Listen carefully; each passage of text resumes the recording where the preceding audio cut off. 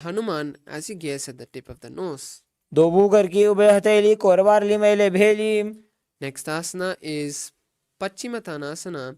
Now hold the respective toe with the index and middle fingers. Lean forward and down, bringing the forehead to the knees. Perform Mahamudra Bandha as you visualize Swamiji. Is Ugrasana. Now raise back up and interlace the hands behind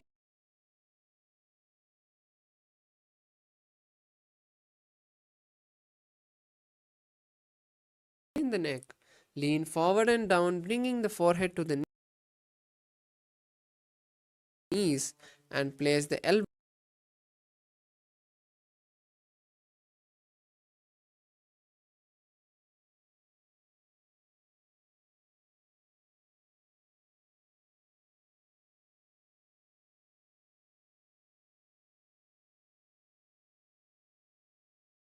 outside of the legs.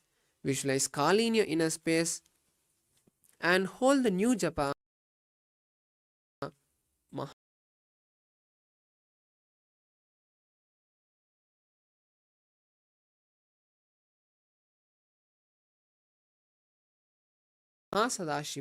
in your inner space.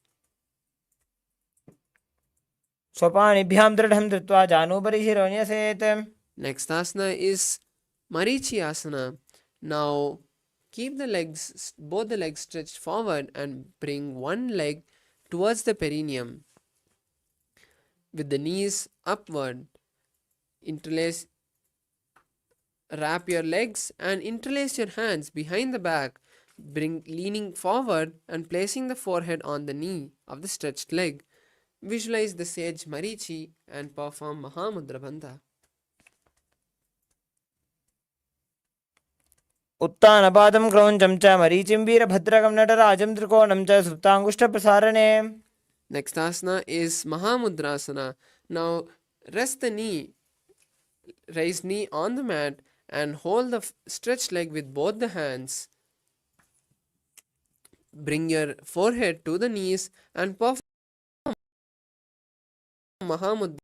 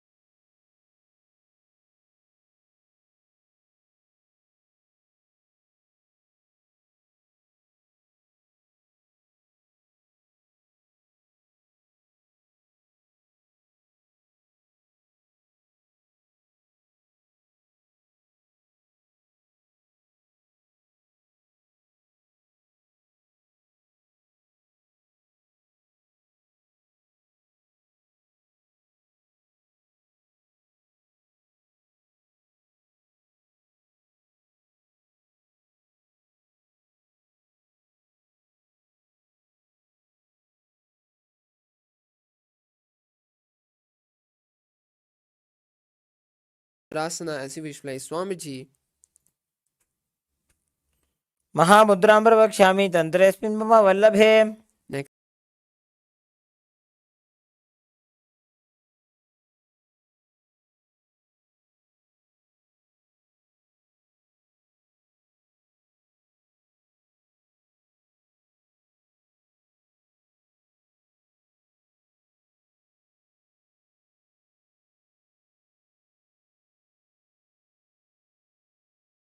प्रवक्ष्यामि तन्त्रेऽस्मिन् मम वल्लभे.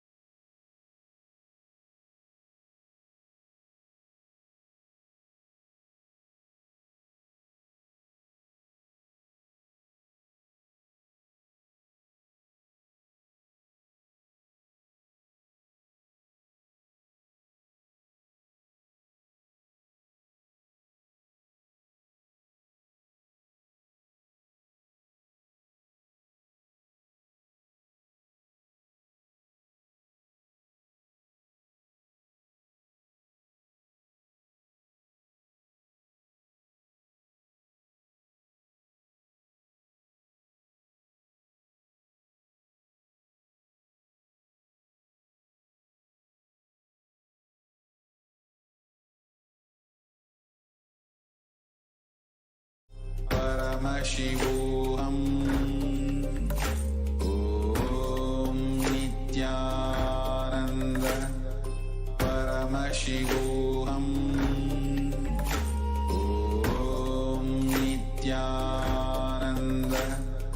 Paramashivoham. Om Nithyananda Paramashivoham. Om Nithyananda Paramashivoham. Om Nithyananda Paramashivoham. Om Nithyananda Paramashivoham. Om Nithyananda Paramashivoham. Om Nithyananda Paramashivoham. Om Nithyananda Paramashivoham. Om Nithyananda Paramashivoham. Om Nithyananda Paramashivoham. Om Nithyananda Paramashivoham. Om Nithyananda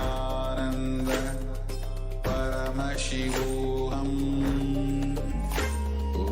Om Nithyananda Paramashivoham. Om Nithyananda Paramashivoham. Sorry for the technical glitch. We complete with the participants for this technical glitch. Let's continue with the Dvitiya Vinyasa Krama with the 65th asana, Siddha Samadhi asana.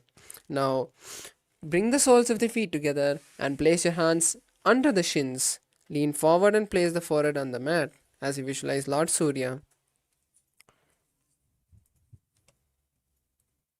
दो बगदली संपुट करे सोले made आगा में धरे. Next asana is Chiniki Pavasana. Now, place the hands on the respective foot and open the feet like a book, placing the elbows on the knees. Visualize Swamiji in your inner space. दो बगा की एड़ी धरती मगिवा मेढ़ लगावे. Next asana is Charapati Chokasana. Now place the hands on the respective knee and gently press them towards the ground. Perform Uddiyana Bandha and visualize Swamiji. दो वो बगदली संपुट धारे आगा ने करे जा रे पसारे. Next asana is Bhairavasana.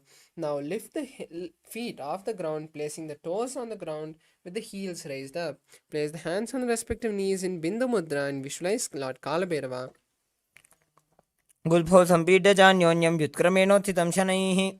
Next asana is Samanasana. Now place one foot at the perineum and lift the other foot to the chest. Visualize Swamiji in your inner space. समानासनमावक्षे सिद्धमन्त्रादिसाधनात्. Next asana is Apanasana. Now place the raised knee on the respective shoulder and stretch the other leg forward towards the sky. Place the hands by your side and visualize Swamiji. केवलं पादमेकञ्च स्कन्धे चारोपे यत्नतः. Next asana is Samanasana on the opposite side. Now lift one leg towards the chest and let the other leg to the perineum. Visualize Swamiji in your inner space and gaze at the third eye. समानासनमावक्षे सिद्धमन्त्रादिसाधनात्. Next asana is Apanasana. Now place the raised knee on the respective shoulder and stretch the opposite leg towards the sky. Place the hands by your side and visualize Swamiji. केवलं पादमेकञ्च स्कन्धे चारोपे यत्नतः. Next asana is Gomukasana. Now cross the feet, placing the heels by the hips. Align the knees to the center of the body and place your hands on the top knee. Visualize the face of a cow and perform Sitkari Kumbhaka for the following asanas. As you inhale with the teeth clenched, keeping the tongue on the upper palate, hold the new japa Om Nithyanandoham.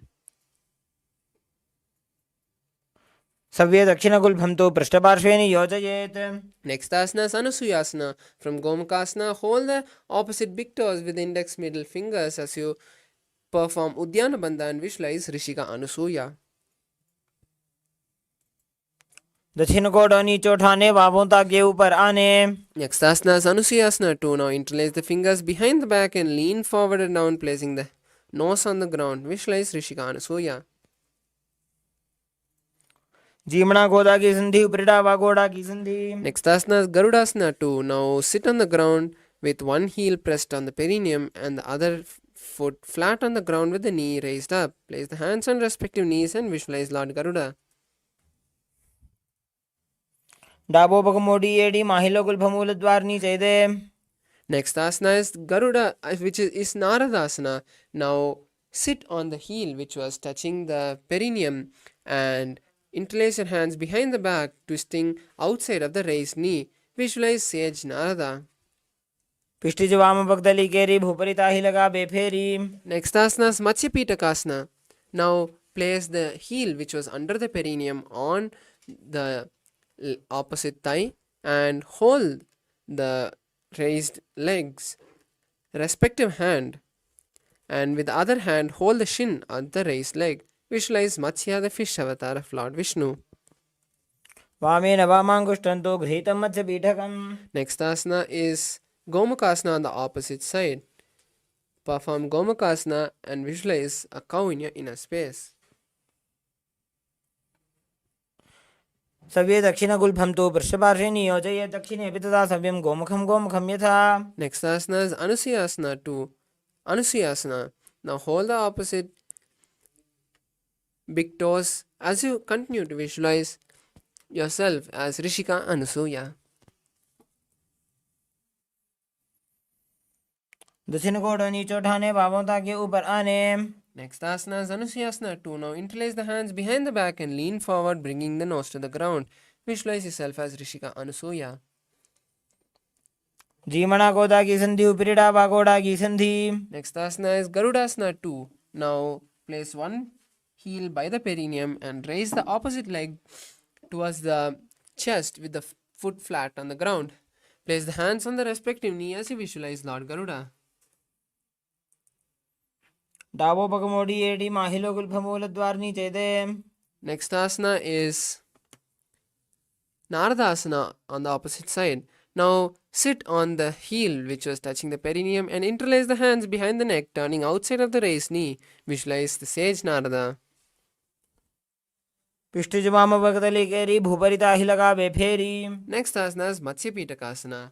Now place the heel which was under the perineum on the opposite thigh. Hold the opposite thigh's foot with the respective hand and with the other hand hold the shin of the raised leg. Visualize the fish avatar of Lord Vishnu. वामेन वामांगुष्ठं तु गृहीतं मत्स्य पीठकम्. Next asana is Matsyendrasana. Now place one foot on the opposite thigh and place the opposite foot on the ground beside the opposite thigh. Twist and bring the elbow outside of the raised knee as you keep the raised arm by the neck. Turn back and visualize the great sage Matsyendranatha. उदरं पश्चिमाभासं कृत्वा तिष्ठति यत्ततः. Next asana is Kubhasana. Now with the hand that is placed behind, hold the respective ear and with the bent hand, hold the opposite leg. Visualize a camel. आसन को गुण झोलो जाए. Next asana is Matsyendrasana 2. Now stretch the hand which was touching the ear and place it back on the ground. Visualize the great sage Matsyendranatha. मत्स्येन्द्रपीठं जठर प्रदीप्तिं Prachanda रुक्मण्डल खण्डनास्त्रम्. Next asana is Matsyendrasana on the opposite side. Visualize Matsyendranatha and gaze at the third eye. उदरं पश्चिमाभासं कृत्वा तिष्ठति यत्ततः. Next asana is Kubhasana. Now perform Kubhasana on the opposite side as you visualize yourself as a camel. आसन को गुण झोलो जाए. Next asana is Matsyendrasana on the opposite side. Visualize the great sage Matsyendranatha and gaze at the third eye. मत्स्येन्द्रपीठं जठर प्रदीप्तिं Prachanda रुक्मण्डल खण्डनास्त्रम्. Next asana is Padmasana. Now place your legs on opposite thighs and perform Mahamudra. Visualize Paramashivam in your inner space. आसनं द्विधं प्रोक्तं पद्मं वज्रासनं तथा. Next asana is Padmasana 2. Now hold the opposite big toes. Hold the respective big toes with index and middle fingers by crossing your hands. Visualize the goddess Parvati. उत्तानौ चरणौ कृत्वा संस्थाप्योपरि जानुनोः. The next asana is Kukutasana. Now place your hands through the gap of your thighs and calves and lift your body off the ground, visualizing yourself as a rooster. Hold the new japa Om Nithyananda Mahā पद्मासनं सुसंस्थाप्य नान्भोरोरन्तरे करौ. Next asana is Baddhakeki asana. Now from Padmasana, stand on the knees and place the palms on the ground facing the body. Lean on to the elbows, placing the navel on the elbows and slowly lift your body off the ground. Visualize Swamiji. धरामोष्टपकरद्वयेन तत्कोरुपरि स्थापितानाभिपार्श्वः. Next asana is Mayurasana. From a knee, come to a kneeling position and place your continue to keep your hands on the ground. Slowly lean your navel onto the elbows and lift the body off the ground. Visualize yourself as a peacock. अथ पक्षे महादेव मयूरासनमुत्तमम्.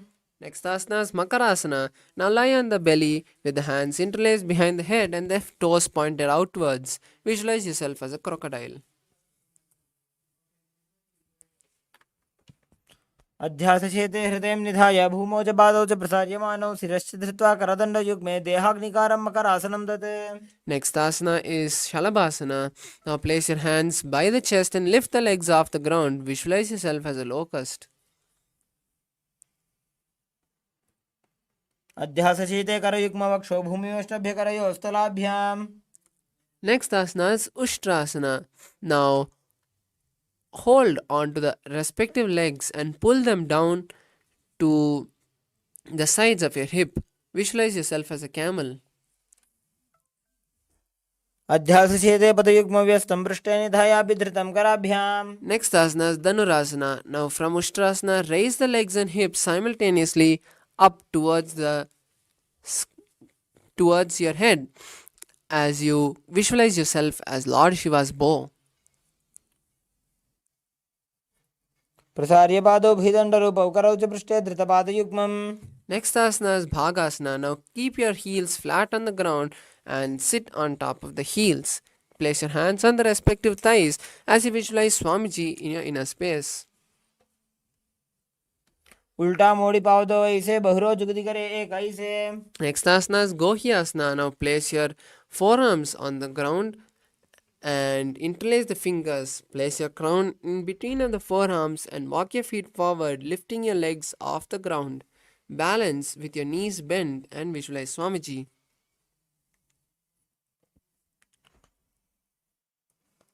दो हाथ की कहुनी जोई पुनः गलाई जाने दोई. Next asana is Shirasasana. Now from Gohyasana, slowly balance and raise the legs straight up. Visualize Swamiji and gaze at the nose. विपरीतं मण्डलं च द्विधैव विदितं हिनः. Next asana is Podhyasana. Now sit with the hands beneath the calf and stretch the legs up, bringing the knees to the forehead. Perform Bastarika Kumbhaka for the following asanas as you intensely exhale. Visualize Swamiji.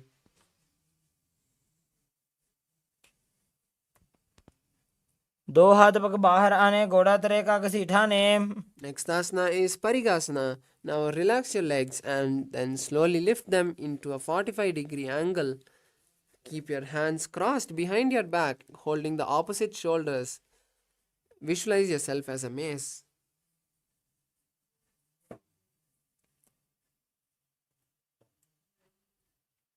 उत्तानशयनं कृत्वा पादौ मिलित्वा प्रसार्य. Next asana is Naukasana. Now rest your legs for a moment and then raise them back up into the 45-degree angle. Place your forehands by your hips for balance if needed, or keep them by the side of your legs. Visualize your boat.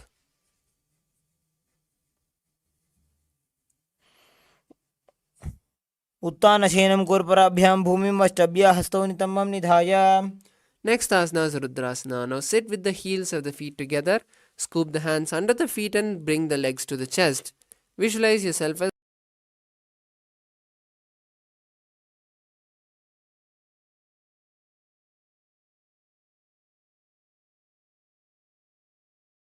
Lord Rudra.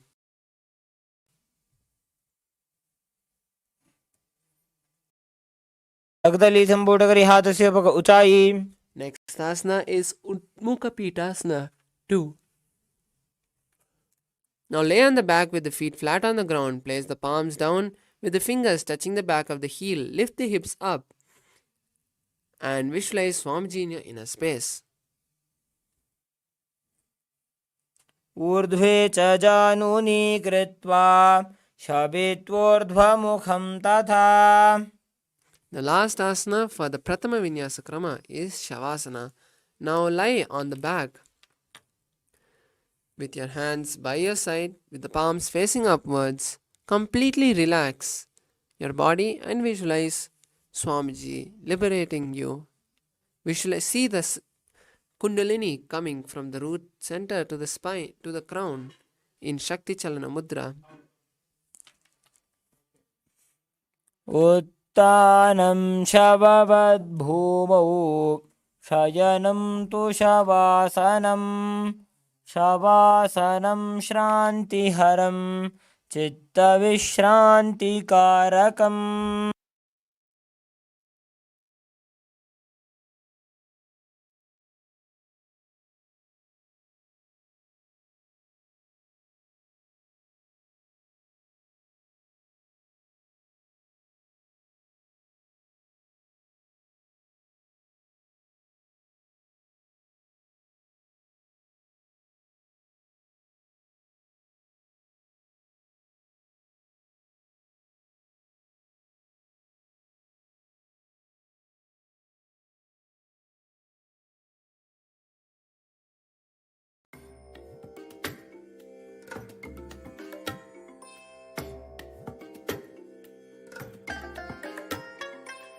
I bless you all.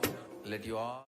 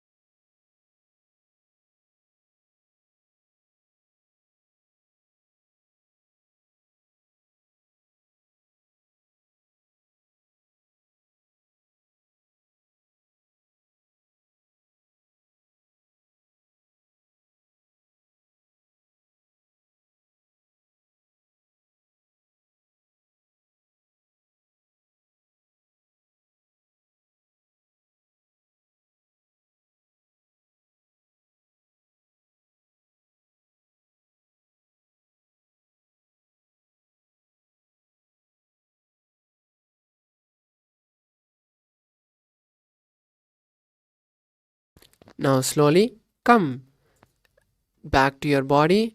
Start wiggling your toes and fingers, your ankles and wrists, and lift your legs to your chest, wrapping your legs around the body. Wrap your legs with your hands and rock from side to side as you slowly come to a seated posture with your body in a comfortable position. Now we have successfully finished the 108 asanas of the Pratama Vinyasa Krama. Now we have to continue with the Dvitiya Vinyasa Krama, with the first asana being Yathashanishta asana. Now come to a comfortable seated position with your body in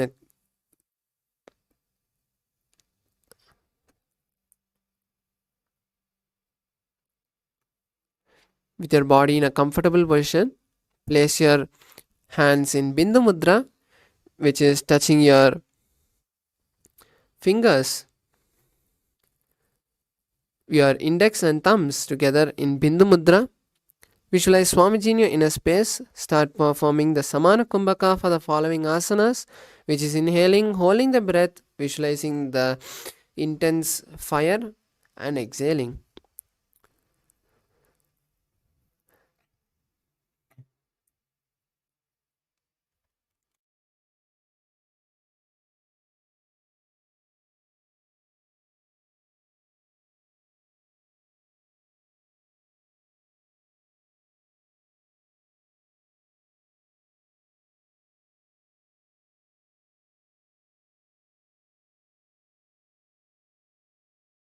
पर्यङ्कं तत्समाख्यातं यतसंस्थं यथा स्थितिः.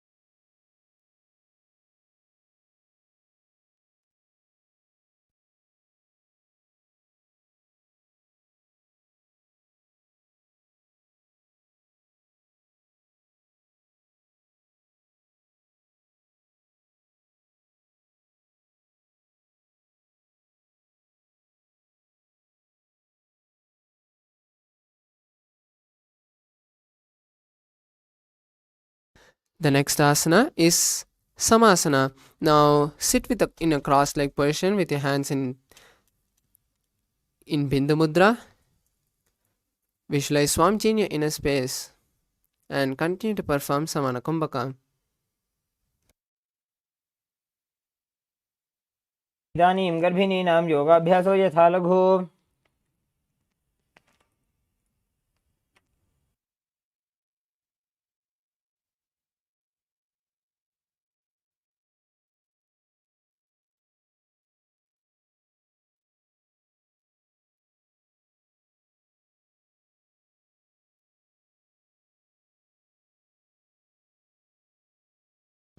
The next asana is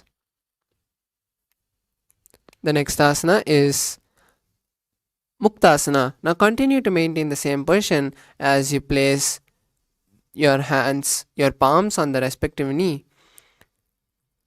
Visualize Swamiji liberating you and gaze at the nose. जीविनीं सूक्ष्मां दक्षिणेतरगुल्फतः.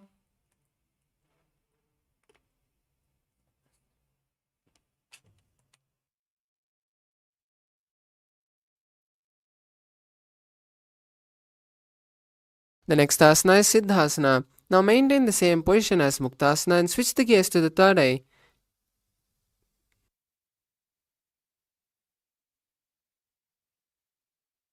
दृशा पश्यन् भ्रुवरन्तरं चैतन्मोक्षकपातभेदजनकं सिद्धासनं प्रोच्यते.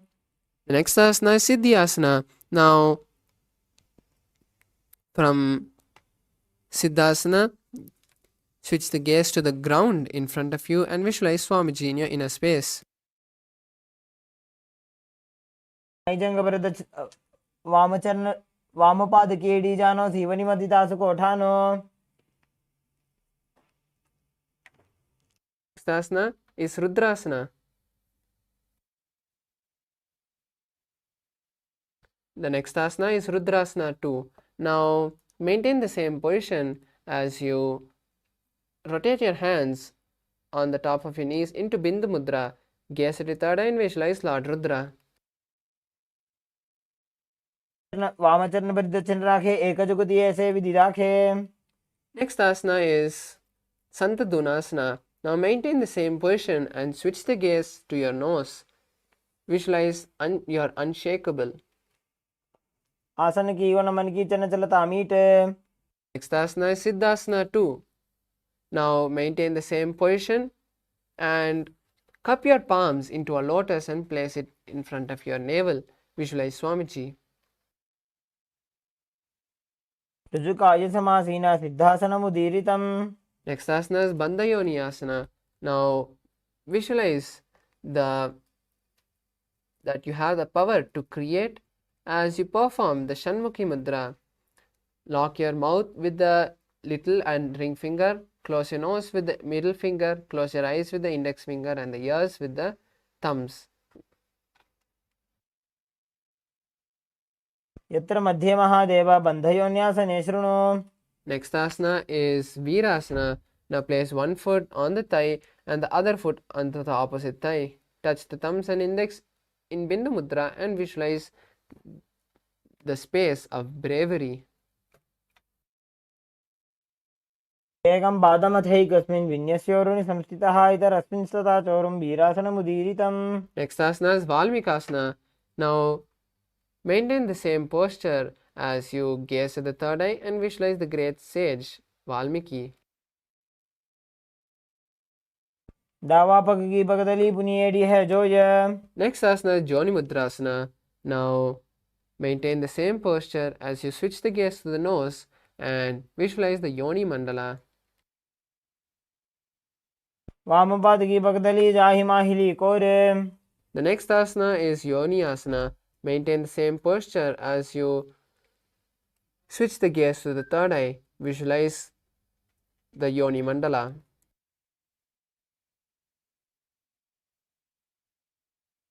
न्यासनं पर्वतेन योगं योगफले नीलम्. Next asana is Bhadrasana 3. Now bring the soles of the feet together and hold the feet with both your hands. Perform Uddiyana Bandha and visualize Veerabhadra. गुल्फौ च वृषणस्यादः सीवन्त्याः पार्श्वयोः क्षिपेत्. Next asana is Aghorasana. Now place your left hand on the respective knee and the right hand on the mouth. Cover the mouth and perform Abhyantara Kumbhaka, which is inhaling through the left nostril, holding the breath, inhaling through the right nostril, holding the breath and exhaling through the left nostril. Visualize yourself as an Aghori and gaze at the third eye. पूर्वकः विश्रिका जोई वाही विधि जोगी जैसोई. Next asana is Kaneri Pavasana. Now place the elbows on the respective soles and rest your chin on the palms. Perform Uddiyana Bandha and visualize drinking water as an elephant.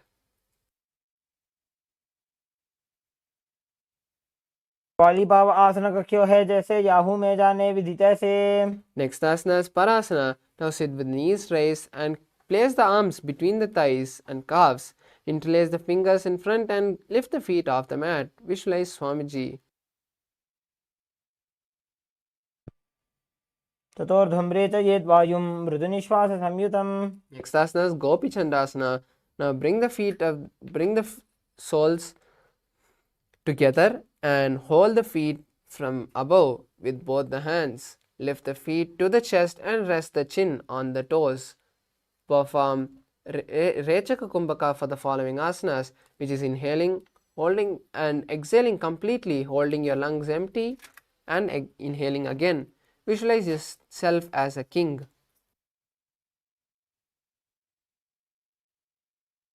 पूर्व विधि पगा का अंगूठा कंठ को पराशे. Next asana is Uttarasana. Now place the soles of the feet together and scoop the hands under the legs, lifting the legs to the chest.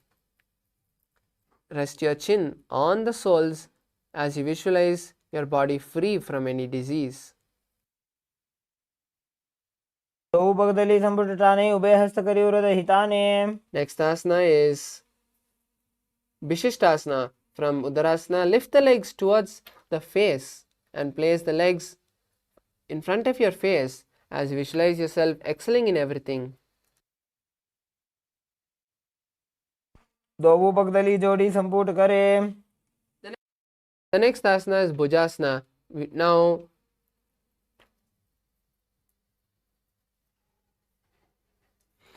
Now from a seated position, lift the both legs over top the respective shoulder and bring the arms underneath the legs. Interlace the fingers behind the neck and visualize yourself as a cobra. क्षीरासनं तु विज्ञेयं कक्षासनम् अतः परं ग्रीवासनं च परमं भुजासनमिहोच्यते. Next asana is Kalyanasana. Now from this posture, bring your hands from behind your neck and interlace them behind your back. Visualize a beautiful goddess and gaze at the nose. दो हाथ पगों नीचे आने तिनको घोड़ा नीचे ठाने. Next asana is Sankatasana. Now with the knees on the mat, place the left foot flat and place the perineum on the left heel. Raise the right leg over top the left leg and bring the right heel to the left hip. Place the hands on opposite knees as you visualize yourself as a swan.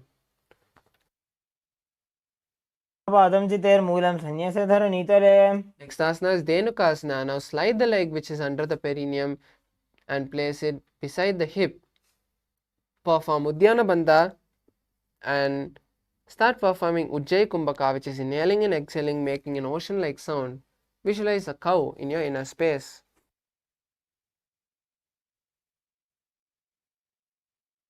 नगरपञ्चडं ऋषिलिन्दगल्यम्नि. Next asana is Machandrasana. Now place the right foot on the left thigh and place the left foot on the right knee. Bring the left hand behind the back and hold the right thigh. Place the hands on the left thigh and twist the body. Visualize Swamiji in your inner space. वामजङ्गपरदक्षिणटाने वामहस्तपिष्ठीति स आने. Next asana is Machandrasana 2. Now from Machandrasana, untwist and hold on to respective big toes as you lean the forehead forward and touch it to the ground. Visualize Swamiji. प्रथमजी मनोचरण जजोजी वामजङ्गपरिराखे सोयी. Next asana is Guru Asana. Now maintain the same posture as you interlace the fingers and place them on the top knee. Visualize Swamiji. ऊर्मूले इतरपादस्य कनिष्ठिका प्रदेशगुल्फं संस्थाप्य. Next asana is Sankatasana on the opposite side. Now place one heel under the perineum and cross the leg with the opposite leg. Hold the opposite knees and visualize yourself as a swan. वामपादं चितेर्मूलं संन्यस्य धरणीतले. Next asana is Dhenukasana. Now slide the leg which is under the heel and place it by the hip. Perform Uddiyana Bandha and stack the hands, stab the palms on top of the top knee as you visualize a cow. अनुशाकी नगरपञ्चडं ऋषिलिन्दगल्यम्नि. Next asana is Machandrasana. Now twist the body and hold on to opposite thighs. Visualize Swamiji and gaze at the third eye. वामजङ्गपरदक्षिणटाने वामहस्तपिष्ठीति स आने. Next asana is Machandrasana 2. Now untwist the body and hold on to the opposite legs as you lean down, placing the forehead on the mat. Visualize Swamiji. प्रथमजी मनोचरण जजोजी वामजङ्गपरिराखे सोयी. Next asana is Guru Asana. Now maintain the same posture as you interlace the hands and place it on the top knee. Visualize Swamiji and perform Mahamudra Bandha. मूले इतरपादस्य कनिष्ठिका प्रदेशगुल्फं संस्थाप्य. Next asana is Pashvasana. Now sit with the feet flat on the ground with the knees against your chest. Hold on to opposite knees and press the tongue against the upper palate as you visualize Swamiji. पादतले भूमौ निधाय जानुनिवृत्ति निधाय. Next asana is Bodhashokasana. Now keep the feet flat on the mat and wrap the arms around the knees, holding on to the opposite wrist. Place the chin on the knees and gaze at the nose. दो पगदली भूपरिधरे कोरमाहिलिये सेकरे. Next asana is Kurakatasana. Now maintain the same posture and place the arms under the knees. Hold on to the opposite elbows and visualize Swamiji as you gaze at the nose.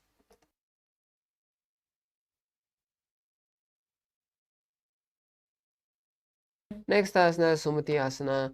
Now maintain the same posture as you cross the ankles.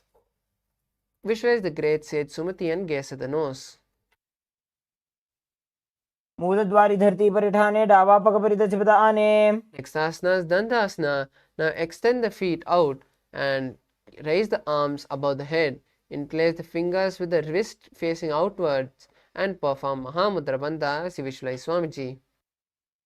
इदानीं गर्भिणीनां योगाभ्यासो यथा लघु. Next asana is Arambhasana. Now sit with the legs stretched and lean forward and down, placing the forehead on the knees as you hold the respective foot with the hand.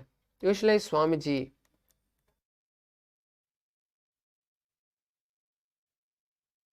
दोबू पग मिलिवा पसारी पगागा अंगूठा पकड़ी लीला टकोड़ा लगावे. Next asana is Bhidokasana. Now continue to keep the legs extended as you separate them apart.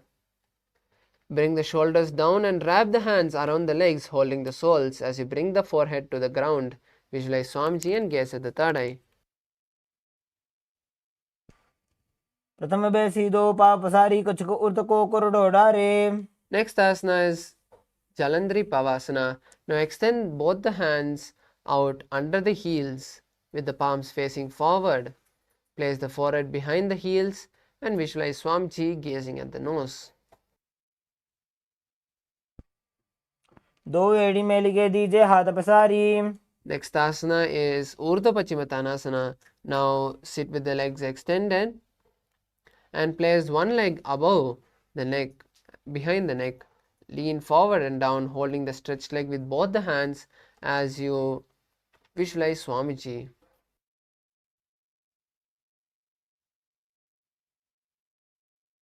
पश्चिमतानमत्संस्थितिं कृत्वा एकं पादं ग्रीवायां धृत्वा तिष्ठेत्. Next asana is Anantasana. Now slowly roll back and lie on your back.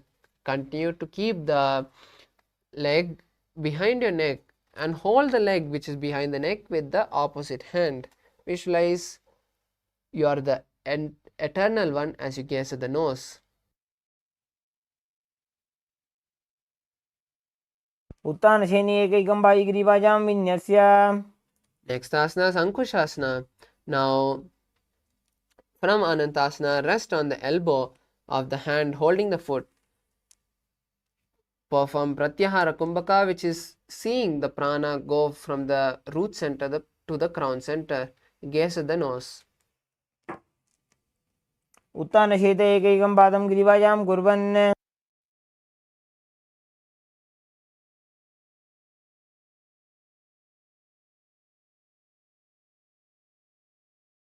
The next asana is Drishasana. Now lie on the back and bring your knees to the chest. Encircle the thighs and calves with the arms as you roll from left to right, visualizing Swamiji. उत्तानशयनं जानुनि हृदयपष्टम्भ जङ्घासहितो ऊरुनिकद्वये बद्ध्वा. Next asana is Urdhva Pachimatanasana on the opposite side. Now extend both the legs and place the opposite foot behind the neck as you lean forward and down. Visualize Swamiji.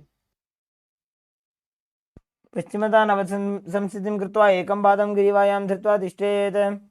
Next asana is Anantasana. Now slowly from Urdhva Pachimatanasana, lie on your back. Hold the leg which is behind the neck with the opposite hand as you visualize yourself as the eternal one. उत्तानशयनी एकैकं by ग्रीवायां विन्यस्य. Next asana is Ankushasana. Now roll onto the hand which was holding the foot and visualize yourself as complete control. Gaze at the nose. उत्तानशयित एकैकं पादं ग्रीवायां कुर्वन्.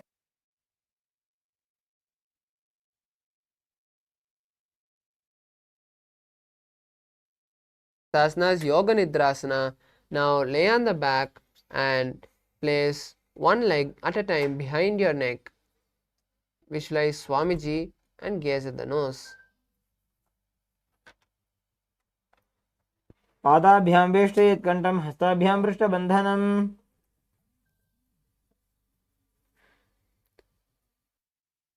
Next asana is Atma Ramasana.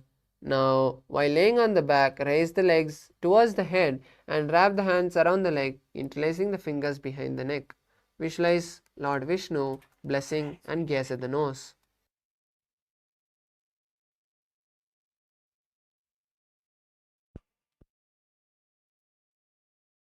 Atmaram आसन प्रथमसो धोसो वे Next asana is Kochikasana. Now, lie on the back with the knees to the chest and the soles facing up. Extend the arms sideways and visualize Swamiji. दो हाथ सीधा सा करे 300 बेसपा करे. Next asana is the sequence of Jatara Parivritti 1, 2 and 3. Visualize Swamiji throughout this sequence. Now lie on your back with the knees to the chest. Stretch the arms to the side at the shoulder level. Jatara Parivritti 1. Now place one knee bent and the other knee straight on the ground. Jatara Parivritti 2. Keep both the knees bent to one side. Jatara Parivritti 3. Keep both the legs straight to one side and hold the leg with the hand. Look in the opposite direction of the leg. Now we'll perform Jatara Parivritti 1, 2 and 3 on the opposite side. Bring the knees to the chest and keep the arms stretched at a shoulder level.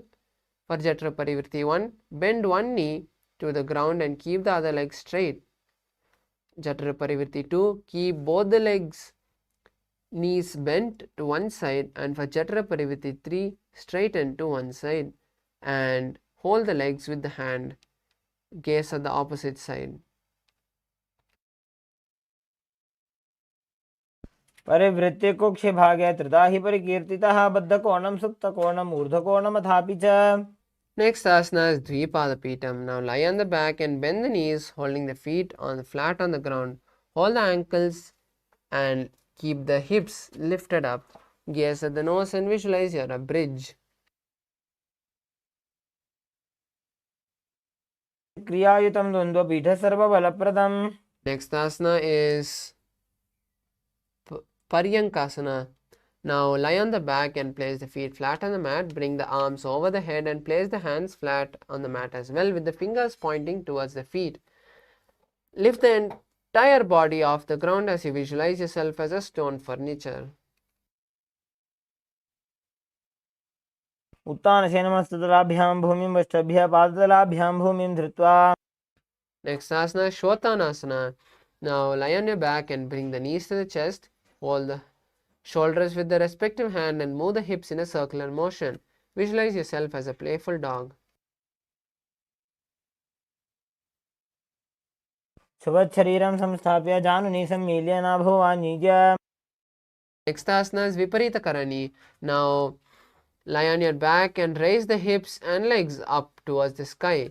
Bring the hands to the lower back for support if needed, or else keep the elbows and hand extended on the mat below. Balance here as you visualize Swamiji. भूतले सशिरो दत्त्वा खेनये चरणध्वजम्. Next asana is Viparita Karani 2. Now lie on the back and raise the hips and legs up.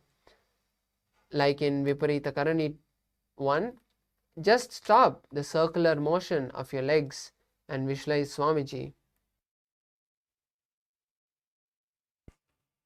करणी विपरीताख्या सर्वाधिव्याधिनाशिनी नित्यम् अभ्यासयुक्तस्य जाठराग्निविवर्धनी. Next asana is Langalasana. Now from Viparita Karani, slowly lower your legs behind your head. Continue to have Jalandhara Bandha as you visualize yourself as a plow. Keep your hands interlaced behind your back.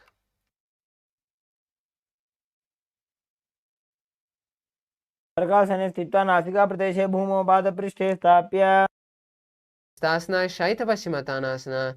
Now from The same posture, just bring your hands from behind the back and hold the respective legs. Visualize Paramashiva in your inner space.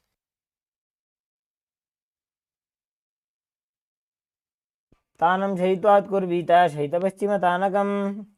Next asana, Supta Konasana. Now from the same posture, slowly extend the legs wide open as you continue to visualize Swamiji. परिवृत्ते कुक्षे भागे त्रिधा हि परिकीर्तितः बद्धकोणं सुप्तकोणम् ऊर्ध्वकोणमथापि च. The next asana is Chakrasana. Now from this position, now slowly bring the feet together and roll onto your back as you continue to keep the legs straight. Visualize yourself as a wheel. शवासनस्थो द्वौ पादौ कुर्यान्मस्तकतः परो. Next asana, Supta Prasarita Padangushtasana. Lie on the back and keep the legs vertical. Hold the big toes with your index and middle fingers as you open them wide. Visualize Swamiji in your inner space. उत्तानपादं क्रौञ्चं च मरीचिं वीरभद्रकम्. Next asana, Supta Padangushtasana. Now lie on your back with the toes extended up and continue to hold the legs in Prana Mudra as you visualize Swamiji. उत्तानपादं क्रौञ्चं च मरीचिं वीरभद्रकम्. Next asana is Matsyasana. From Shaitya Supta Padangushtasana, cross the legs into Padmasana and place them down. Hold the opposite elbows behind your head as you visualize yourself as the fish avatar of Vishnu. मुक्तपद्मासनं कृत्वा उत्तानशयनं चरेत् कूर्पराभ्यां शिरोवेष्ट्या मत्स्यासनं तु रोगः. Next asana is Parasharamasana. Now from Matsyasana, just place the back of the right hand on the left palm. Gaze to the nose and visualize Lord Rama.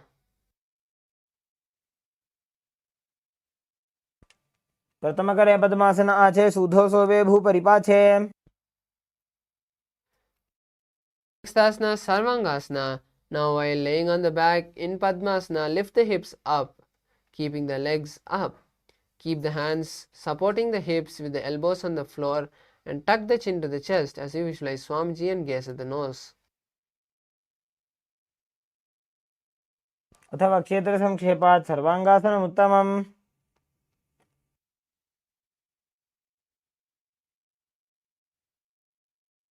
Next asana is Vrishtikasana. Now lay on the back and place one foot on the opposite thigh. Lift the other knee towards the head and extend both the arms up above the head and you hook the fingers. Visualize yourself as a scorpion and gaze at the third eye.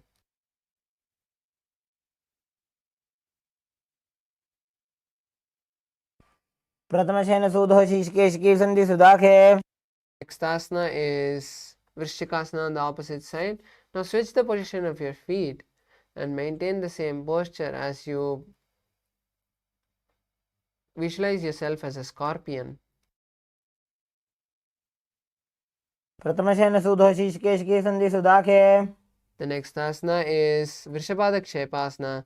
Now interlace your hands behind your head and bring one knee to the chest as you touch the knee from the inside with the opposite elbow. Do this on the other side again and again, alternating the feet as you visualize Swamiji in your inner space. उत्तानशयनं कृत्वा अङ्गुलिभिकन्दरं बद्ध्वा कूर्परं मिलित्वा. Next asana is Marottananasana. Now lie on the back and lift one leg at a time and try touching the respective ear. Visualize Swamiji in your inner space. श्रोतानौ संस्थितिः कृत्वा जानुद्वयं पर्यायेन कर्णयोः संस्पृशेत्. Next asana is Brikasana. Now while laying on the mat, place your feet flat and get up and sit back down and get up again. Do this again and again as you visualize yourself as a wolf. अथ उत्तानशयनं कृत्वा पादतलाभ्यां भूमिं धृत्वा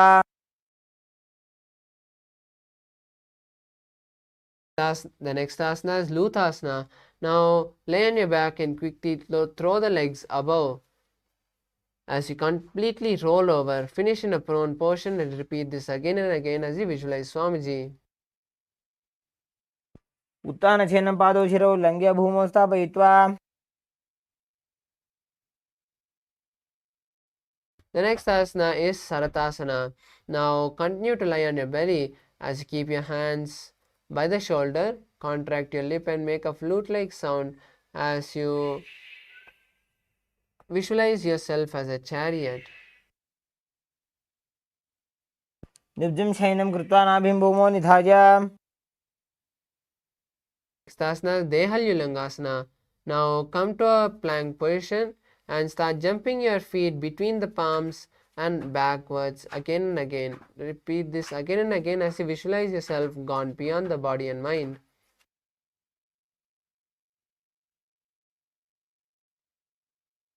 हस्तद्वयं बद्ध्वा तन्मध्ये चरणद्वयम् उड्डानैव बहिरानीय Next asana is Jatyasana. Now from standing position, bend forward and place the hands on the mat. Start walking on all four as you visualize yourself as a 60-year-old elephant. अथ जात्यासनं वक्षे येन जातिस्मरो भवेत् Next asana is Lolitakarna. Now stand with the knees bent with the feet pointing outwards. Place the elbows and keep the hands at the chest level. Swiftly move your arms across the body and then bring back to the center as you tilt the head back and shake it in all directions.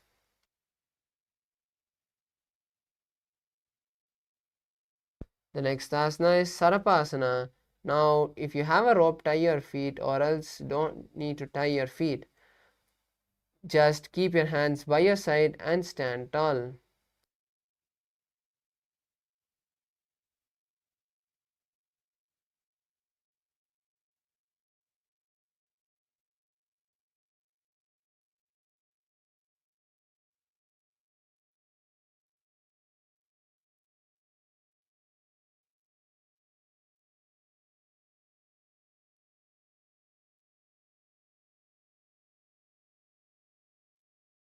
Visualize yourself. Visualize the Kundalini in you slowly raising from the Mooladhara to the crown center, the root center to the crown center. अथ सर्पासनं वक्षे वायुपाणाय केवलं शरीरं दण्डवत् तिष्ठेत् रज्जुबन्धस्तु पादयोः The next asana is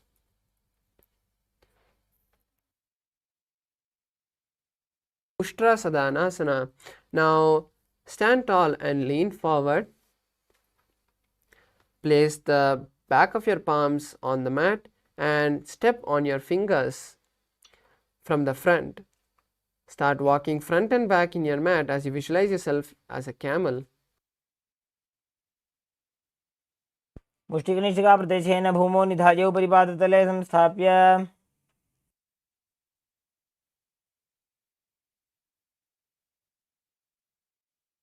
Next asana is Ashwasana. Now stand tall again and lean forward and down, placing the back of your palms on the mat and inserting your fingers under the feet from the side. Start walking front and back as you visualize yourself walking as a horse. मुष्टिकनिष्ठिकाप्रदेशेन भूमौ निधाय उपरिपादतले संस्थाप्य The next asana is Kapotanikatasana. Now stand straight with the feet together. Interlace the hands behind the back and pull them down towards the cast, opening the chest wide and tilting your head backwards. Visualize yourself as a diving bird. पादतले भूमौ निधाय पृष्ठभागेन हस्तौ जङ्घापर्यन्तं नीत्वा Next asana is Talapushpaputam Karna. Now stand tall with the palms together in Namaskar Mudra. Gently bend the knees and keep the toes pointing outward. Simultaneously open your palm and raise the heel off the ground, slightly lowering the waist and shoulder of the respective heel. Visualize your offering flowers to Paramashiva.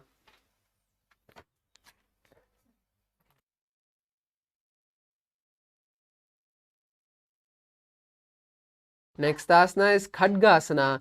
Now lay on the stomach and jump the feet up towards the hands and stand, bringing your palms together and forming the horn of the rhinoceros. Visualize yourself as a rhino and gaze at the nose. नृत्यसरतमासनं कृत्वा पादतलाभ्यां भूमिं वष्टभ्य.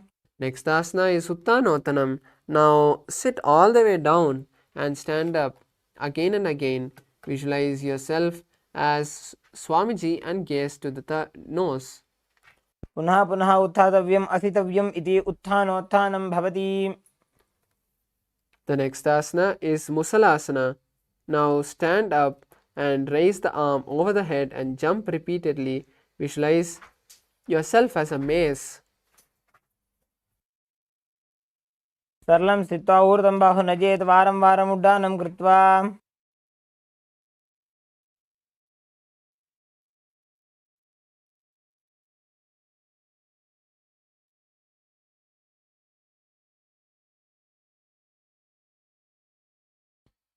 The next asana is Uchirshaka.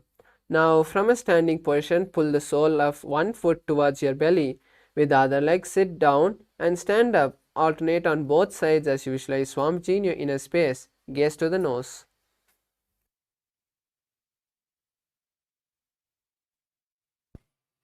एकैकं पादतलं कुक्षौ निधाय तिष्ठेदुच्छीर्षकं भवति.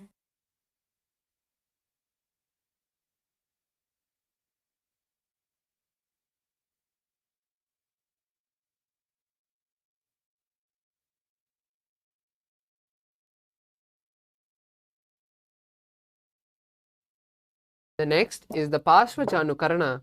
Now stand and keep one leg slightly bent with the toes pointing to the outside. Bend and lift the opposite knee towards the chest with the toes pointing downwards.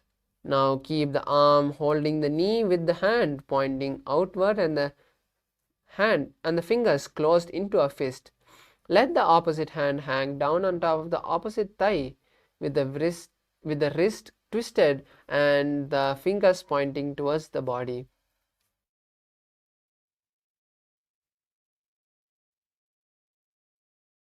The next asana is Tandavasana. Now on one leg,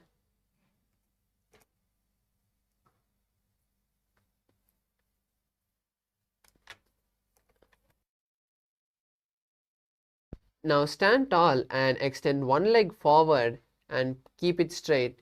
Sit down and stand up, keeping the stretched leg straight, and visualize yourself as Paramashiva dancing. एकेन पादेन स्थातव्यं ताण्डवासनं भवति.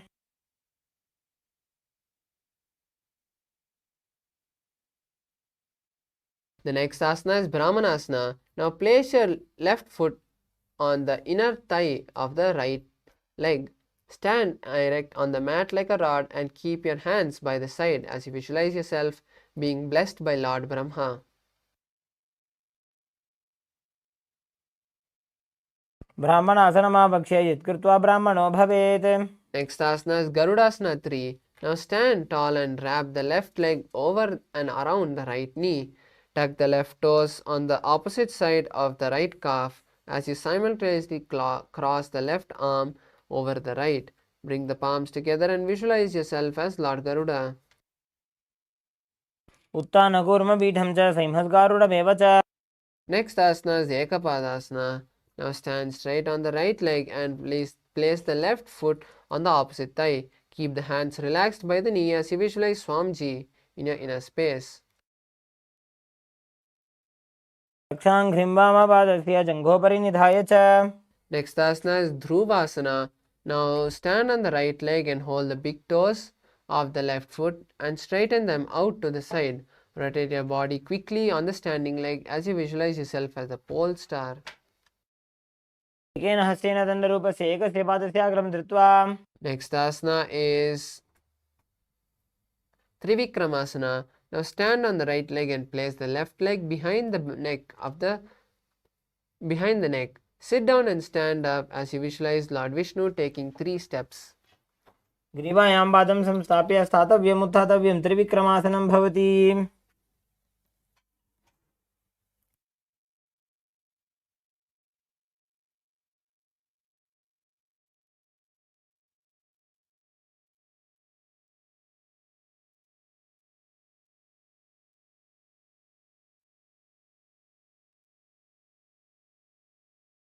The next is the Parshajanukarana. Now stand straight and keep the knees bent.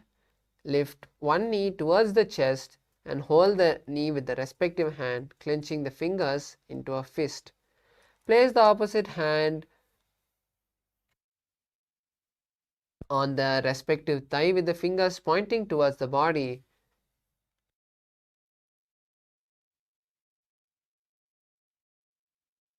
Next is Tandavasana on the opposite side. Now stand straight and lift one leg and stretch it forward. Sit down and stand up on one leg as you maintain the stretched leg straight. Visualize Lord Shiva dancing. एकेन पादेन स्थातव्यं ताण्डवासनं भवति. Next asana is Brahmanasana. Now place the right foot on the inner thigh and stand erect on the mat like a rod. Keep the hands by your side and visualize yourself being blessed by Lord Brahma. ब्राह्मणासनमावक्ष्य यत्कृत्वा ब्राह्मणो भवेत्.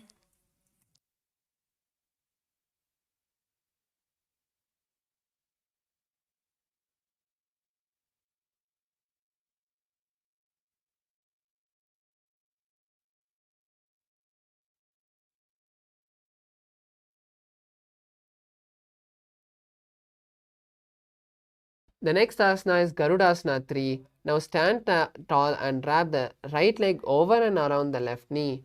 Tuck the right toe on the opposite side of the left calf. Simultaneously cross the right arm below the left hand and bring the palms together. Visualize yourself as Lord Garuda. उत्थानकूर्मपीठं च सिंहस्गारुडमेव च. The next asana is Ekapadasana. Now place the left leg on the thigh of the right foot. Keep the hands relaxed by the knee and visualize Swamiji.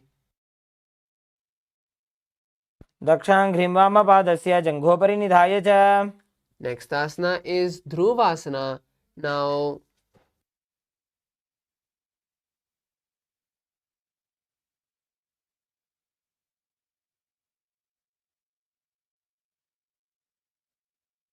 stand on the left leg and hold the big toe of the right foot and straighten the right foot to the side. Rotate your body quickly on the standing leg as you visualize yourself as the pole star. एकेन हस्तेन दण्डरूपस्य एकस्य पादस्य अग्रं धृत्वा.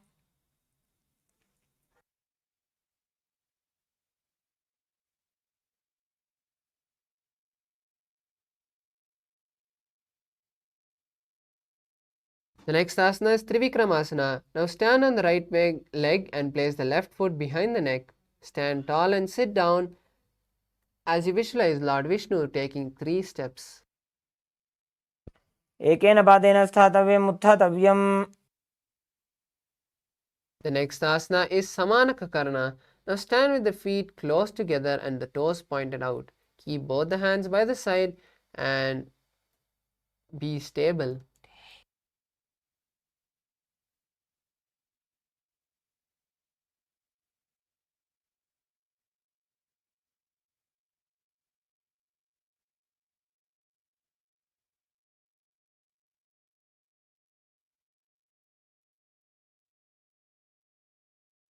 The next asana is Ghorak Anjali Asana.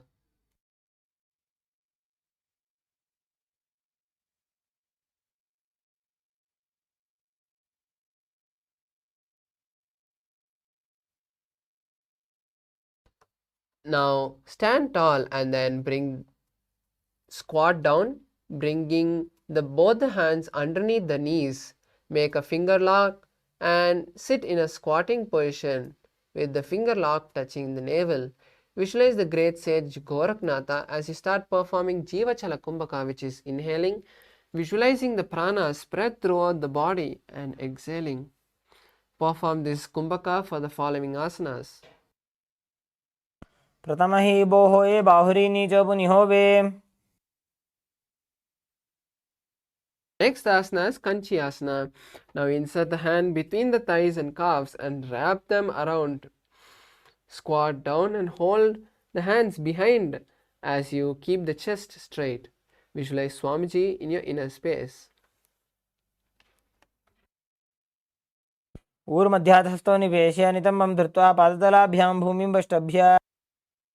Next asana is Bhairu asana. Now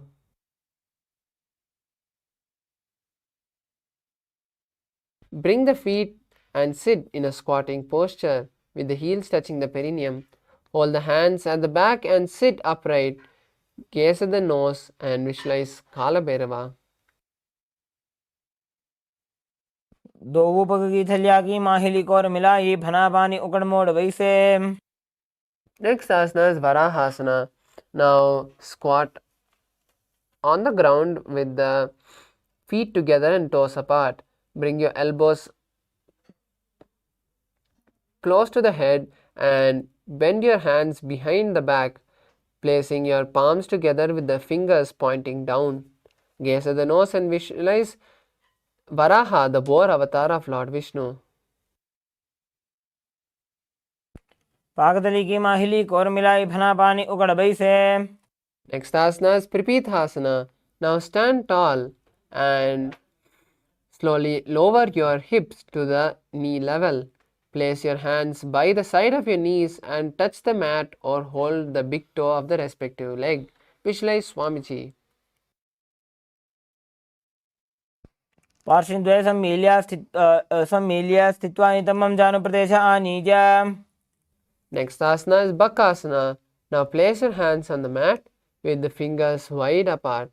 Place your knees on the back of the arm and lean forward, lifting the legs off the ground. Visualize yourself as a crow.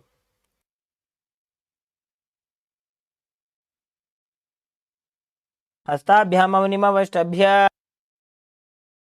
Next asana is Shushtanga Kapalyasana. Now lean down and place the head on the ground.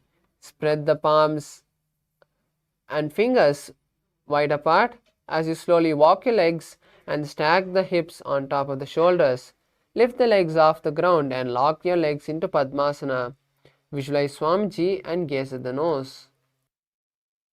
आसन को गुण कपाल आछो होई. Next asana is Guptasana. Now keep the toes flat and touch the opposite feet. Sit down between the feet and let the heels come outside of the hips. Keep the hands now on the respective knees and sit straight. As you gaze at the nose, visualizing yourself being seated in Paramashiva's secret seat. जानोर्भोरन्तरे पादौ कृत्वा पादौ च गोपयेत्.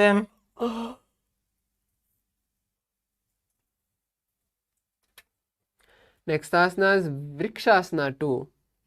Now place the hands on the ground with the fingers wide apart.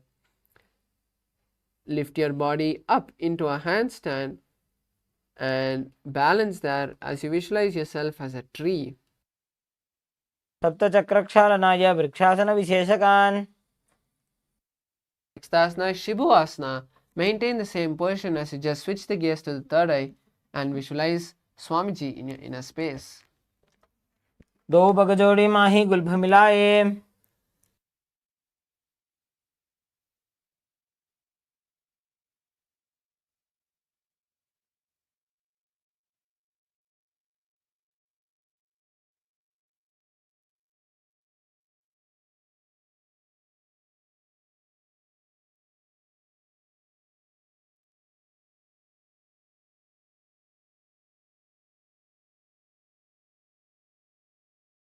निब्जं शयनं कुर्वरो पार्श्वभागाय मूर्धकृत्य. The next asana is Matsyasana 2. Now lie prone on your belly, place your hands on the hip and move from right to left as you visualize yourself as a snake. निब्जं शयनं कृत्वा हस्तौ नितम्बं संस्थाप्य पादौ दीघीकृत्य. The next asana is Niralambhanasana. Now lie on your belly and place the hands like a lotus holding the chin. Keep the legs straight and pointed as you visualize yourself as self-supported. कराभ्यां पङ्कजं कृत्वा तिष्ठेत् कुर्परया सुधीः. The next asana is Chatrasana. Now lie on your stomach and place the hands flat on the mat in front. Straighten the arms and bend the knees. Bring the feet towards the upper back and lift the head and chest. Visualize yourself as an umbrella protecting Swamiji from the sun rays as you perform Chatrasana. अर्ध्यासनवत् स्थित्वा हस्ततलाभ्यां भूमिं वष्टभ्य. Next asana is Vajrasana. Now sit on the knees with the toes, with the top of the feet flat on the mat. Place the perineum on the heels as you stretch the arms in front with the palms facing down. Place the forehead on the mat and visualize you are the indestructible weapon of Lord Indra. इदानीं गर्भिणीनां योगाभ्यासो यथा लघु सुखप्रसवलाभाय प्रोच्यते प्राक्तनेपथि. Next asana is Meshasana. Now push your body up into Gajasana with your hands and feet on the mat and hips raised. Alternate striking the hand onto the ground. गजासनसंस्थितो एकैकं बाहुं भूमौ ताडयेत् मेषासनं भवति. Now maintain the Gajasana as you slowly lift your legs up into air. Slowly bring the forehead to the ground. Visualize yourself as unborn. गजासनसंस्थितो पादद्वयमन्तराळे कृत्य. The next asana is Dhanantarasana. Now sit on the heels with the legs together. Interlace the fingers around the toes and pull the feet towards the perineum. Then place the hands on the respective knees. Keep the spine straight and gaze at the nose as you visualize Swamiji. पूर्वविधिपरिहाता की काकसीस्यो फणाशरा मोडी. The next asana is Angamotanam. Now interlace your fingers in front and then behind you. Stretch the arms forward and then to the side, giving massage to various different muscles and joints. Visualize Swamiji in your inner space and perform Ujjayi Kumbhaka, which is inhaling and exhaling, making an ocean-like sound. हस्तयोः अङ्गुलिर्बद्ध्वा हस्तयोर्मध्यात् सर्वमङ्गं निष्कासयित्वा. Next asana is Garudasana 4.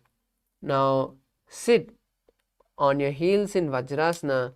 Let the feet be on the side of the thighs and keep the spine straight and hands on the knees. Visualize yourself as Lord Garuda flying Vishnu.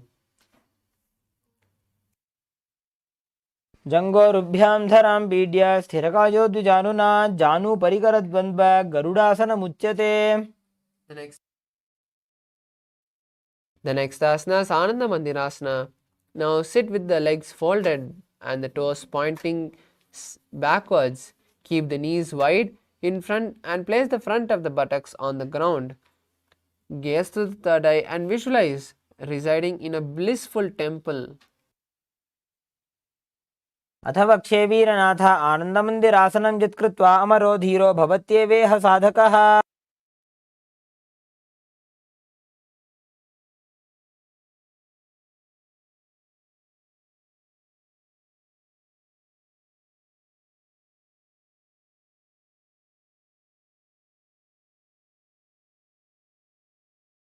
The next asana is Uttana Mandukasana.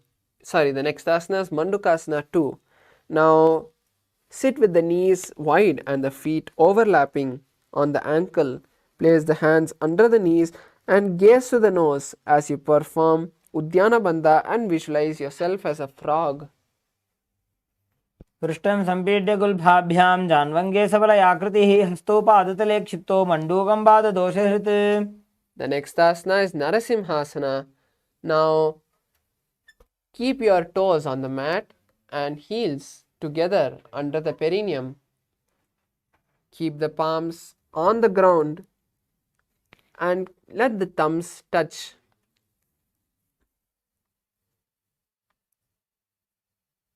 Lean forward and exhale with the tongues coming out. Exhale forcefully as you visualize Lord Narasimha in your inner space.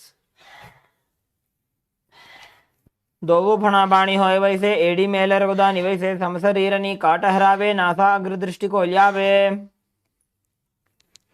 The next asana is Bhishrakasana. Now continue to sit on your toes. As you place both the hands in front of your mouth, place the thumbs under your teeth.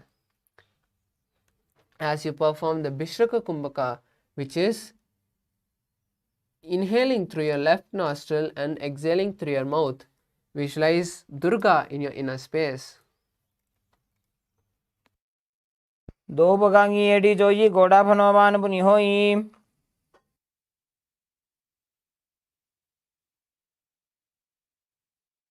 The next asana is Makadasana. Now keep the soles together and sit on top of your feet.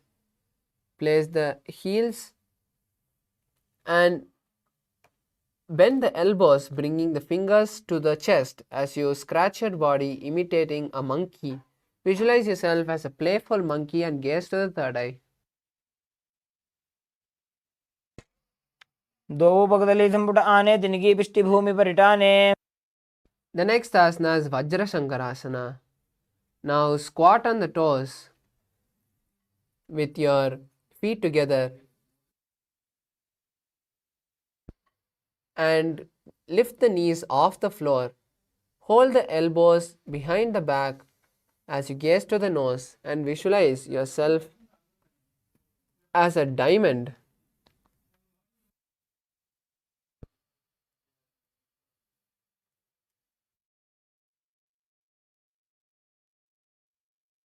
प्रथम बना पानी होए बैसे दोवो AD गुदानी वैसे घोड़ा उभा राखे धीर. आड़े वाय पसारे धीर.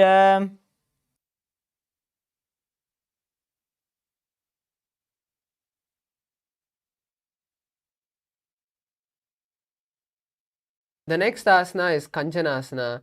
Now cross your ankles and sit on the heels. Place the palms by the side of the mat.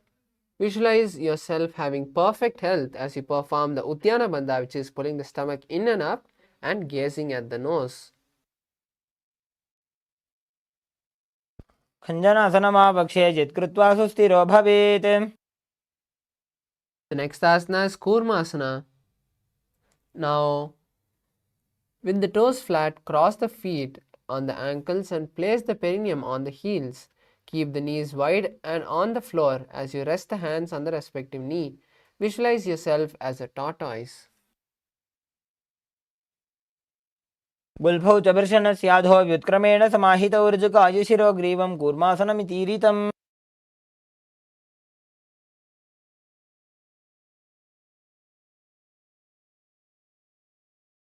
The next asana is Yogasana.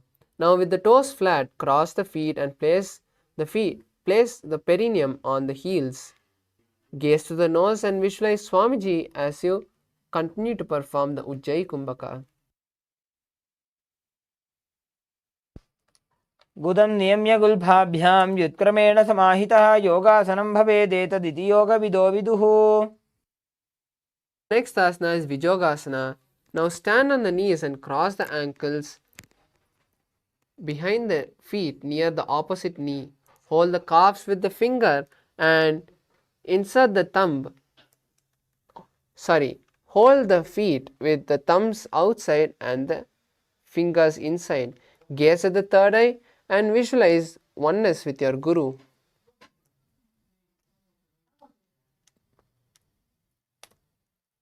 घोड़ा वामो बो होई घोड़ा आड़ा राखे दोई.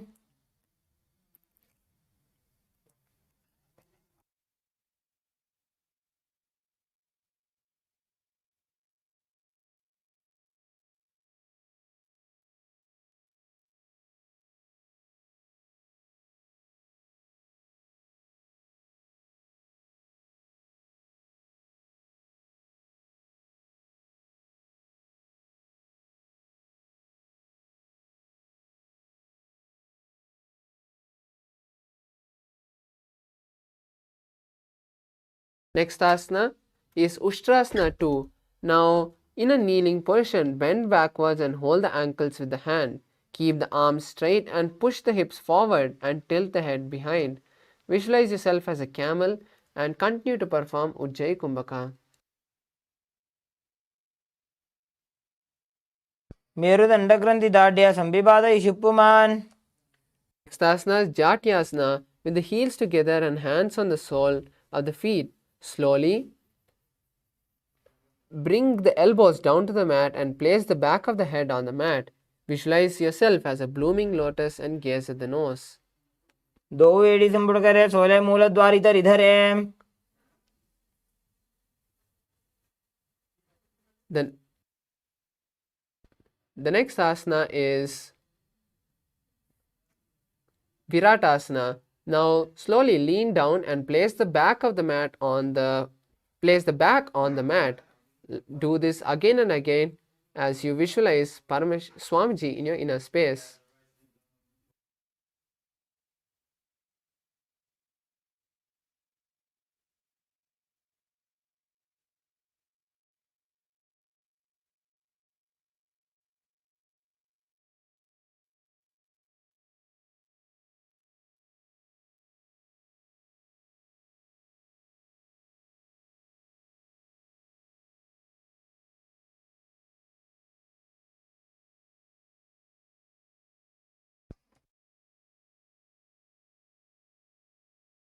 दो एड़ी संपुट करे सोले मूलद्वार इधर इधर है.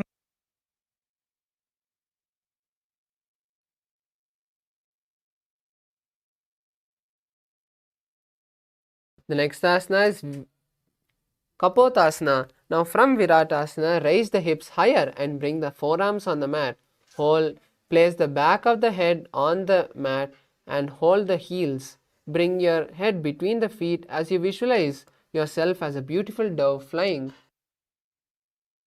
मेरुदण्डग्रन्थिदाढ्य संविपादयिषुप्पुमान्. The next asana is Varasana. Now stand on the knees with the toes tucked. Hold the opposite arm and gaze to the nose. Visualize being blessed by Lord Paramashiva.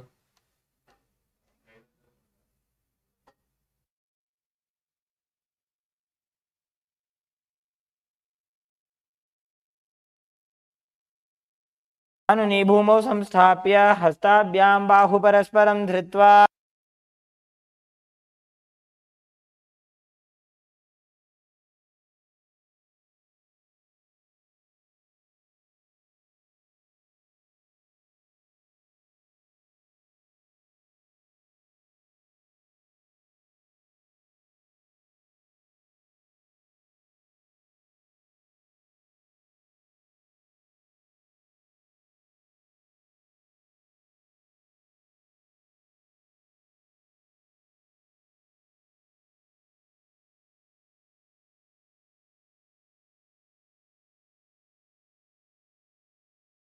Sorry for the technical glitch. Let's continue with the next asana, which is Varahasana 2. Now keep your knees together and tuck the toes. Lean forward and down. Bring the elbow to the mat. Hold the head with both the hands and rest the hands by the knees. Visualize yourself as the boar avatar of Lord Vishnu.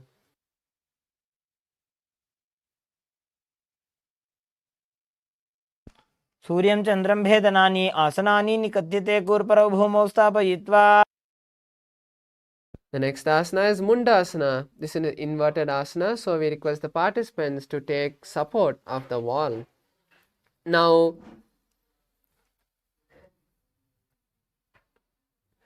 place your forearms on the mat and interlace the fingers. Place the crown of the head on the ground in between of the interlaced fingers. Slowly lift your legs off the ground and balance, visualizing yourself as a lobed tree. Gaze at the nose. अधो मुण्डासनं वक्ष्ये सर्वेषां प्राणिनां सुखम्. Next asana is Andhasana. Now kneel down and place the head between the knees. Keep the elbows adjacent to the knees and hold the head with both the hands. Visualize Swamiji and gaze at the nose.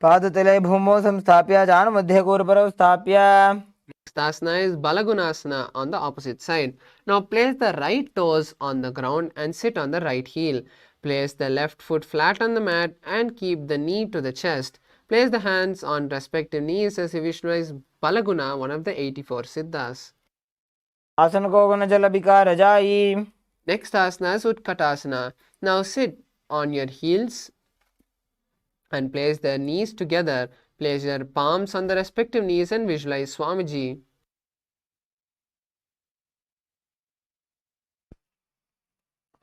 युजास्विजोस्तीत ऊर्वजानो यत्रासने पादतलद्वयोपरि. Next asana is Vajra Sankharasana 2. Now sit on the toes with the perineum placed on the heels. Keep the soles of the feet together and keep your knees wide off the ground. Hold the opposite elbow behind your back and visualize Swamiji.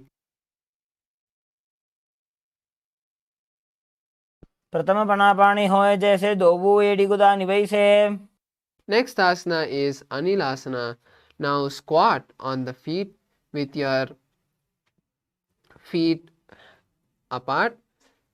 Place the hands underneath the sole from the inside with the palms facing down. Keep the arms straight and gaze at the nose as you visualize your ability to live from air alone. दो हाथ भूमि पर टाने कहनी जाड़ी नाभि लगाने. Next asana is Padukasana. Now stand tall and lean forward, placing the back of your hands on the mat. Place your toes on the palms and hold your legs with all the fingers. Start walking back and forth in your mat, visualizing yourself wearing padukas. हस्ततलयोः पादतले कृत्वा तिष्ठेत् गच्छेत् पादुकासनं भवति. Next asana is Kukkutodhanasana. Now place your hand shoulder width apart and start kicking your legs up into the air and letting them fall back down. Repeat this again and again as you visualize yourself as a rooster. हस्ततले भूमौ कृत्वा पादतले च ऊर्ध्वमुड्डानं कृत्वा. Next asana is Viparita Nrittasana. This is an inverted asana, so you can take the help of a wall or a partner. Now place your hands on the mat and raise your legs up into a handstand. Start shaking your legs and dancing as you visualize yourself free from every bondage. हस्ततलाभ्यां भूमिं वष्टाभ्याम् ऊर्ध्वपादाग्रे कुर्वन् हस्ततलाभ्यां नर्तनं कर्तव्यम्. The next asana is Kunjarasana.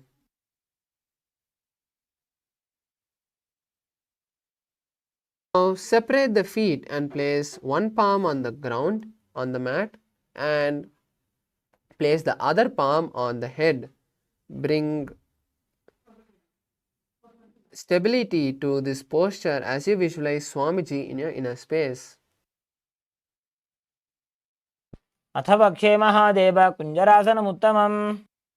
The next asana is Kunjarasana on the opposite side. Now switch the position of your hands and visualize Swamiji in your inner space.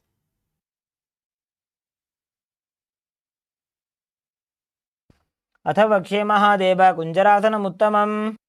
Next asana is Kadambasana. Now sit on the ground with the feet flat and the heels close to the body. Hold the respective ankle and lift the feet off the ground. Visualize yourself as a Kadamba tree, a pious tree that promotes long life. पार्श्वीभ्यां भूमिं वष्टभ्य हस्तद्वयेन गुल्फौ धृत्वा. Next asana is Pavana Muktasana. Now sit with the heels at the perineum and hold the knees with the hands. Press them towards the chest as you visualize any excess vata being released from your body. द्वयोः सुपादयोः पाणिं लात्वा सुस्वनितम्बके. The next asana is Chakorasana.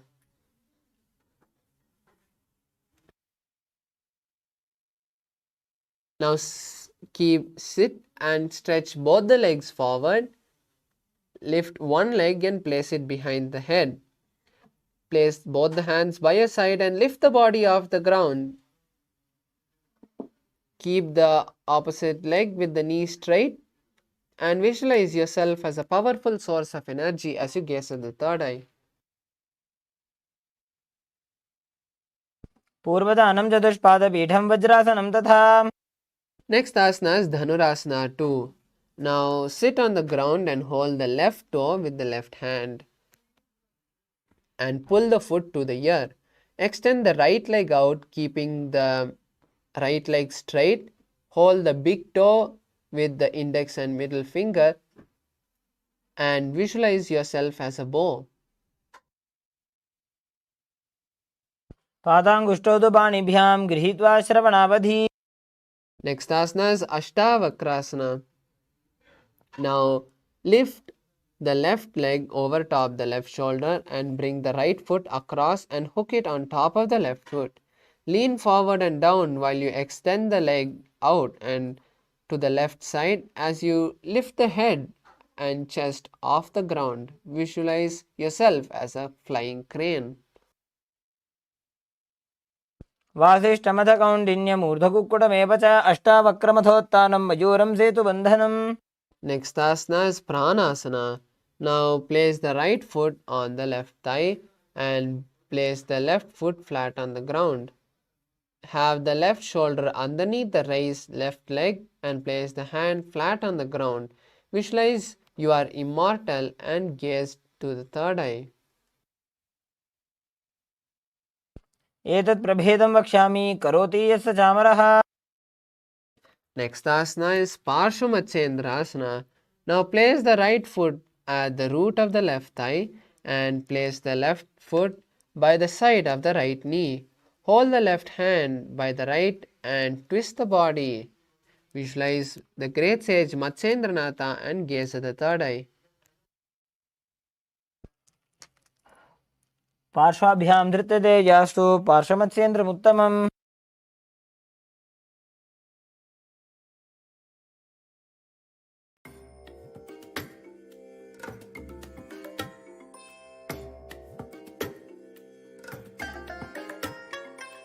I bless you all.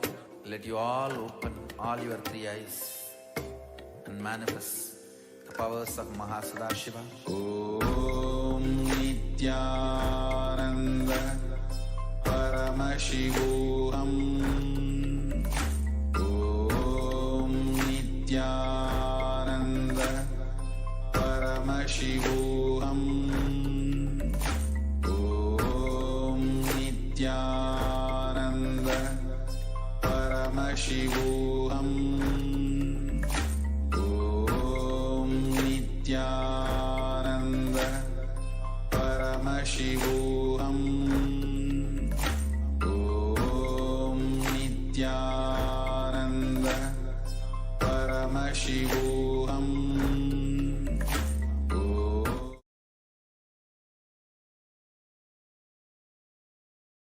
Nithyanandam, sorry for the technical glitch. We are back and we are going to continue with the next asana of the sequence, Chakorasana. Now sit and lift one leg behind your head. If you can't bring it behind your head, you can bring it to your chest or over your leg. Then place your hands at the side and lift your entire body up, extending one leg straight. Gaze to your third eye and visualize yourself as a powerful source of energy. पूर्वदानं चतुष्पादपीठं वज्रासनं तथा. Next up is Dhanurasana 2. Hold on to your big toes in Prana Mudra with one leg extended and the other foot pulled towards your ear. Visualize yourself as a bow. पादाङ्गुष्ठौ तु पाणिभ्यां गृहीत्वा श्रवणावधि. Next up is Ashtavakrasana. Now bring your right leg over top of the right shoulder and hook the left foot over top of the other as you extend both legs out to the side, lean forward and balance on your arms, visualizing yourself as a flying crane in Ashtavakrasana. वासिष्ठमथकौण्डिन्यमूर्धकुक्कुटमेव च. We move on to Pranasana. As you place the right foot on the left thigh and bring the left foot flat on the ground, bring the left shoulder underneath the raised leg, Place a hand flat on the ground and push the right knee down with the right hand. Gaze to your third eye and visualize you are immortal and able to exist solely from prana. एतत् प्रभेदं वक्ष्यामि करोति यः स चामरः. Next up is Parashva Matsyendrasana. Now, bring the left foot at the outside of the right hip. Step the right foot over top of the left knee. Twist your elbow around the knee and bring the arm underneath as you hold your hands behind your back. Twist your spine, gaze up to the third eye and visualize Sage Matsyendranath. पार्श्वाभ्यां धृत्यते यास्तु पार्श्वमत्स्येन्द्रमुत्तमम्. The next asana is Ardha Paschimottanasana. As you extend one leg forward and press your groin with the opposite heel, lean forward and hold onto the front foot with both hands. Engage the Mula Bandha and visualize Swamiji in your inner space as you perform the Jiva Chala Kumbhaka, moving the retained prana up and down. एकं पादं प्रसार्य एकं पादस्य पार्श्वनासीवनी सम्पीड्य. Next up is Crown Chasana. Now keep the left foot outside the hip, the top of the foot flat on the ground, as you hold onto the sole of the right foot and extend the leg up so the right foot is in front of your face with the knees straight, visualizing yourself as a crane. वासिष्ठमथ कौण्डिन्यम् ऊर्ध्वकुक्कुटमेव च. Now extend both legs. Bring the other foot towards the groin as you repeat Ardha Paschimottanasana on the other side. एकं पादं प्रसार्य एकं पादस्य पार्श्वनासीवनी सम्पीड्य. Now repeat Crown Jasana on the other side. With the right foot outside the hip, extend the left foot up as you hold it with both hands, visualizing yourself as a crane. वासिष्ठमथ कौण्डिन्यम् ऊर्ध्वकुक्कुटमेव च. Now sit with the soles of the feet in between the thighs and calves. Keep your spine straight, the palms resting on top of the knees in Swastikasana as you gaze towards your nose and embody peace, well-being, good fortune and prosperity as you visualize a swastika. जानोर्वोरन्तरे सम्यक् कृत्वा पादतले उभे. The next asana is Gorakshasana. Maintain the same position, but cover your heels with your hands. Gaze towards your nose, engage Jalandhara Bandha, the throat lock, and Mula Bandha, the root lock, as you visualize the great sage Goraknath, founder of the Natha Yoga Hindu Sampradaya, in Gorakshasana. जानोर्वोरन्तरे पादौ उत्तानो व्यक्तसंस्थितौ. The next asana is Bhagasana 2. Now bring the left heel to the perineum and the right foot on top of the left thigh. Gaze towards your third eye. Visualize Swamiji and perform the Mula Bandha as you get ready to enter Shanmukhi Mudra. Meditate on Arihanta, the Enlightened One, as you close your mouth with little and ring fingers, the nostrils with the middle fingers, the eyes with the index fingers, and the ears with the thumbs. वामपार्श्वगुदं संस्थाप्य दक्षाङ्घ्रिवामजगने. Next up is Yogasana 2. Now place your feet onto opposite knees and place your hands on the ground beside your body with the palms facing up. Gaze towards your nose, visualize Swamiji and start breathing in Kakachantra Kumbhaka as you roll up your tongue and keep your mouth in the shape of the beak of a crow and inhale through the rolled up tongue. Engage the Mula Bandha as you do so. उत्तानो चरणौ कृत्वा संस्थाप्योपरि जानुनोः. Next up is Urdhva Kukutasana. From Padmasana, place your palms flat on the ground beside your body. Rotate your hands at the side, and then push your hands into the ground, lifting your entire body up. Visualize yourself as a rusa as you do so. वासिष्ठमथ कौण्डिन्यम् ऊर्ध्वकुक्कुटमेव च अष्टावक्रमथोत्तानं मयूरं सेतुबन्धनम्. Next up is Siddha Haratali Asana. From Padmasana, insert both hands through the knees and place them on the mat. Avoid lifting your body up, stay seated on the mat as you gaze to your nose and visualize Swamiji in your inner space. प्रथम पद्मासन को करे हस्तदो भूगोड़ासन्निधरे.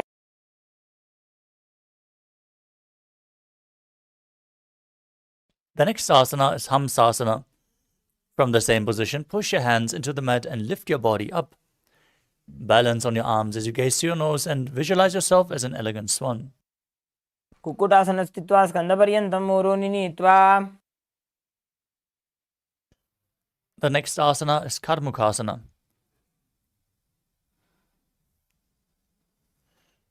From Padmasana, bring your hands in between the legs and push them back behind your body. As you interlock your fingers, lean forward and down, place your forehead on the ground, and visualize yourself as Lord Shiva's bow. प्रथम पद्मासन को करे, घोड़ा संधि माही कर इधरे. Next up is Kurmasana too. From Padmasana, bring your hands in between the legs and bend your elbows to hold on to your shoulders. Visualize yourself as a turtle with a stable body and mind to live for hundreds of years. वायुजंग पर दक्षिण बामा, दाई जंग पर by ल्यावा. Maintain the same posture. Tuck your chin to the chest in Jalandhara Bandha as you gaze to your nose and rejoice knowing you're sitting in Shiva's secret knot posture in Granthi Bhedasana. वक्षे नीलकण्ठ ग्रन्थि भेदासनं शुभं ज्ञात्वा रुद्र भवे क्षिप्रं सूक्ष्मवायु निषेवनात्.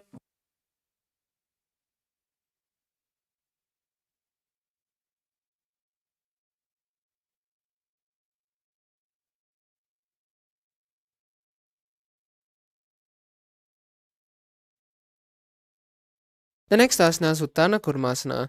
Now slowly roll onto your back and continue to hold the respective shoulders as you visualize yourself as a turtle and gaze at the nose. Kukkutasana बन्धस्थं कराभ्यां धृतगन्धरम्.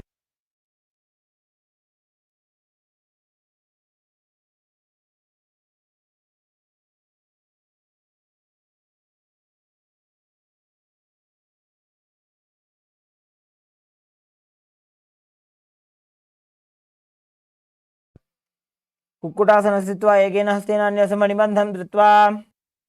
The next asana is Pangu Kukkutasana on the opposite side. Now just switch the hand and lift your body off the ground on just one hand, visualizing yourself as a rooster. Kukkutasana स्थित्वा एकेन हस्तेन अन्यस्य मणिबन्धं धृत्वा. Next asana is Gridhrasana. Now place your elbows on the soles of the feet as you interlace your fingers and rest the chin on the interlaced fingers. Visualize you have gone beyond all greed and continue to perform Kakachancha Kumbhaka. जानुर्वोरन्ध्रे पादौ उत्तानो व्यक्तसंस्थितौ. Next asana is Padmasana 3.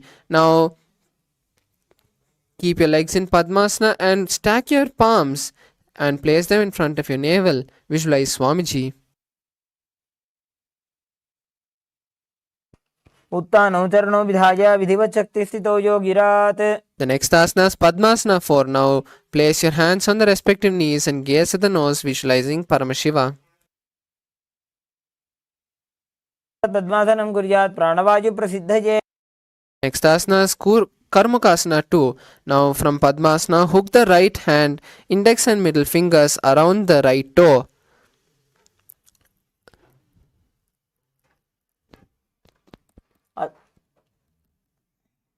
Place the opposite hand on the respective knee and repeat this on the opposite side.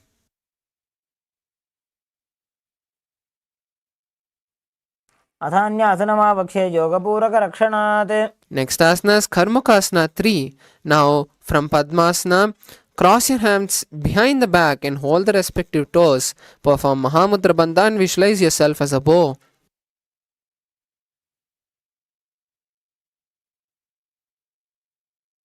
कर्मुकासनमाक्षित्य उदरे पूरयेत् सुखम्. Next asana is Dhridasana. Now release the Mahamudra Bandha and maintain the same posture as you gaze at the third eye in Dhridasana. ऊरुभ्यामुपरि स्थाप्य पादयुग्मं प्रयत्नतः. The next asana is Nagrasana. From Karmakasana 3, try to lie down by holding your feet. If you can't hold on to your feet, leave the feet, but just cross the hands behind the back. Lie down and visualize yourself as a snake.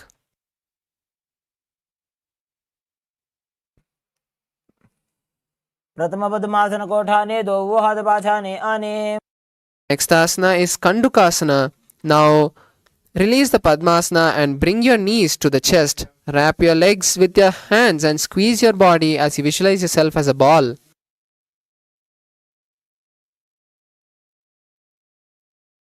चित्रासने स्थित्वा हस्तपाद निष्कुष्य ऊर्ध्वं नयेत्. The next asana is Urdhva Pavanasana. Now place your feet flat on the ground with the knees up. Interlace your fingers behind the back, behind your head as you visualize Swamiji in your inner space and gaze at the nose.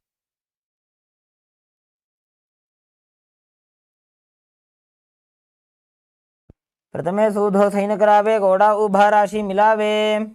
Next asana is Markata Pitasana. Now from that lying position, bring your hands and place them under the respective heel. Lift your hips up and visualize yourself as an ape.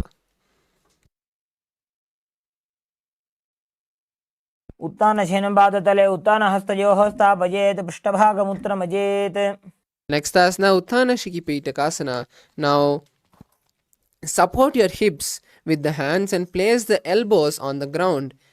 Stretch your legs forward and bear the weight of your body on the elbows. Visualize Swamiji in your inner space. जङ्घोरुबलहीनश्चेत् उत्तानशिखिपीठकम्. The next asana is Narakasana. Now lie on your back and raise the legs up towards the sky. Hold the lower back for support if needed, or else place the elbows and hands on the mat below. Balance here as you visualize traveling through hell blissfully. ग्रीवाकण्ठेन भूमिविष्टम्भः पादाग्रद्वयमूर्धमुत्त्रजेत्. Next asana is Tiryanavakasana. Now place the hands on the lower back and slowly angle the legs forward. Visualize yourself as a bow. नौकावत् स्थित्वा ऊर्ध्वं पादाग्रद्वयं नयेत्. The next asana is Dhwajasana. Now place the hands from your lower back if you can and balance, visualizing yourself as the Kailasa flag. तिर्यन्नौकावत् ग्रीवापृष्ठकूर्परैः भूमिं वष्टभ्य. Last asana is Amritattva. Now relax completely. Place the hands by your side with the palms facing upwards. Visualize your body is being liberated by Swamiji as you perform the Shakti Chalana Mudra, seeing the Kundalini travel from the root center to the crown. Completely unclutch from your body and just relax completely.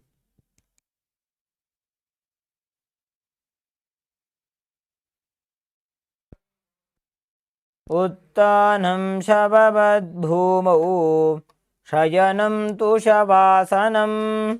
शवासनं श्रमहरं चित्तविश्रान्तिकारणम्.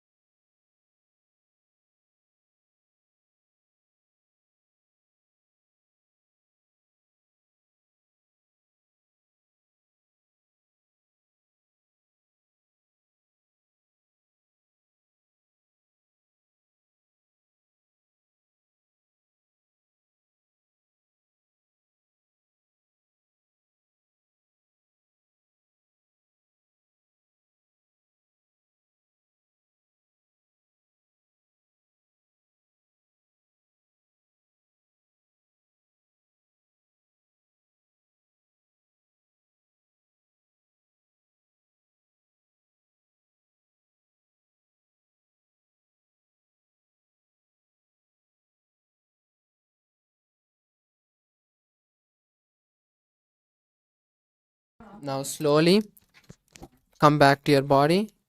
Start shaking your hands and legs.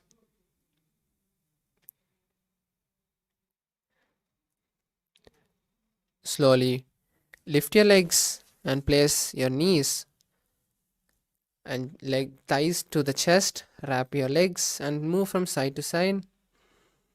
Slowly come to a comfortable seated position.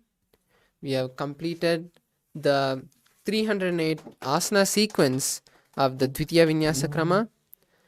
Now we are in a very high space of consciousness, and the intense prana is there in our body. The best thing that we can do to bolt this energy into us so that we can manifest Paramashiva through our body is to perform the power manifestation, which is going to intensely help us to use the Kundalini that we have awakened now to manifest in our life. So let's all make sure that immediately after the power manifestation we don't go anywhere. We just quickly get our eye bands, as we'll be doing the third eye power. Get your eye bands and be seated after the yoga finishes. Now let's finish with the Purna Mantra. So let's sit straight with our head, neck and spine in a straight line. Bring your hands to the heart center. Close your eyes. Visualize Swamiji and let's chant the Purna Mantra. Om Purnamadav Purnamidam Purnat Purnamudachyate Purnasya Purnamataya Purnamevavashishyate. Om Shanti Shanti Shanti Harihi Om Tatsat. Sarvam Bhagavat Shri Nithyananda Paramashiva Padakarpanamastu. Om Nithyanandam. Thank you, Nithyanandam.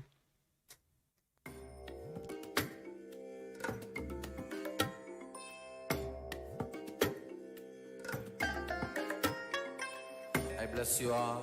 Let you all open all your three eyes and manifest the powers of Mahā Siddha. Om Nithyananda Paramashivoham.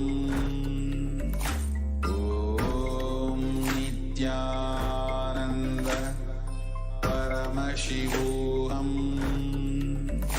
Om Nithyananda Paramashivoham. Om Nithyananda Paramashivoham.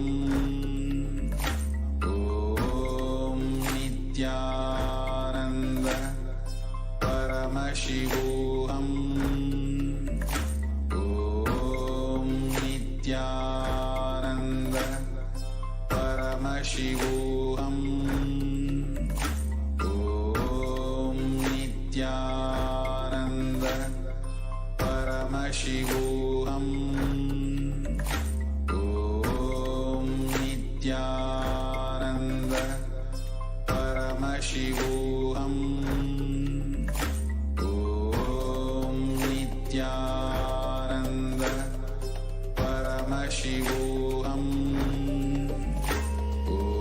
Om Nithyananda Paramashivoham.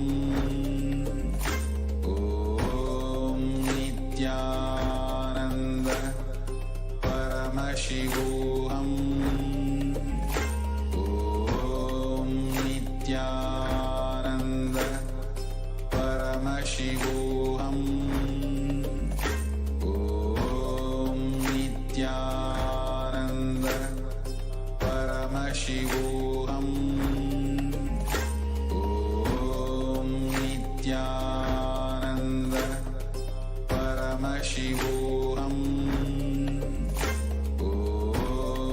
Nithyananda Paramashivoham. Om Nithyananda Paramashivoham. Om Nithyananda Paramashivoham. Om Nithyananda Paramashivoham. Om Nithyananda Paramashivoham. Om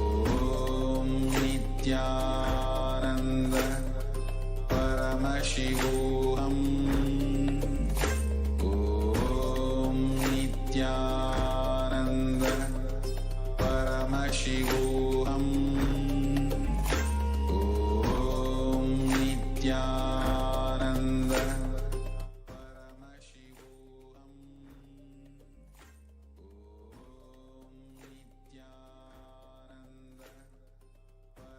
नित्यानन्दं परमसुखदं केवलं ज्ञानमूर्तिं द्वन्द्वातीतं गगनसदृशं तत्त्वमस्याधिलक्ष्यम् एकं नित्यं विमलमचलं सर्वधी साक्षिभूतं भावातीतं त्रिगुणरहितं सद्गुरुं तं Namami.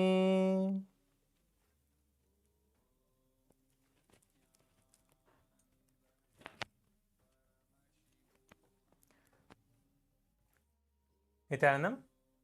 I welcome all the Paramashivoham Level 3 Season 3 participants to the 12th day of the Paramashivoham program.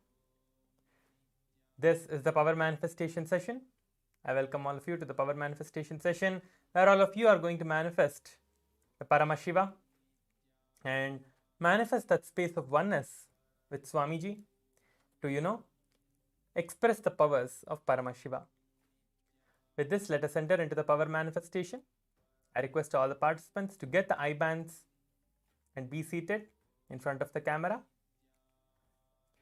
And make sure to keep your cameras turned on throughout the session so that we can see you.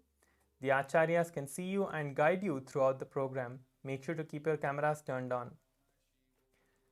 We are going to be manifesting the power of the third eye blindfold reading.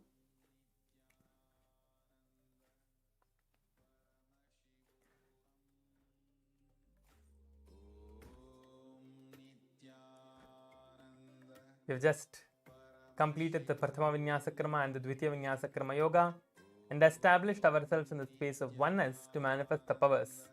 So let us now enter into the power manifestation. Let us close our eyes now. Close your eyes, take your eye bands and cover your eyes. You will be listening to the Shastra Pramana now. I'll be chanting the Shastra Pramana, the source scripture where Paramashiva himself reveals about this great science and the power of the blindfold, third eye blindfold reading. How the power of the third eye manifests when you are established in that space of oneness. Kapalantarmanonasya tishthanmilitalochanaha kramena manasodardhyat lakshaye lakshyamuttamam.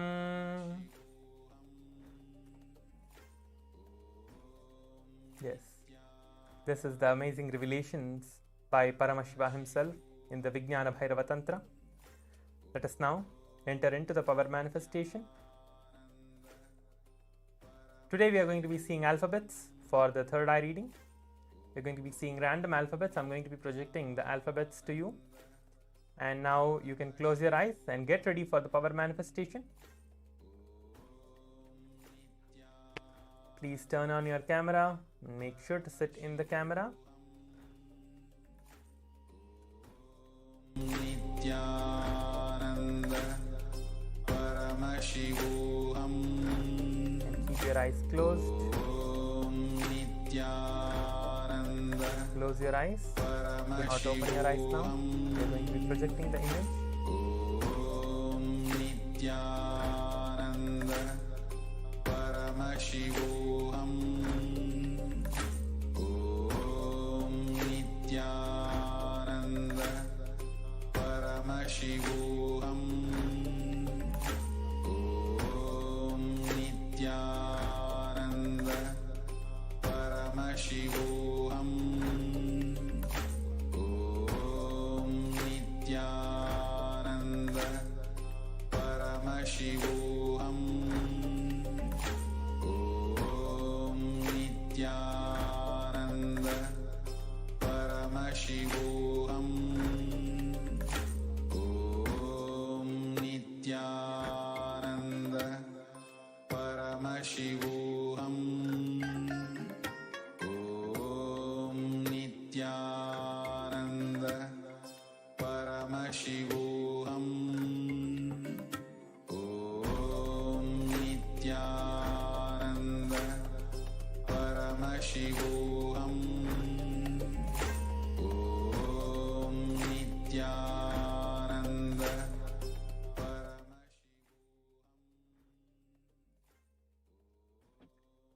Keep your eyes closed. Let us now start chanting the Mahavakya and establish ourselves in the space of oneness to manifest the powers of Paramashiva. Let us now establish ourselves in the space of oneness with Swamiji. Keep your eyes closed. Do not open your eyes now. Visualize Swamiji intensely in your third eye and start chanting the Mahavakya now. Keep the intense visualization happening and intensely chant the Mahavakya. We are going to be projecting the image now for you all to scan through the third eye and see the revelations.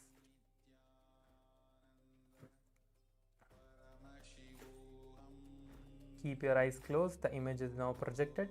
Do not open your eyes yet. The image is now being projected. Intensely chant the Mahavakya and scan through the third eye and see. Just request Swamiji to show whatever is there being projected on the screen. Now the image is there. Continue to see through the third eye. You have a few moments to manifest this power. Just request Swamiji to flow through you and show you whatever is there. And just chant the Mahavakya and visualize Swamiji after that. You will see that you are there. What is there? Paramashivoham. Om Nithyananda. Paramashivoham. Om Nithyananda.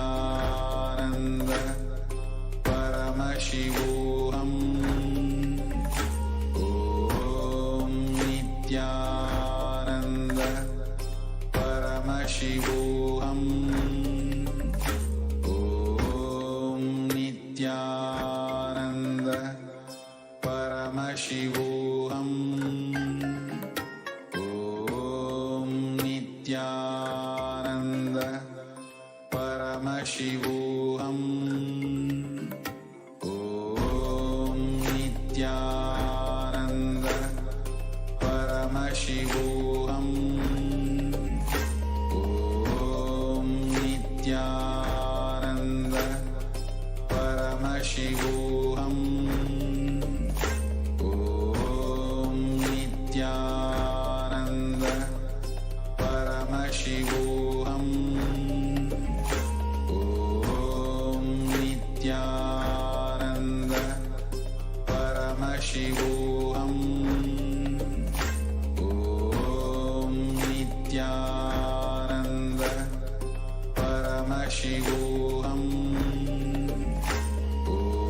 Om Nithyananda.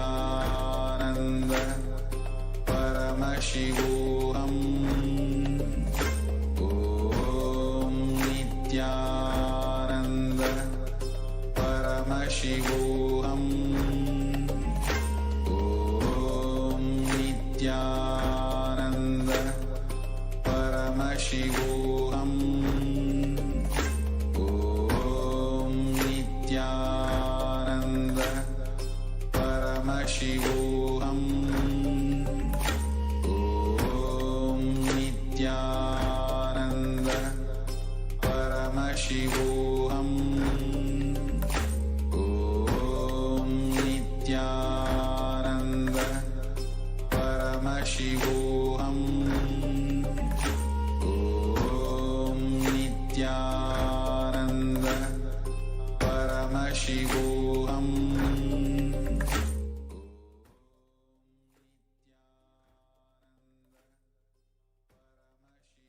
Yes. Now slowly open your eyes and relax. Take your eye bands off. You can now take your eye bands off and put your answers in the Zoom chat. Whatever was revealed to you in the third eye, go ahead and put the answer in the Zoom chat. You can see the letter that was projected to you. Whatever letter you saw in your third eye, go ahead and put that in the Zoom chat. If you saw any colors as well, you can go ahead and put the colors also. Make sure to put whatever you saw. Colors, the letter, the alphabet itself. Make sure to put the alphabet and the color. and the background color as well. Color of the alphabet and the background color. You can post all of these three things. So go ahead and start sharing in the Zoom chat. I give you a few moments to share your answers in the Zoom chat before we move on to verification of what was revealed in the third eye.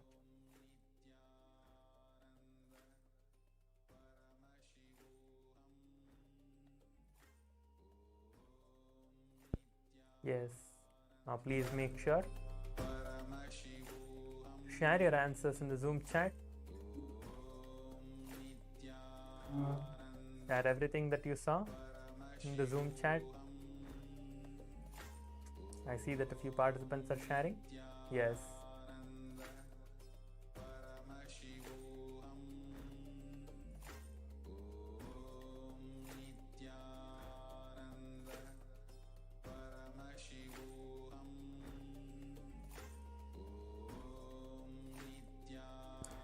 Jian Cheng is saying that egg-shaped yellow duckling, black glasses.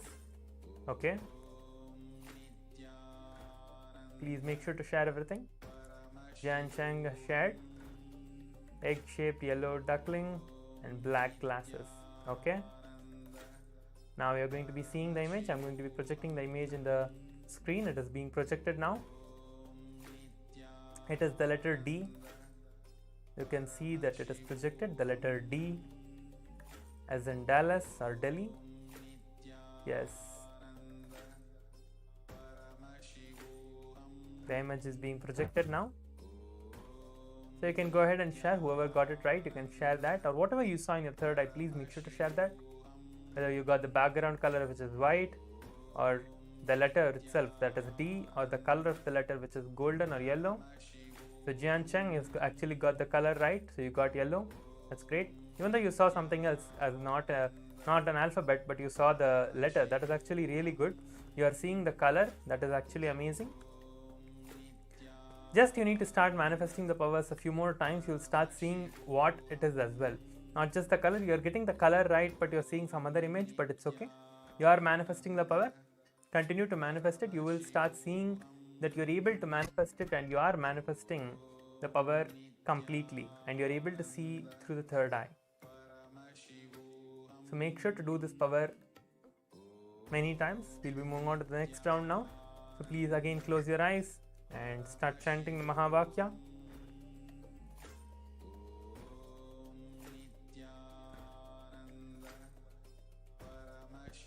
Close your eyes and intensely chant the Mahavakya, visualizing Swamiji in your third eye.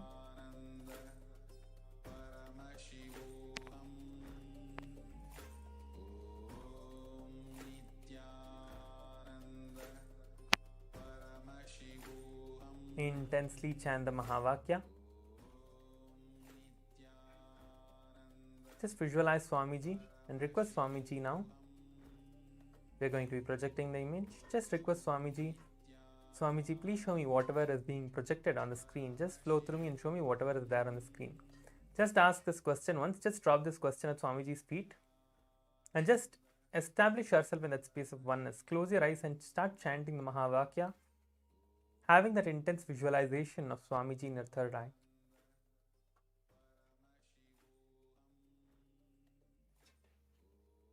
The image is now being projected. Close your eyes and start chanting the Mahavakya. Yes.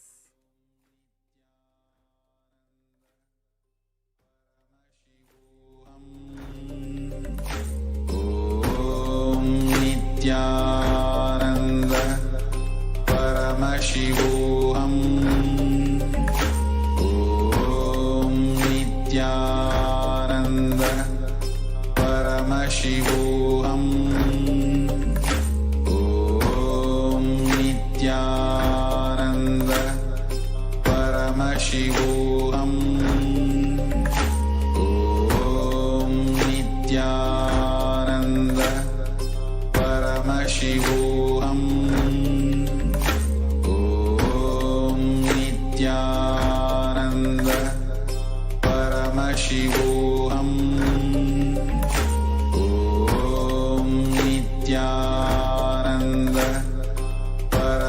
Paramashivoham. Om Nithyananda Paramashivoham. Om Nithyananda Paramashivoham. Om Nithyananda Paramashivoham. Om Nithyananda Paramashivoham. Om Nithyananda Paramashivoham. Om Nithyananda Paramashivoham. Om Nithyananda Paramashivoham. Om Nithyananda Paramashivoham. Om Nithyananda Paramashivoham. Om Nithyananda Paramashivoham. Om Nithyananda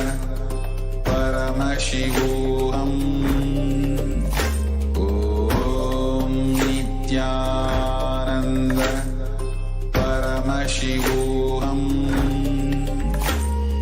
Om Nithyananda Paramashivoham. Om Nithyananda Paramashivoham. Om Nithyananda Paramashivoham. Om Nithyananda Paramashivoham. Om Nithyananda Paramashivoham. Om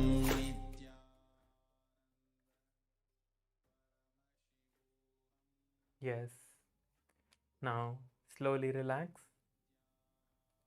Take your eye bands off and open your eyes. We have manifested the second round of the third eye reading successfully. Now please go ahead and share your answers in the Zoom chat, whatever it is that you saw, whatever alphabet, whatever background color, and whatever the color of the alphabet itself you saw, and the alphabet, go ahead and share all of these. Whatever you saw, make sure to share all of it in the Zoom chat. Whatever you saw, exactly share those things in the Zoom chat.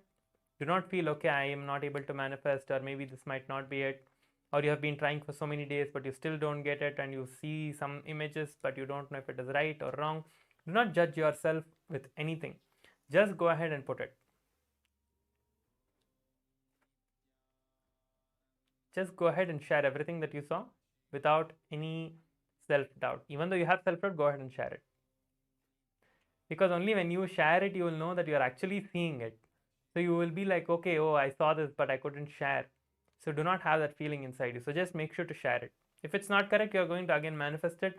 You will be manifesting the image and the power.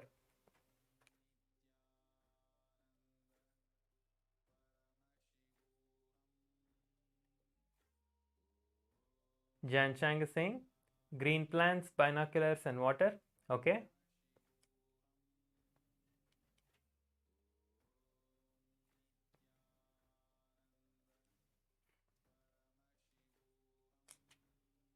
Jan Chang, you need to see and make sure that you are actually, not trying to guess, or trying to put your own imaginations into it. Because many times what we do is we start getting lost in different places. We start thinking, we start encouraging thoughts, because of which we actually, start seeing other things.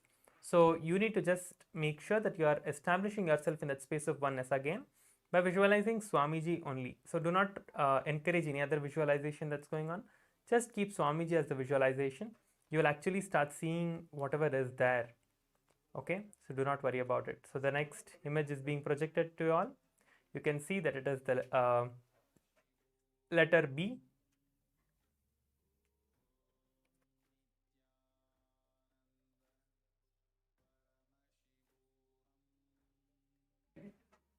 Junji Wong is saying black, white, and square. Okay. Yes, the image is being projected. Now you can see that it is B, the letter B in golden color. Okay. Yes, Jian Chang. So you can do that. You will see that you are manifesting the power more and more every day. So with this, we come to the end of today's power manifestation. So please go ahead and share your experience on the social media as well. You'll continue to manifest the powers and make sure to manifest it. So let us finish with the Purna Mantra now.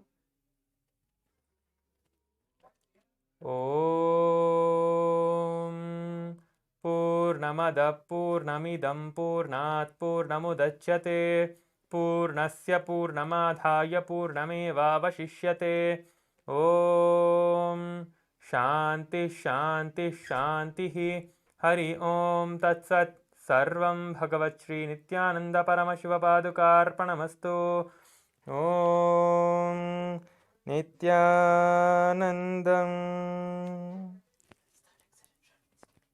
Yes, the next session is going to start shortly. Please stay tuned. Thank you. Nithyanandam. Shivoham Om Nithyananda Paramashivoham Om Nithyananda Paramashivoham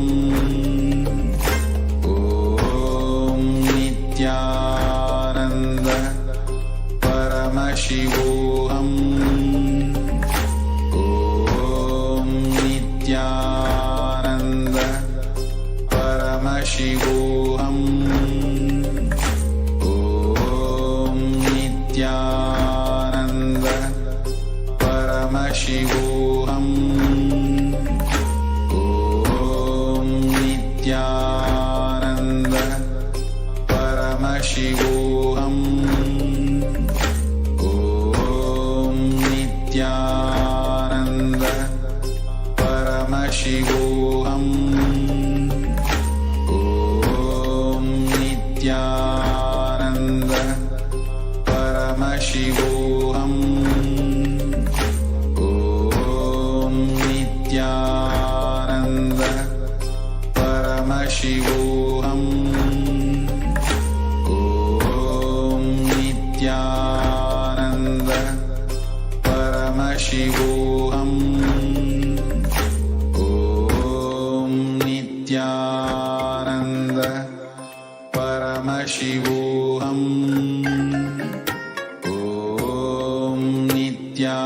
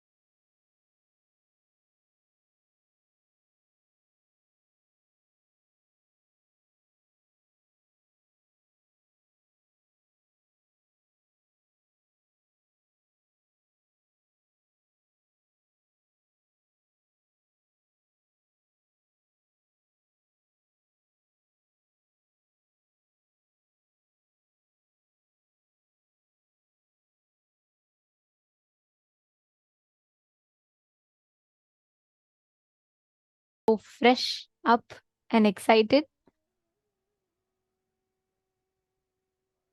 Nithyananda Mamsakala, Ma Hedi Shlaks, and Ma Xianying. Nithyanandam, it's always very nice to see every morning all of you have a beautiful smile on your face, eager and excited for today's day. And yes, always one attendance from Ma Hiranmayi's son. Yes, Nithyanandam everyone.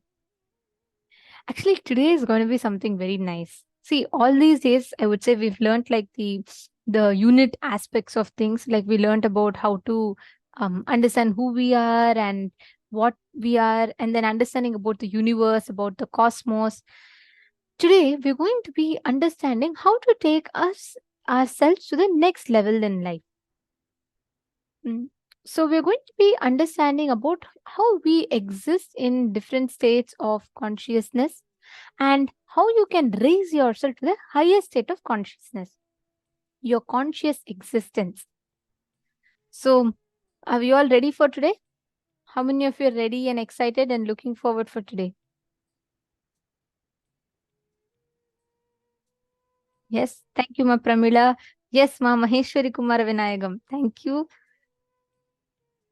Okay, and Ma Maheshwari. I see one more Ma Maheshwari here. Nityananda Ma, which place are you from?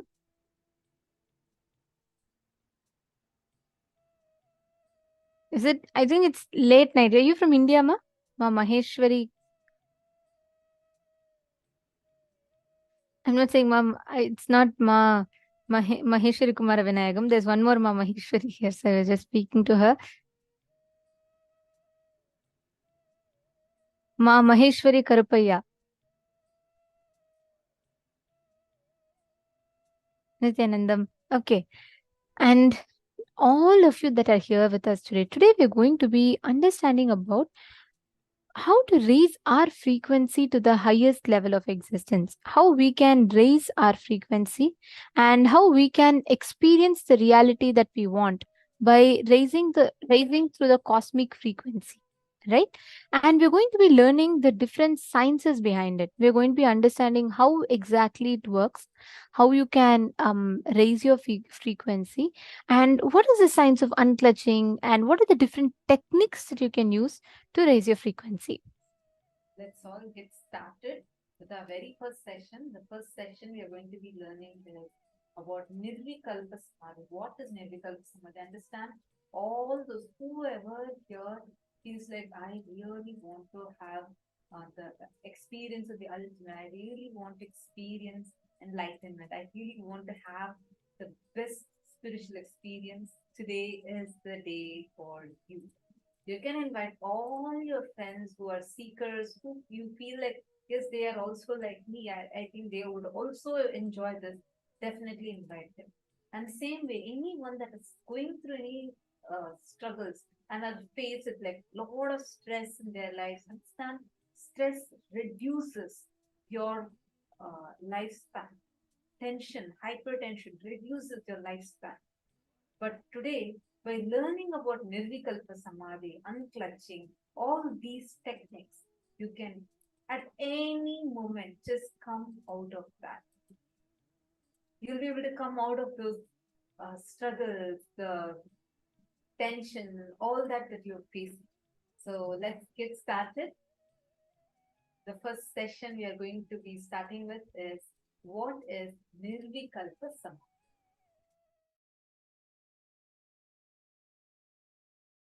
Nirvikalpa Samadhi is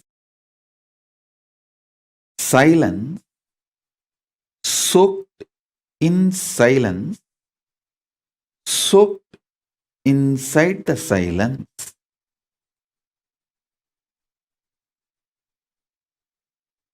Shanti, soaked inside the Shanti, soaked inside the Shanti. Listen.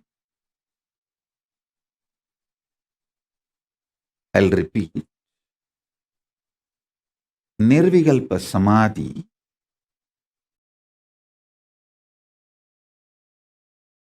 is silence soaked inside the silence, soaked inside the silence.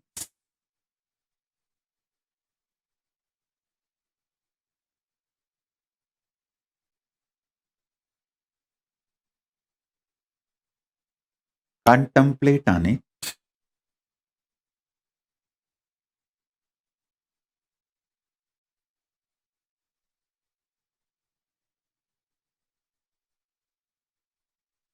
Contemplate on it.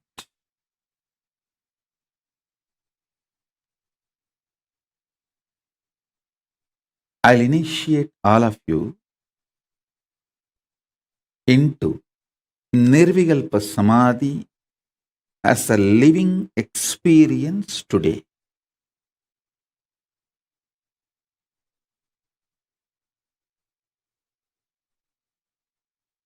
If you are a person using English as the language for your inner talk, use this line to meditate now. Silence, soaked inside the silence, soaked inside the silence.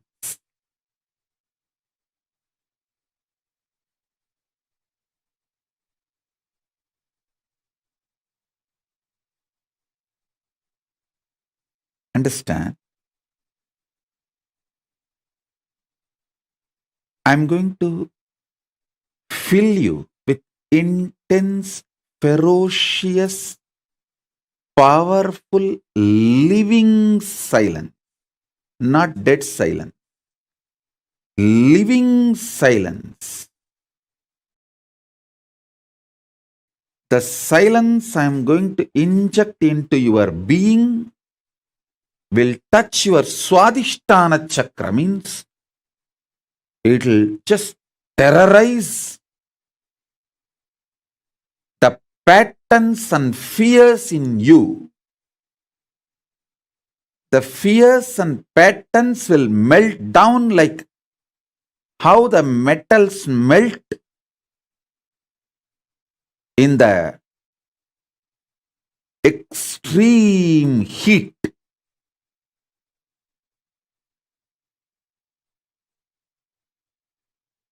In that absolute heat, how the metal melts, same way all your patterns will melt.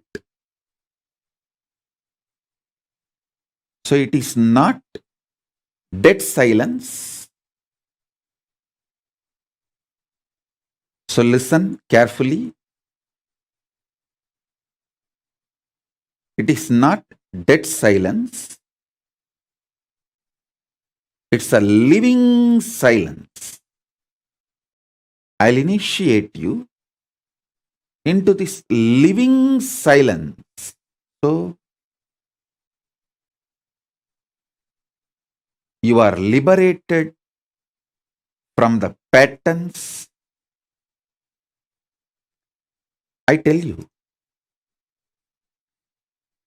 freeing yourself from the fear gives you the power to negotiate in life. Understand? Everything is negotiation in the life. Whether the decision you take, what time to wake up, how to wake up, what to use to brush your teeth, what to use to wash your body, everything is negotiation.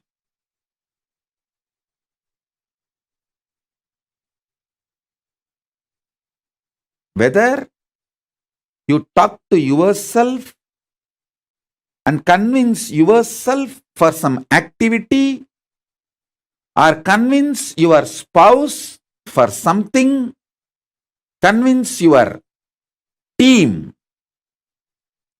your boss, your subordinates, your assistants. Everything is all about negotiation. It's all negotiation. All relationships are negotiation.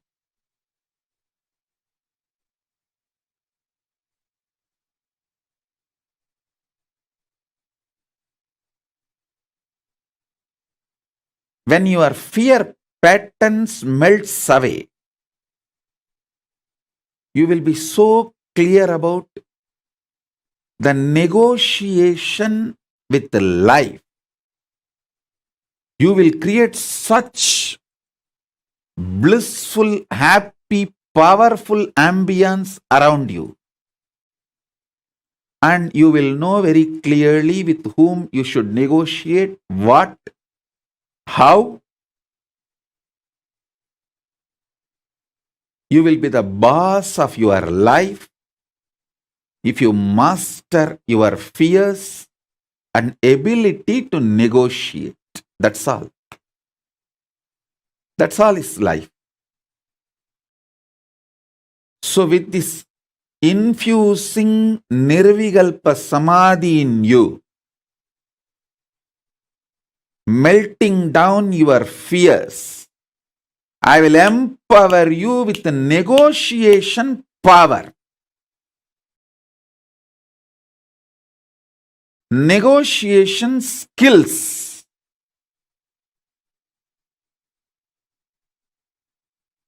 When you start negotiating in life, in business or personal relationships or with yourself, many times,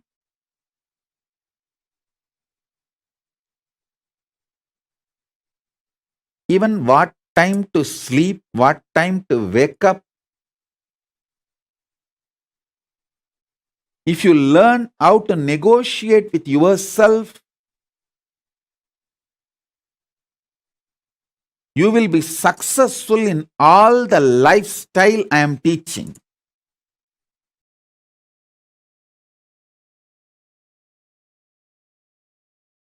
Intense involvement is the expression called Shakti, is directly proportionate to your ability to be in the space of Nirvikalpa Samadhi, Shivam. Ability to be in Shivam is directly proportionate to the manifestation of Shakti. Manifestation of Shakti is directly proportionate to your ability to be in Shivam.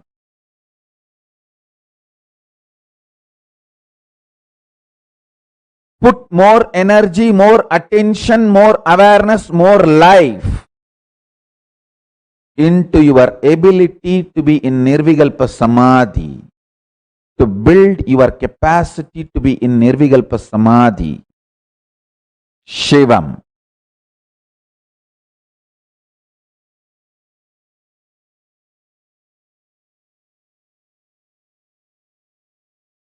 The whole Kailasa governance, listen carefully, the whole Kailasa governance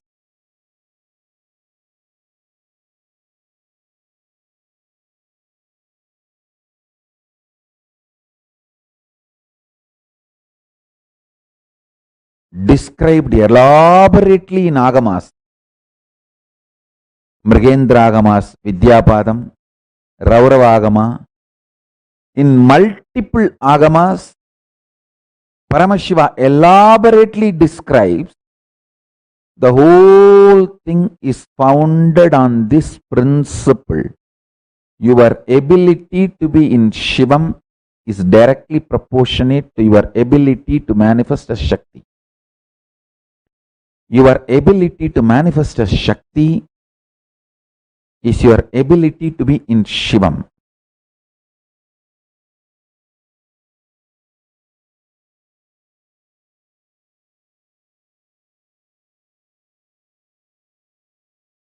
One of the biggest enemy stopping you experience Nirvikalpa Samadhi is your self-criticizing pattern. See, you strongly believe you have not achieved oneness, Nirvikalpa Samadhi, unclutching, completion, because there is a definition for that state and that definition is not manifesting in you. You are such a, first of all, any person who thinks there is a definition for Nirvikalpa Samadhi, there is a definition for oneness, is a fool. Your mind cannot grasp even the definition. Forget about using the definition as the scale to measure whether you achieved it or not. You can do only one thing. Continuously remember to surrender, consciously declare to Mahadeva, Paramashiva, I am consciously declaring. Manifesting in me, only you can do.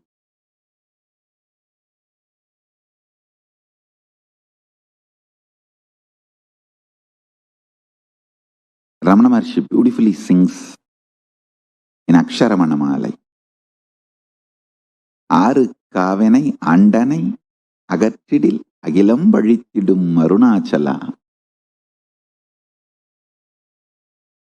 Akambuhundirtun nagakkugai sirayai amarvitta dengolo Arunachala. That whole scene is actually in Madhurabhava. One of the wives of Krishna, when she was with the parents but she was in love with Krishna, she doesn't know how to run away from the home and marry Krishna. So somehow she sends message to Krishna that, please take me with you. Then Krishna plans and goes, and as per his plan, he gets her and marries her. This is the exact scene, mood with which Bhagavan is describing at least the first few verses. This whole scene of Krishna and Krishna's wife that's exactly the thing which happens in life.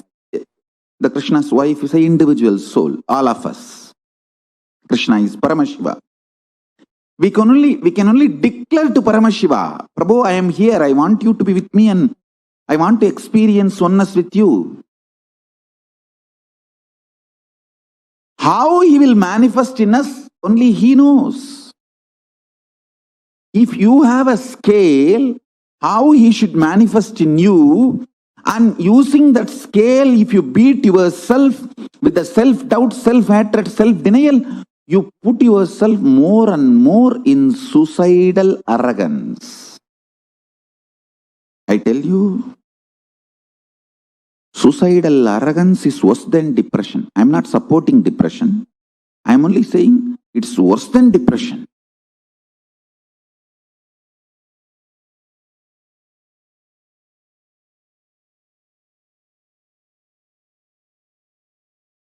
I'll tell you precisely, exactly right attitude. Declare to Paramashiva, Prabhu, really, I personally do not know much about the way you exist. But as per your declaration in Vedas and Agamas and my Guru's confirmation, I have some idea about how you exist. Whether that idea is complete or not,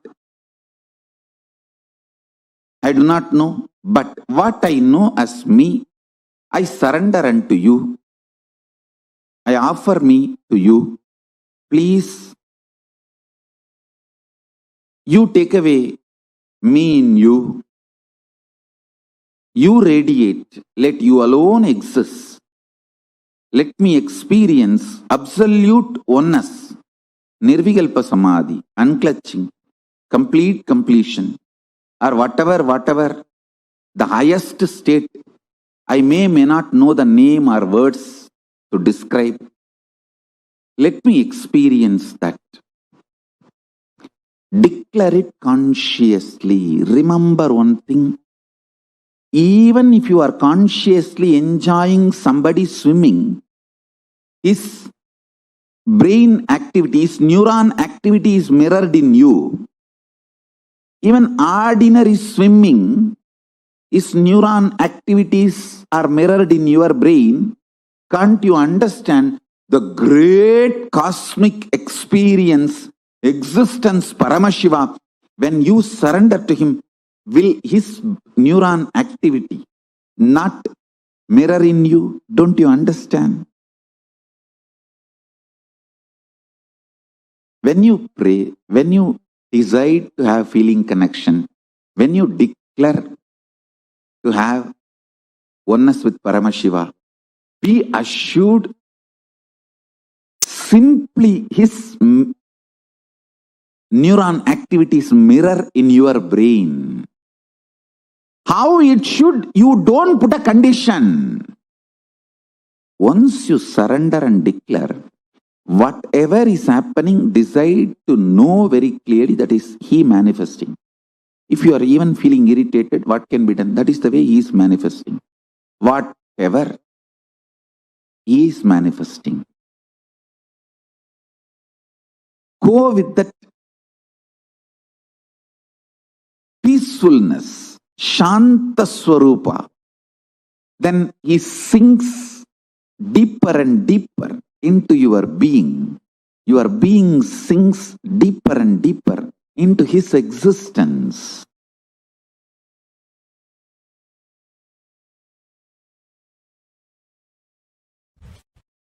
Straight, simple, in one line I can say, source of all knowing is Nirvikalpa Samadhi. It is too easy to achieve because every breath takes turn touching your Nirvikalpa Samadhi space. Means if you are breathing from Nirvikalpa Samadhi. If that Nirvikalpa Samadhi stops reflecting on your body, it becomes dead. Nirvikalpa Samadhi is a Tattva.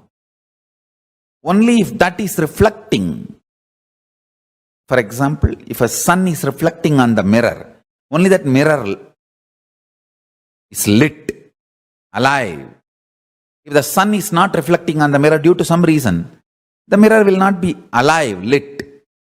Your body is like a mirror. Only if it is reflecting Nirvikalpa Samadhi for some reason, it is alive.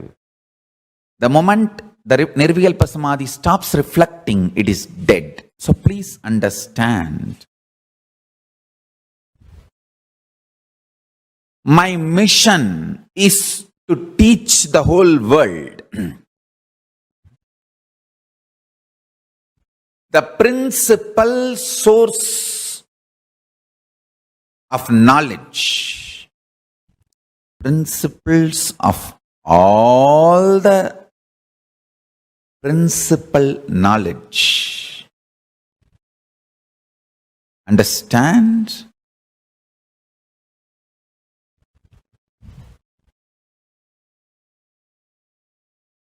Is Nirvikalpa Samadhi.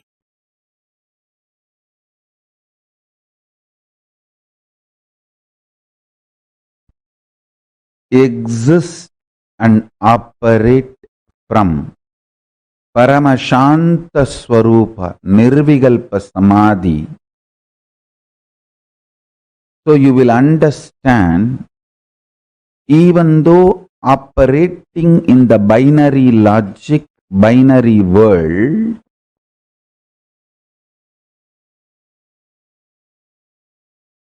the binariness of the world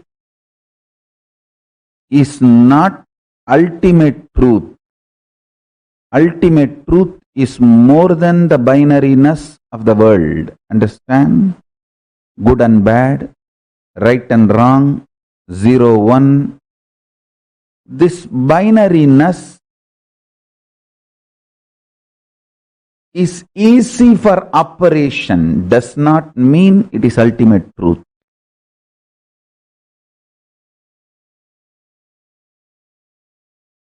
Only the higher science can refute what you know as science.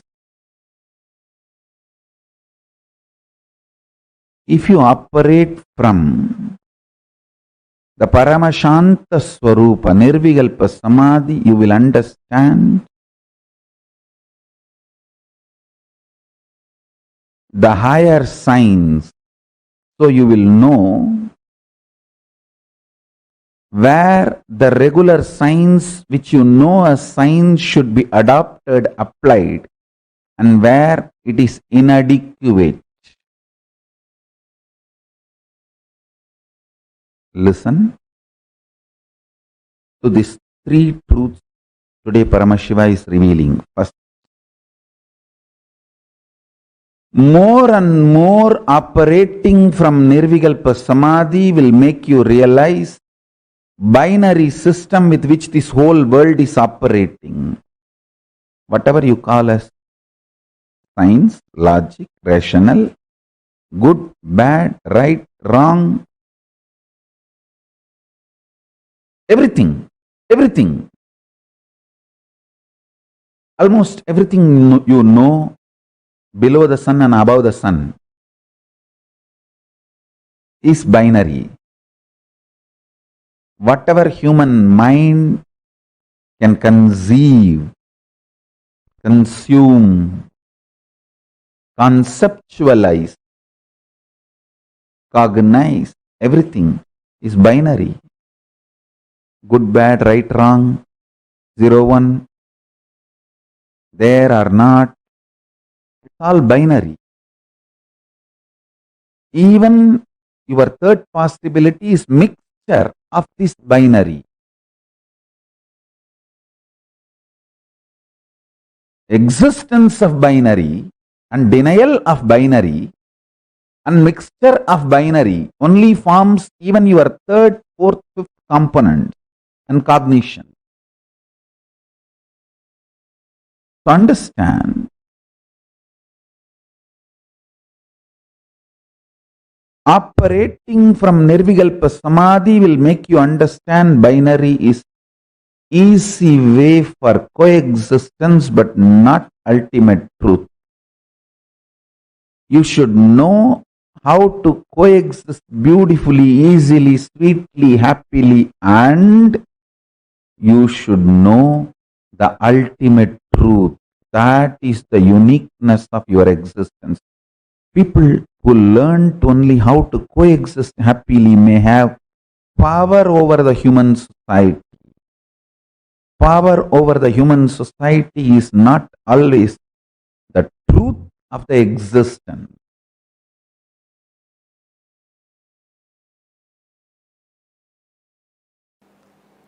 Understand? Perpetual completion means ability to sit in the completion continuously without tiredness, boredom, without any incompletion able to move you. Without tiredness, boredom, without any incompletion able to move you. It is like a sit. Whenever incompletions comes up, relive and drop the incompletion. Again, just sit. The space of completion. It will almost look like the initial level, the person who has a diarrhea, how he runs to the restroom and comes back. And in next 5 minutes again he runs to the restroom and comes back. Again he runs to the restroom and comes back. In the initial it will look like that only. But in few minutes it will settle down. It may look like a wrong analogy. You can sit with open eyes or closed eyes. But you can't engage yourself in unconscious slumber, means sleeping. You can't engage yourself in just getting lost in the flow of thoughts. No. You will only sit in the space of complete completion. I'm going to be here continuously encouraging you and guiding you. Listen. Listen to the instruction. You don't need to keep your eyes closed or eyes open. It's up to you.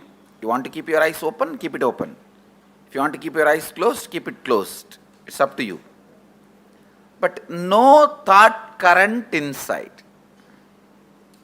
You will sit in the space of completion. Any thought comes up is an incompletion. Then see the source. Why that thought? Feeling agitated, feeling irritated, feeling tired, feeling bored. Why that thought? See the source. When you started developing this same thought trend, relive, complete, relieve, come back to completion. How many of you understand the process? Shall we start? It will not be difficult, I tell you. Very easy it will be. Only first 10 thought you have to do completion, and then after that it is just a simple decision, you will be in the space of completion. That is all. Permanent pain is nothing but every individual separate thoughts continuously coming. There is no permanent, continuous. Broken leg, every thought. I have had a hand fracture. Every thought of pain is continuous, not permanent. You can look in what mind says pain, from where that thought trend of pain is developing, how I am developing, look in. When you started developing, just see that thought trend and complete, relive. You will see it disappears. So thought will cross the thought and you will be thoughtless. Understand? Completion is also one thought, which completes the incompletion. You will be in the space of completion. I tell you, you can complete even with the life incidences happening. For example, if you are continuously abused, decide I am completing with this pattern. You will see suddenly, you will stop attracting the people who are abusing you. Your life incidents can be completed. What you are talking about, small pains.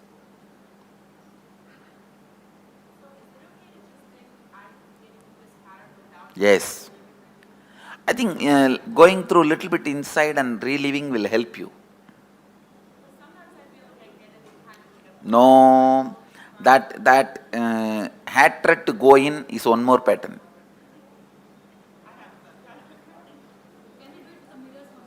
Yes, you can use anything you want, just come back to completion, that's all. You can.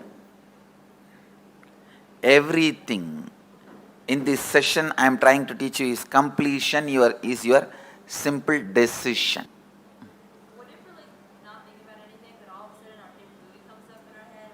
That is incompletion. That is what I am telling. Run to the bathroom immediately. Take a diarrhea patient. Complete, drop, and come to the space of completion. Actually, I am teaching you to live in Nirvikalpa Samadhi. Perpetually living in Nirvikalpa Samadhi. Perpetually living in the space of Advaita. Perpetually living in the space of completion. That's what I am teaching you guys now. Say, all these days we pulled out many incompletions from inside and completed. Today, we are just looking, whoever comes to fight with you, you are going to fight with them. That's all. We don't call for Mahabharat war. Whoever comes on the way to fight with you, finish them. No, every thought is a powerlessness.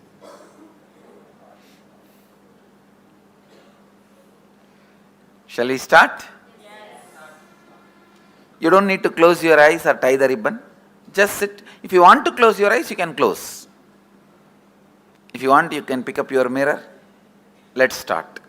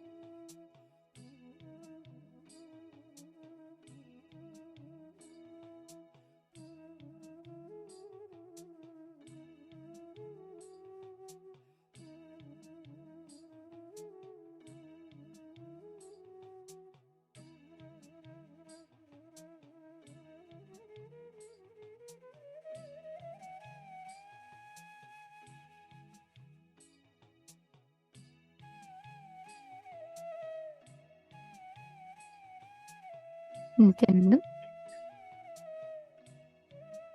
If you're all able to hear us, please put yes in the chat.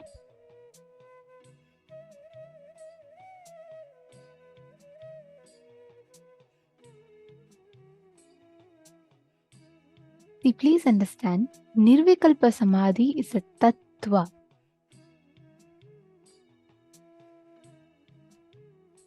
The moment that principle, that space of Nirvikalpa Samadhi stops reflecting in your body, that moment is what we call as death. From the moment that we come down, our existence is very tightly interwoven with the space and state of Nirvikalpa Samadhi. And that Nirvikalpa Samadhi is the existence of our, you see, all of us originally, in our original state of existence, we are all in the space of Nirvikalpa Samadhi. But because of delusion and other things, we start drifting away and deviating ourselves from that space. Every time you drift away or every time you deviate from that space, again and again, you come back, you fall back into the space of conflict inside of you. See, Swamiji gives a very beautiful example. If the sun is reflecting on the mirror, and if the sun is not reflecting on the mirror, it is due to some reason, the mirror will not be lit. But as long as there's a light, the source of light, only then mirror exists, correct? Actually, without light, there's no mirror. Mirror is not a mirror without a light. There needs to be some photons for it to reflect. Same thing with body. There needs to be some state of Nirvikalpa Samadhi for it to reflect. Only then our body will even understand, or our body will even cognize what is life. Nirvikalpa Samadhi is that space or that state of life in us that happens inside our inner space.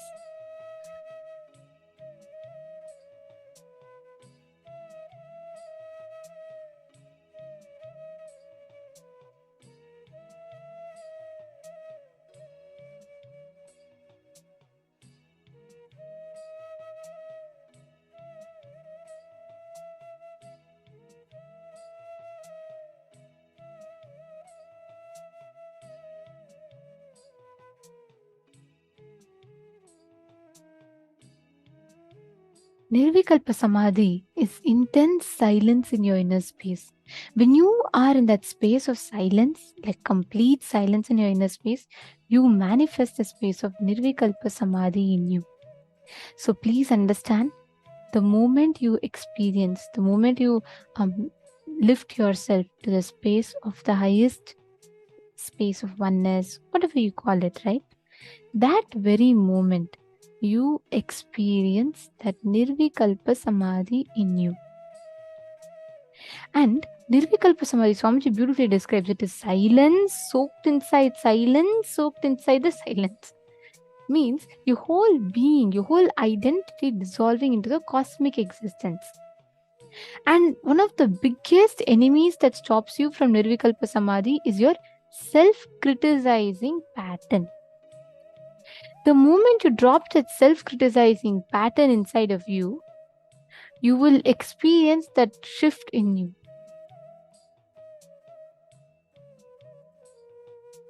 What you're going to do is, now you're going to be sitting in the Nirvikalpa Samadhi space.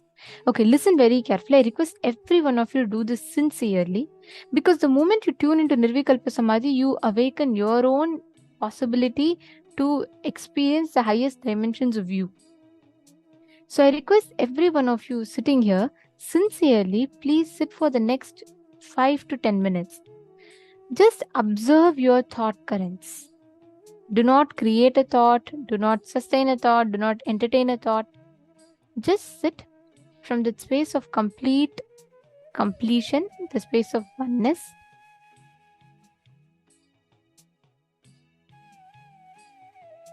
Watch your thoughts. See, you can sit with your eyes closed or eyes open, it doesn't matter, it's up to you.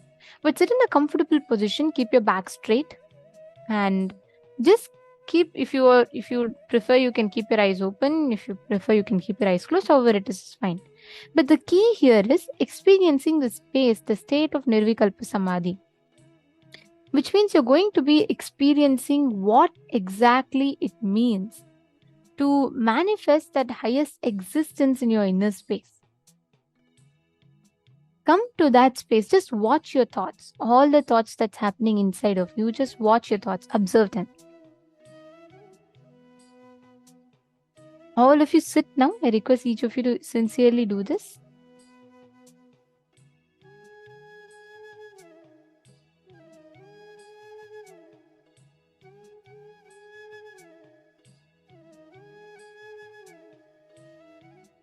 Intensely connect.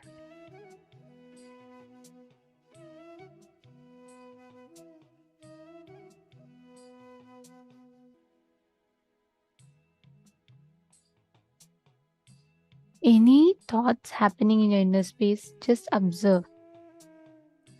Observe the thought patterns. Observe the thought trends. Do not create a thought. Do not sustain a thought. Do not destroy a thought. Just observe. Just be a witness to the thoughts and thought patterns.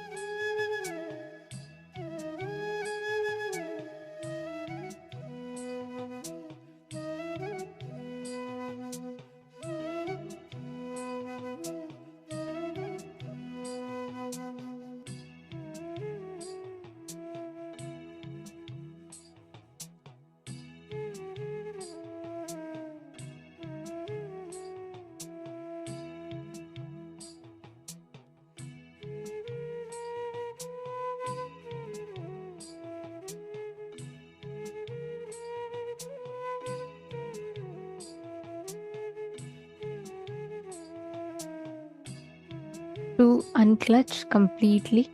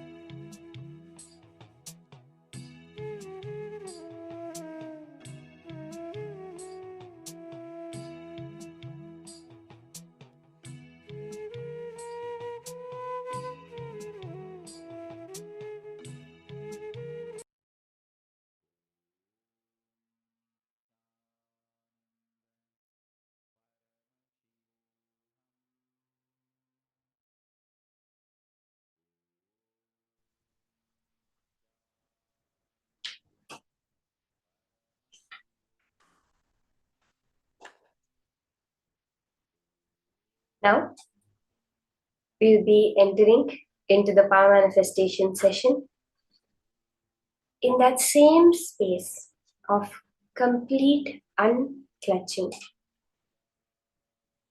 That Nirvikalpa Samadhi, we are going to be doing the power manifestation of the power of materialization, where you are literally going to be able to 3D print. Swamiji says the power of materialization is nothing but 3D printing your reality. The truth of the matter is that even right now, this very moment, you are printing your own reality. You are creating your whole reality. It is when you recognize that you know how to print your reality in any way you want it. That is what we are going to be manifesting today through this power of materialization. How each one of you can now are going to be creating your reality the way you want it. Starting with the small thing of some powders, some golden sparks materializing. The Shastra Paramashiva beautifully reveals this power of materialization.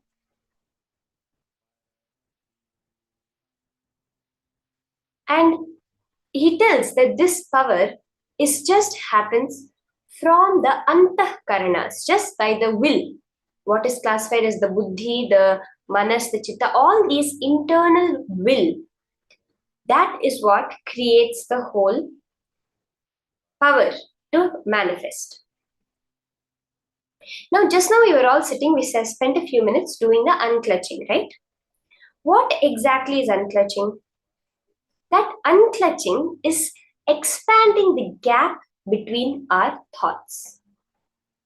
Let's now listen to what Paramashiva has revealed about this power of materialization in the Shastra Pramana.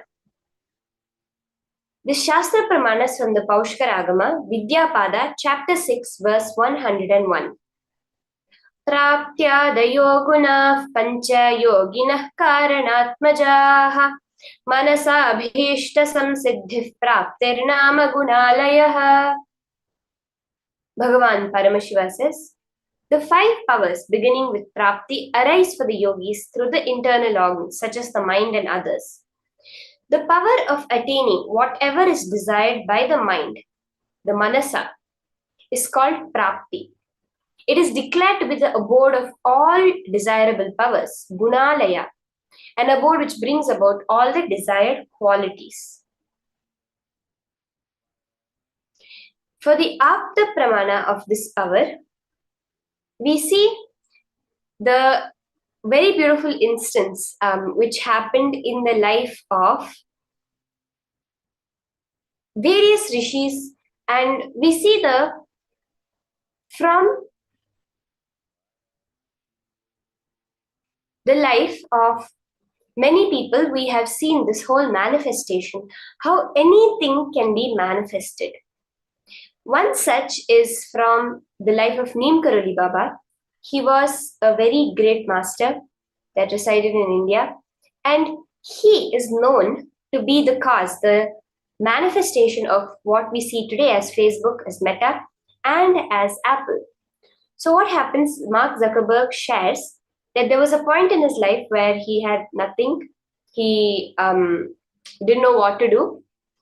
So he approached Steve Jobs, who was his mentor, and he asked him, I'm in this kind of a situation, what should I do? And Steve Jobs said, I was also in a situation like you, and I went to this ashram in India, Neem Karoli Baba's ashram. I spent a few months there, and after that I came, and that's when Apple manifested for me.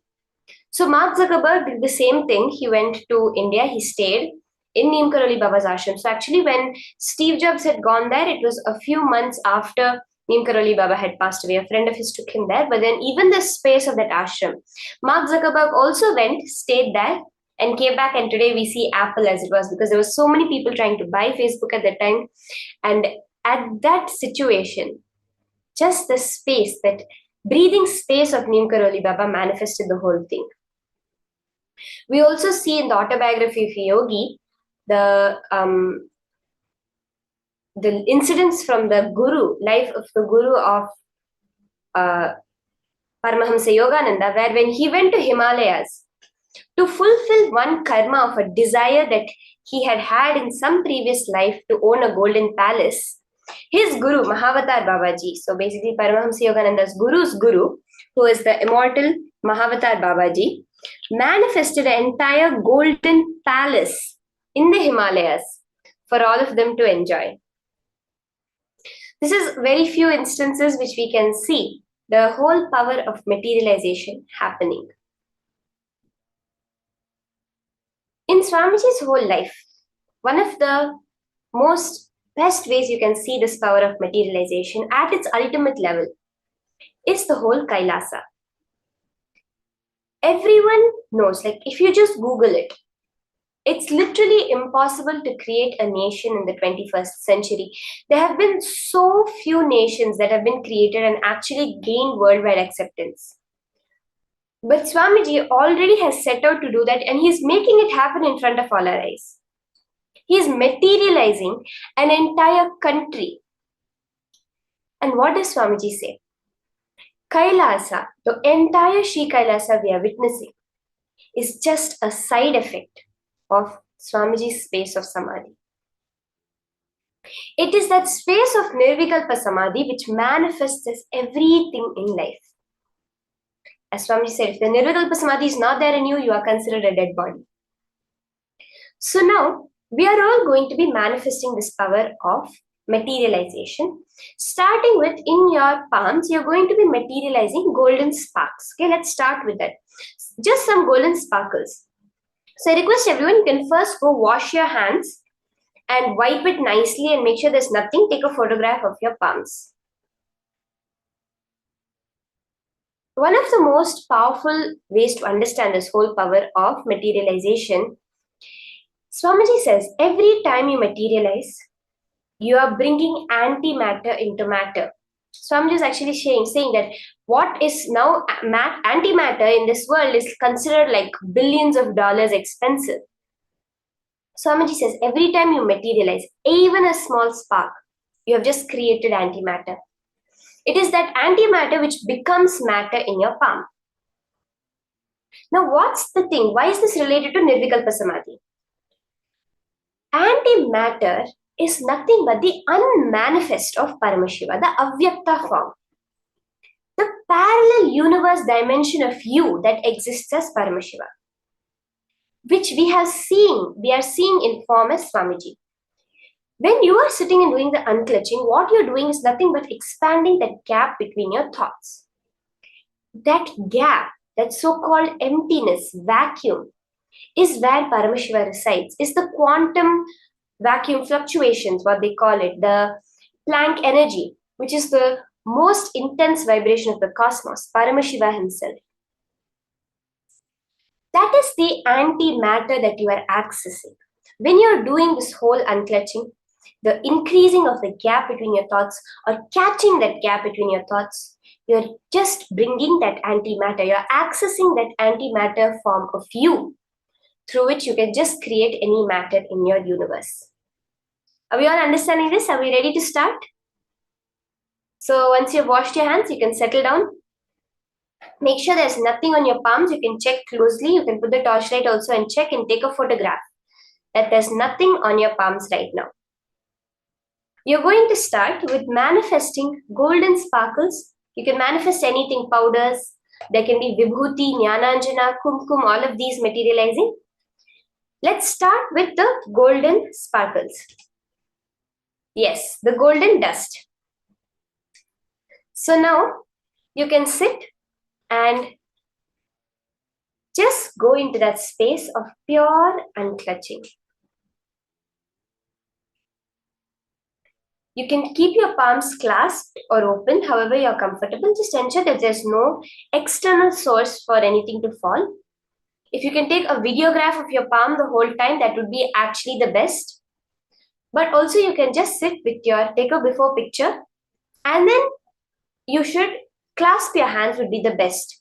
So that even by mistake, you don't touch anything around you, because this is going to be pure manifestation. You will feel an intense heat in your palm, intense vibration. If you have your laptop, you can dust your laptop, any deities you have, because many times we see the manifestation happen like this. On the laptop, on your clothes. So just dust the entire area And ensure you're not touching anything, your face or any items around you after you start the manifestation. So you can settle down comfortably, clasp your hands, sit straight. You can close your eyes.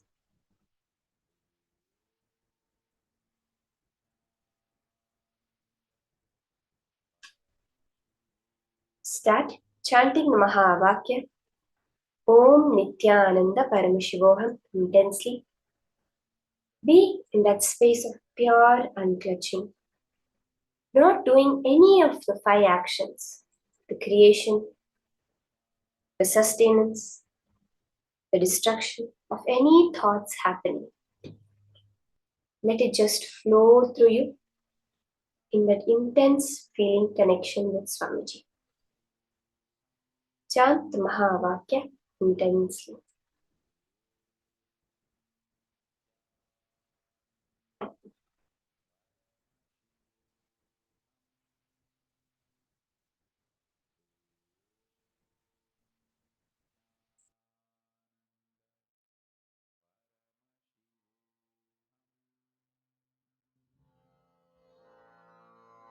Mahavagya, spiritual lullaby for Samadhi, and Suprabhatam, wake up call, wake up song for Paramashiva.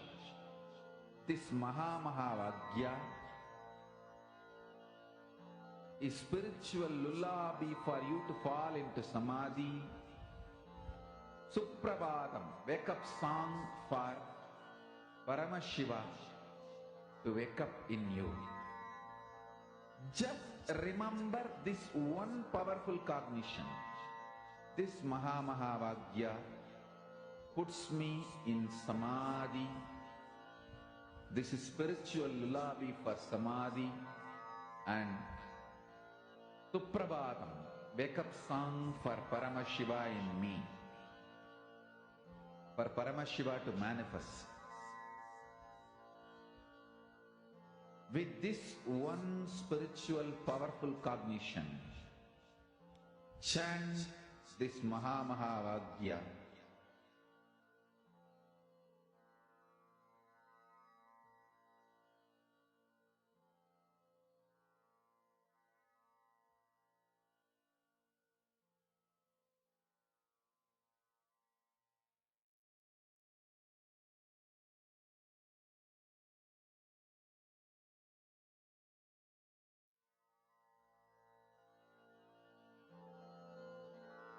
Mahavagya, spiritual lullaby for Samadhi, and Suprabhatam, wake up call, wake up song for Paramashiva. For Paramashiva to manifest. With this one spiritual powerful cognition, chant this Mahavagya. Om Nithyananda Paramashivoham. Om Nithyananda Paramashivoham.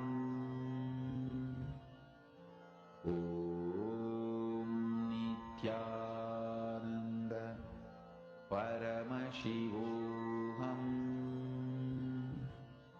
Om Nithyananda Paramashivoham. Om Nithyananda Paramashivoham. Om Nithyananda Paramashivoham. Om Nithyananda Paramashivoham. Om Nithyananda Paramashivoham. Om Nithyananda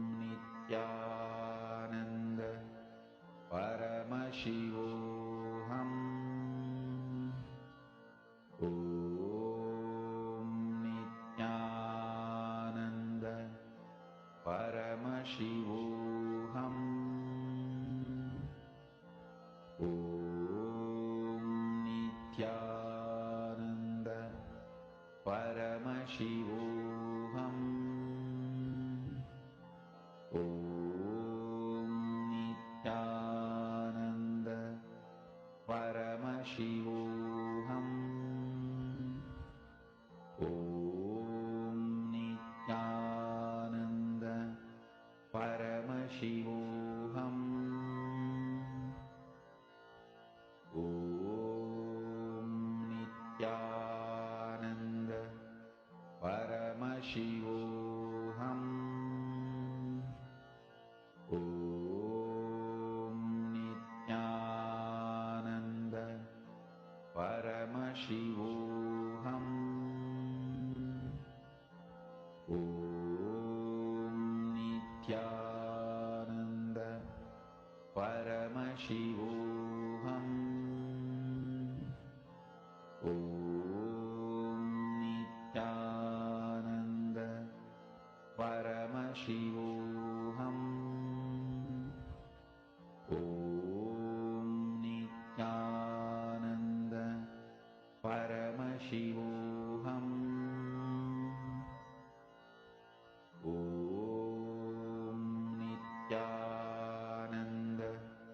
Om Nithyananda Paramashivoham.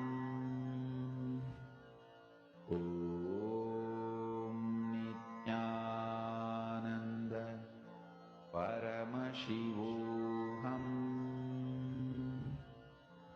Om Nithyananda Paramashivoham. Om Nithyananda Paramashivoham. Om Nithyananda Paramashivoham.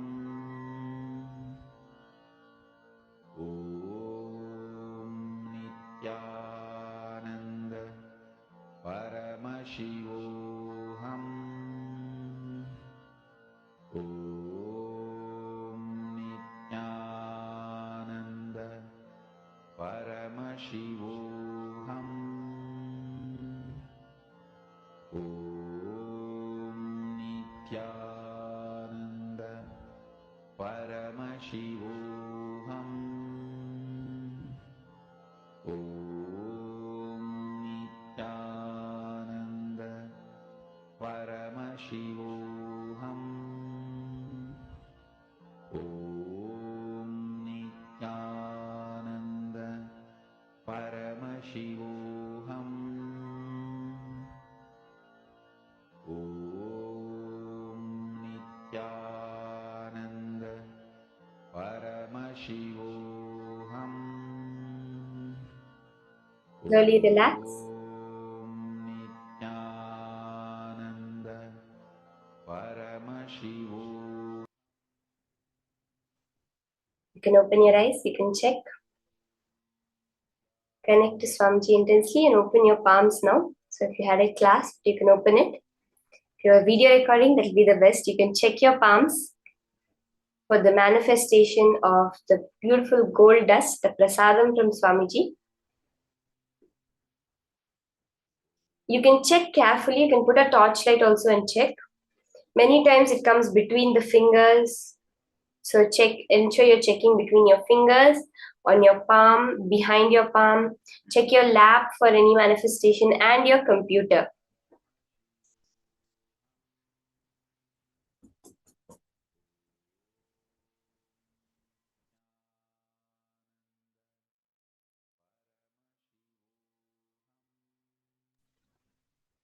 Verify it and post how Paramashiva has manifested.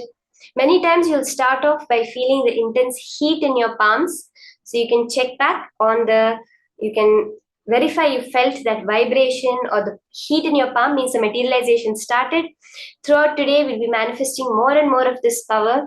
So get ready for more of it. And now in the next session, we are going to be really delving deep and understanding this whole science of unclutching, which is the source for everything that you want in your life to happen.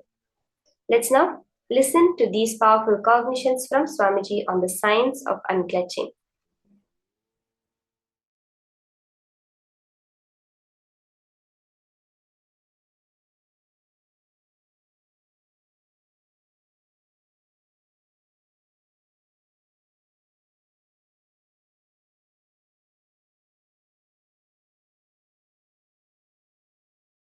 I tell you. Each of my gurus, they poured their life on me.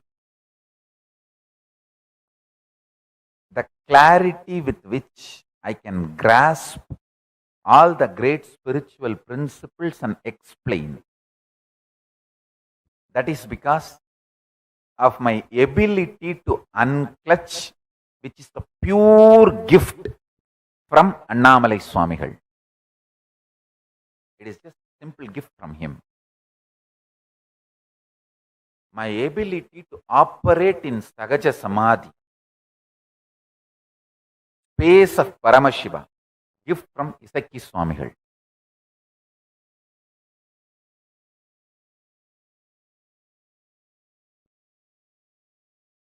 All my Guru's glory is only my life. My ability to be in Ajapa Japa state. I can actually keep the Japamala whole night. Even if you think I am sleeping, the mala will be rolling in my hand continuously. That is the gift given to me by Yogi Ram Surat Kumar. He is the Ajapa Japa Purusha. He is actually the embodiment of Ajapa Japa.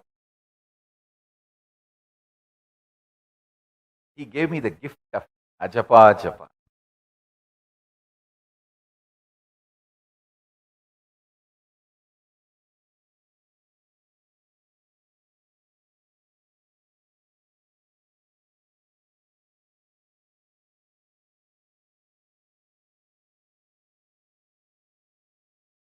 Peace alters the very DNA structure, genetic structure, the core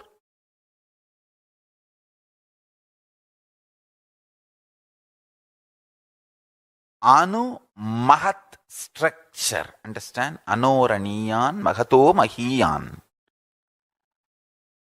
The consciousness in you is atom inside the atom, Mahat, more than Mahat.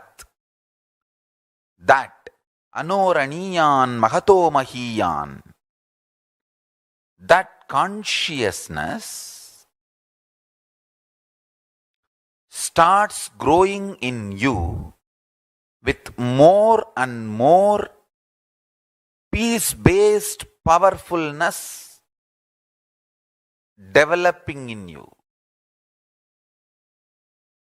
Nothing can be compared to unclutching. Spend more and more time, energy in unclutching. It will never be wasted.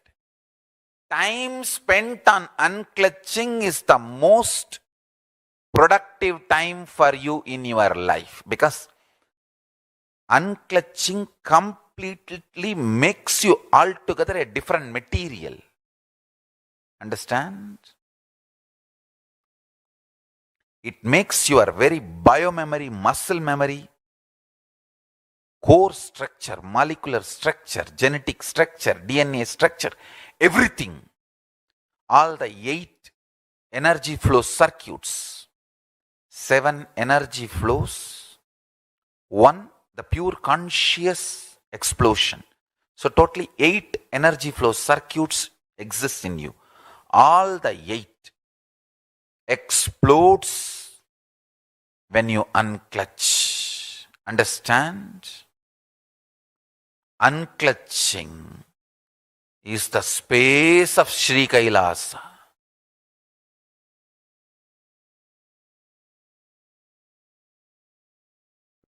Listen carefully. Categorization, generalization, judging. All this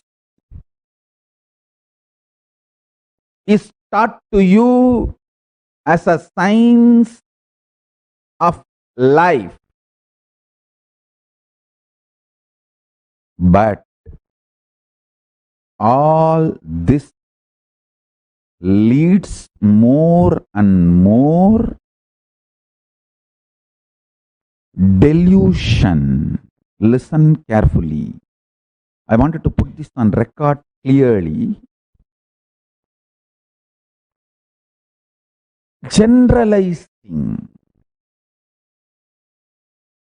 categorizing, classifying, passing judgments about people, about situation, about communities, about societies, about political parties, about the world happenings, all this is absolute delusion due to non-involvement.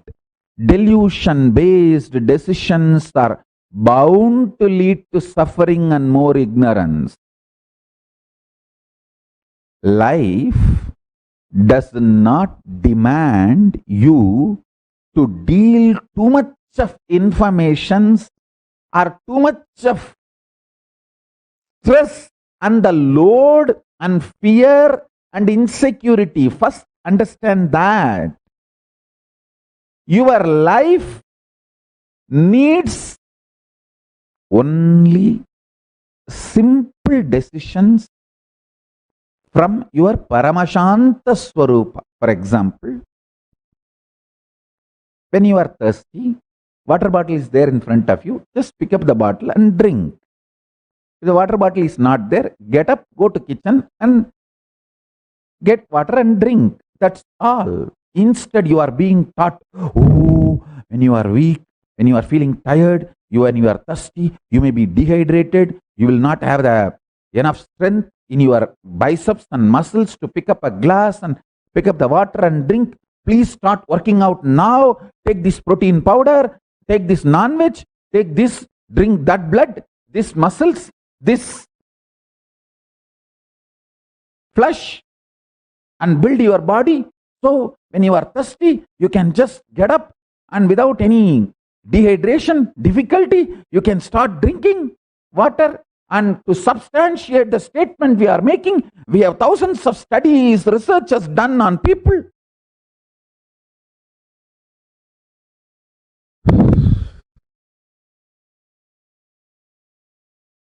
Listen. Practice this simple Paramashanta Swarupa for few days. Taste this ultimate silence for few days. Like these kids, when they are addicted to toffee, they will keep the toffee in the mouth all the time. When they need to go somewhere, they will take it and put the wrapper, keep it in the packet. They will go and do all their play and everything, and they will come back. When they are free again, they will take it and put it in the mouth and start tasting it. In Tamil villages, we used to say, kuchmitai. Just like how the kids enjoy the toffee whenever they are free, decide to enjoy the Paramashanta Swarupa, ultimate peace who is sitting inside you. Whenever you have time, just sit all that time happily in Paramashiva's face. Paramashanta. This whole cosmos is happening. Big bangs happening, black holes happening, universes manifesting, playing, merging, time zones happening, playing, merging. You are there in that Paramashanta Swarupa as Paramashiva, witnessing this whole drama.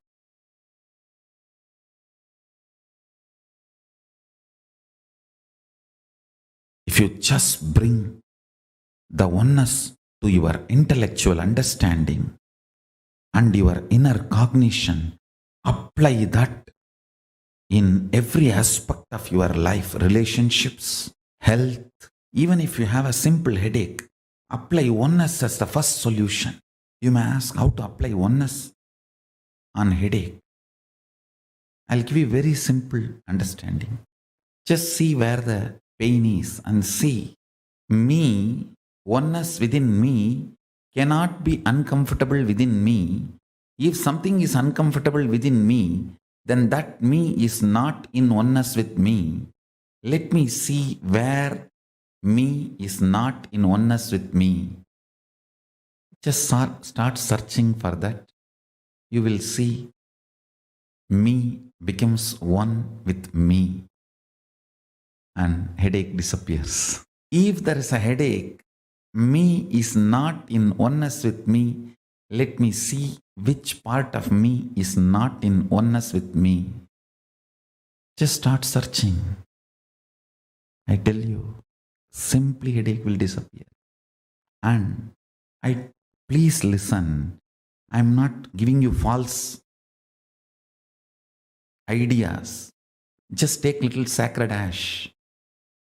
Tell Paramashiva, "Oh Mahadeva, Paramashiva, I know oneness is an energy which can be mixed with any object, and that object will manifest and radiate that electromagnetic energy of oneness.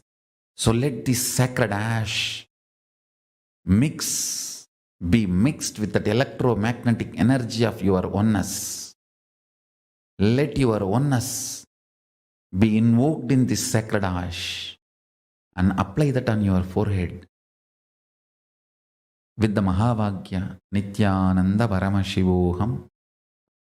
It is equivalent to applying oneness on your forehead, and you will see headache disappears. I am not giving you some method like a placebo, fluke, click. No. Understand? What I am talking is far beyond placebo. It is oneness effect, not placebo effect. The electromagnetic force, maybe I can use a new word, cosmomagnetic force of oneness can be infused into any object. You can infuse that within you and without you, both. Within you and without you, both. When I lived my Parivrajika life, means body was moving around without will, devoid of will, just with the flow of Paramashiva, Prakriti and Purusha, Paramashiva and Parashakti. The sacred ash is the only medicine. That is the mosquito repellent. That is the blanket. That is everything. Cold, apply sacred ash. Mosquitoes, apply sacred ash. Animals are in the forest and they may attack you, apply sacred ash. For anything, applying sacred ash was the solution. I'll take the sacred ash, invoke the powerful oneness cognition into it, the electromagnetic energy of oneness. Infuse that into that sacred ash and apply all over the body. That's it.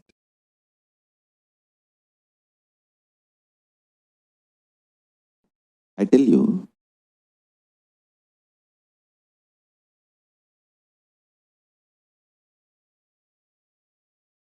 this is one of the powerful Mahavagya I received from Annamalai Swamigal. This is, I should say that from the Ramana Sampradaya, the tradition, ecosystem of Bhagavan Sri Ramana Maharshi. Very casually, he put this in me. Deham naham, koham soham. Like how in the schools you learn Baba, black sheep.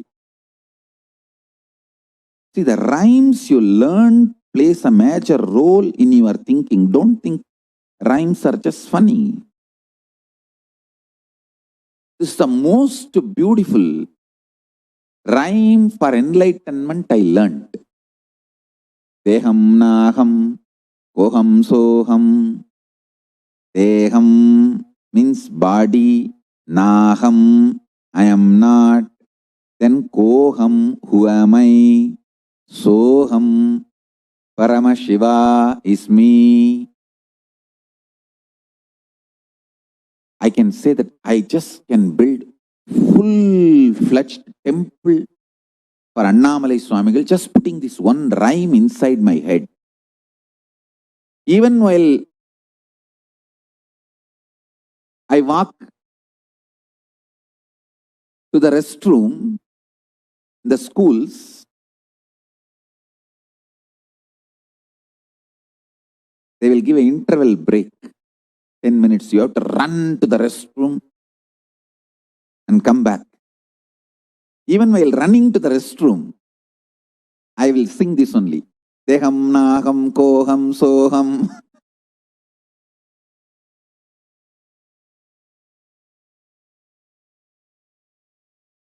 Ninikka ninikka ninjurudhi annamalayane. Un mannin mahimayo. Katrin kirubayo.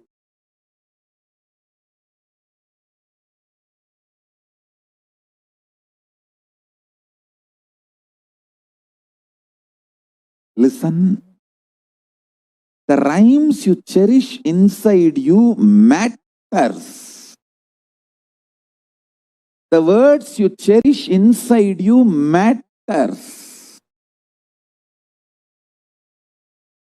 The words you cherish inside you for 6 months will become reality within a year. At least it will become like a echo chamber for you. ECHO. Echo chamber for you, around you.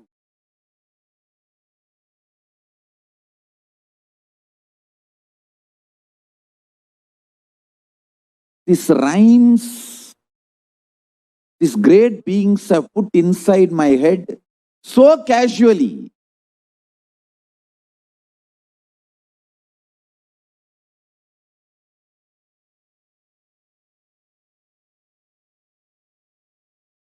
I started going to Annamalai Swamigal because he will give that candy and all that for the kids. Whoever brings to have his darshan, candy and other sweet, he will give it to all those kids.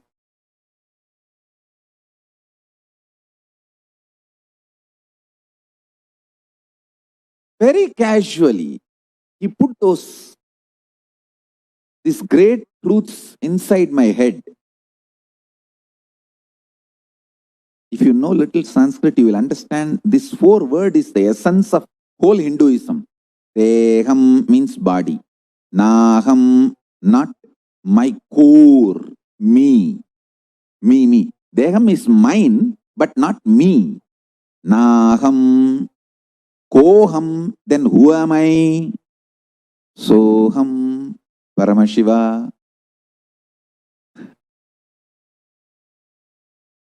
Even when I am running to the washroom, from the class to the washroom, I will try to run. Deham naham koham soham, deham naham koham soham, deham naham koham soham. And run. Finish. Run back. Deham naham koham soham, deham naham koham soham.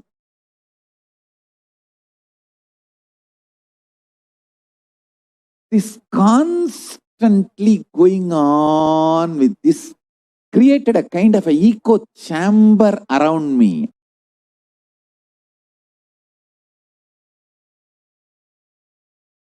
And if you remain hungry and put Mahavagya and powerful cognitions into your system, so much detoxification will happen. Literally 90% you will get established in oneness and enlightenment.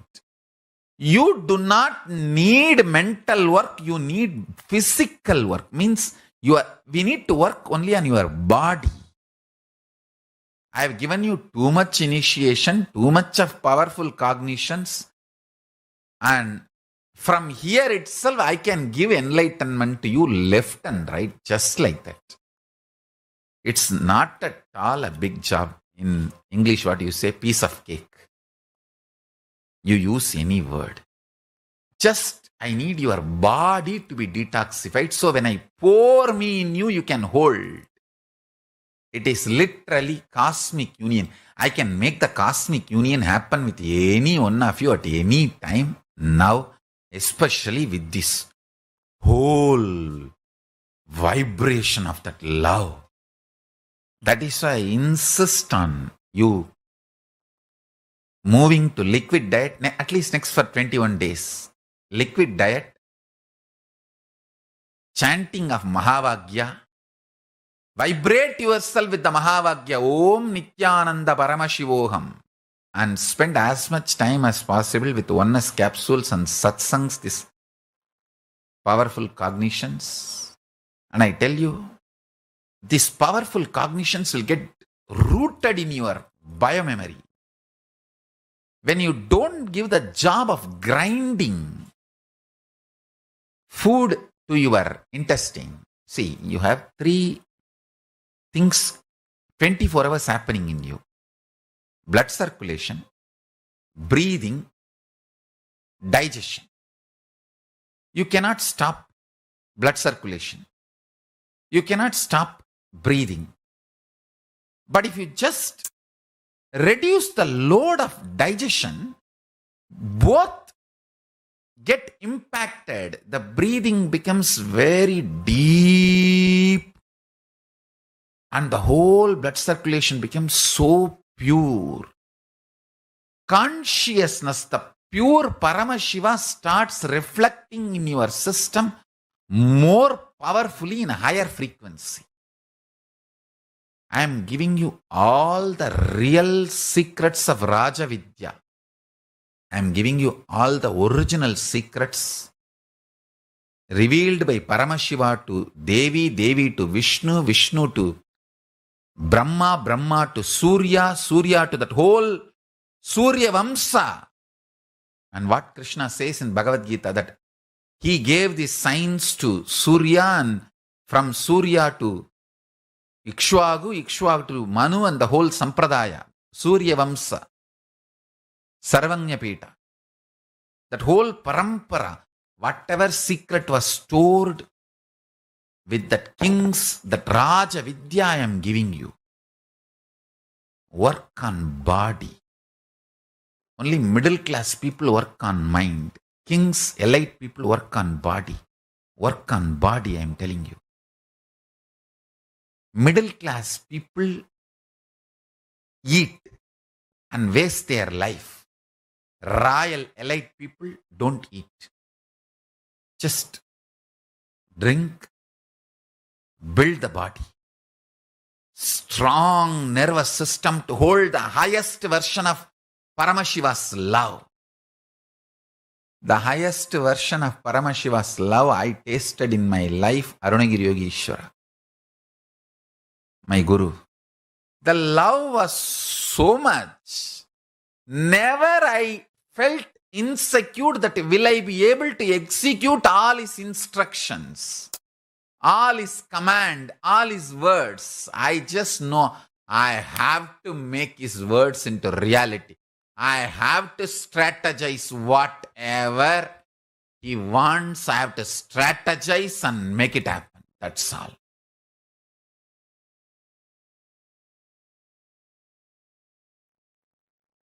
Absolute unclutching is the extremely enlightening fuel for your life. Understand? Fundamentally, your consciousness. What excites you, what triggers you into action, what makes you fully alive, awakened, that is your resource, your fuel. Listen. Your fuel.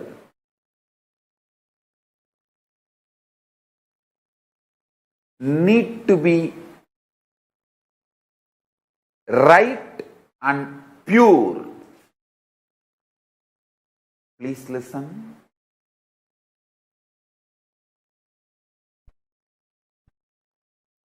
If you use the right fuel, right resource to excite you, inspire you, energize you, you will have respect for yourself. You will have respect for yourself.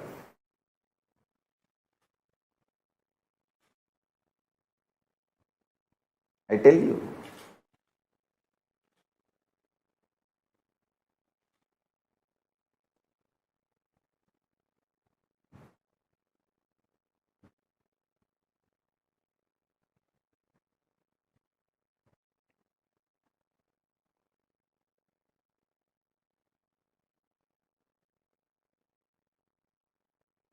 If you use meat as fuel for your body, slowly but very definitely, even you will lose respect for yourself.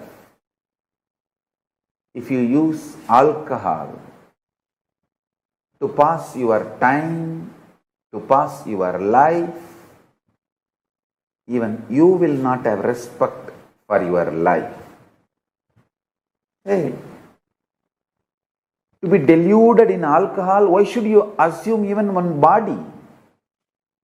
You asked Paramashiva and Paramashiva gave you this body. If you are deluding yourself in alcohol and keeping you dull, passing your life, it is absolute abusal of your body. And Paramashiva who gave you this body.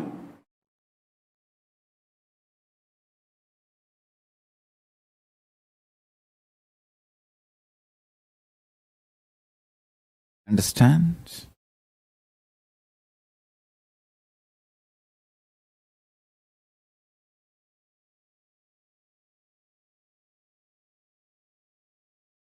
When you start talking intensely to Paramashiva, just this three, listen. Forget about everything else. Paramashiva is real. And you start talking to him. You can be complaining, you can be crying, you can be talking, you can be enjoying, you can say, thank you for what you have given me, or you can be angry, saying that what have you done to me? Why is Australia fire is not getting put off? Why the animals are dying in Australia? You can talk anything you want. He's as older than sun and fresher than your breath. He's new to you than your own breath. He's old to you than the sun. Older than the sun, newer than the fresh breath you are taking inside. So you can talk anything you want.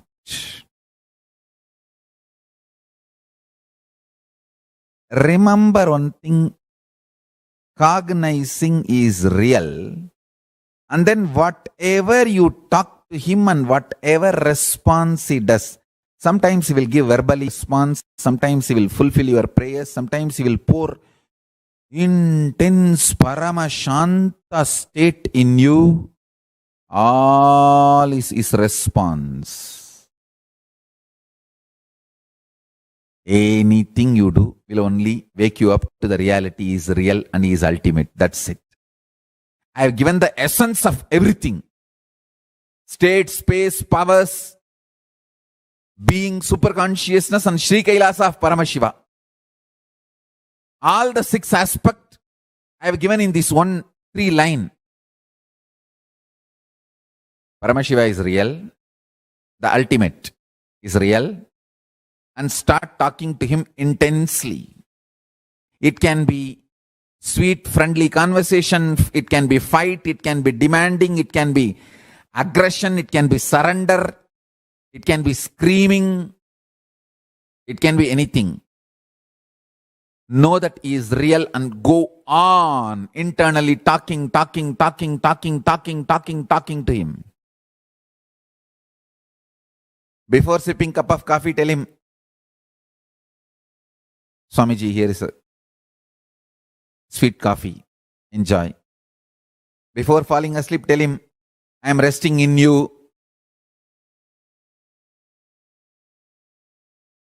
Make my brain fall in tune so I manifest you. Go on and on and on. I tell you. Listen to this. Once you feel you are dreaming, and after that, even if you slip into dreams, all those dreams only leads you to waking up state. Only once you remember, I think I am dreaming and it's not all real. Even if you don't wake up and fall, you slip into the dream again.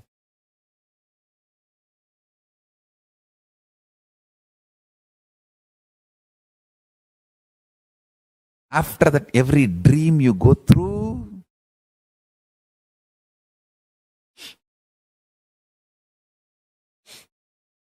will only lead you to wake up. You will only wake up.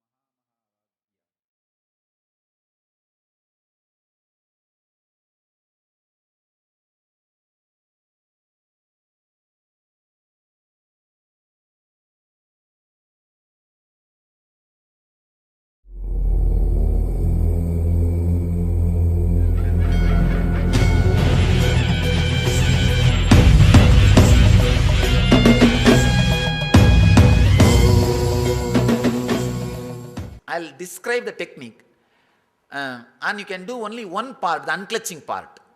See, the technique is 5 steps. The first step, it's like a preparing you. The 3 steps are just preparation. 4th step is the unclutching, the exact meditation. 5th step is more or less like a relaxing, settling with the regular life. First step is sitting in Vajrasana and chaotic breathing, the intense deep breathing. As deep as possible. Let me show.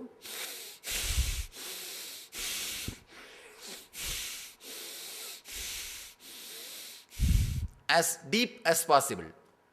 First 7 minutes. This, as fast as possible. The second step, it's one kind of a pranayama. Second step, intense humming. Let me show.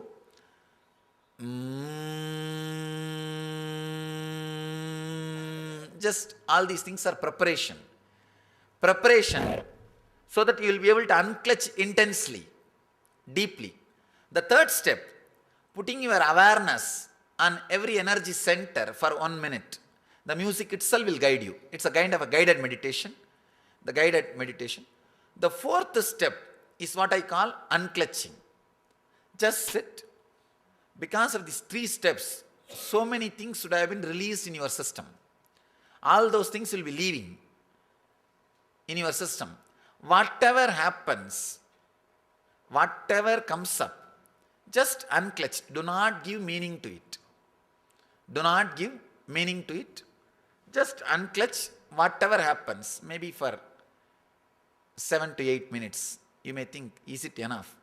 7 to 8 minutes, and intense unclutching is more than enough to keep that energy whole day. Just intensely unclutch, and whole day you will have that remembrance. Let me unclutch. Let me unclutch. That's all we need. That's all we need. The 4th step is unclutching. The 5th step, just sit. There will be a simple music.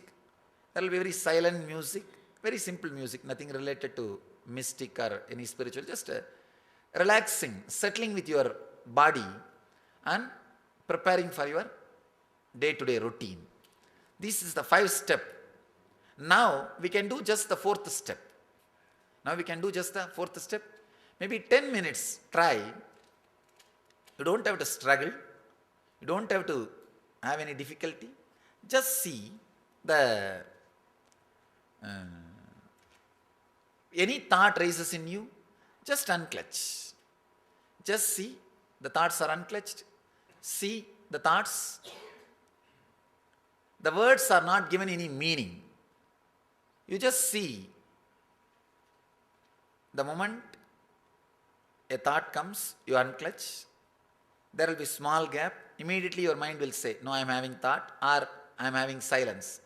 Unclutch from that thought to any thought comes up to your conscious radar. Anything comes up, immediately unclutch. For few seconds after unclutching, the moment you use the word idea unclutching, few seconds you may have the gap. Again something will raise. Then again use the word unclutching. In the initial level it will be like again and again you may have to repeat. But in few minutes it will settle down. The gap will become more. You may not need to repeat the word or idea unclutching again and again. You can try for next. Third step, putting your awareness on every energy center for 1 minute, the chakras. Now please close your eyes. We will practice only unclutching. Just close your eyes and relax.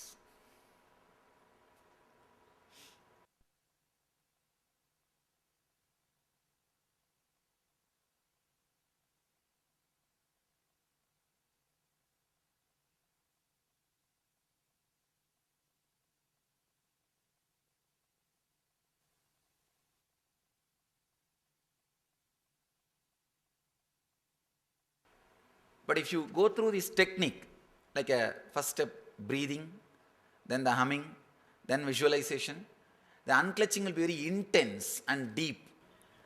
Thank you. Thank you.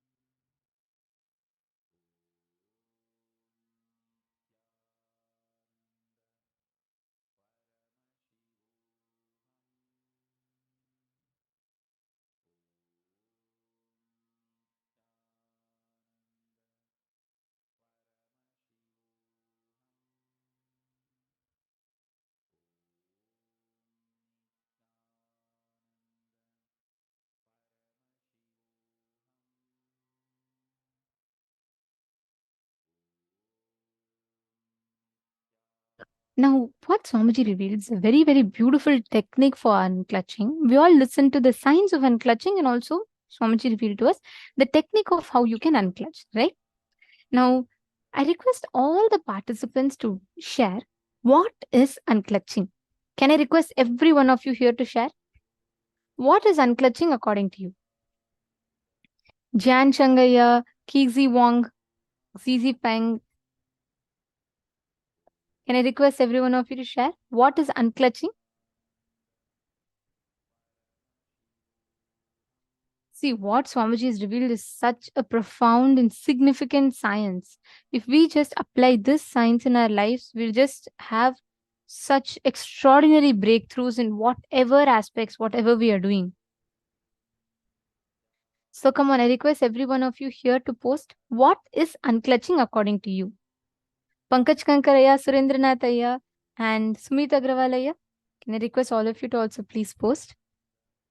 What is unclutching? See, because it's very important that we have the right understanding of unclutching. Only then you will know what to expect. Like, what is the experience you should have? Come on, every one of you. Madonna. Manjana Pradatta is saying, not grasping, not suppressing, just looking at the idea and letting it go is unclutching. Beautiful. Come on, all the others. Okay, Ma Xiang Mei is saying it's just to ignore. Okay, I'm just going to wait till everyone puts.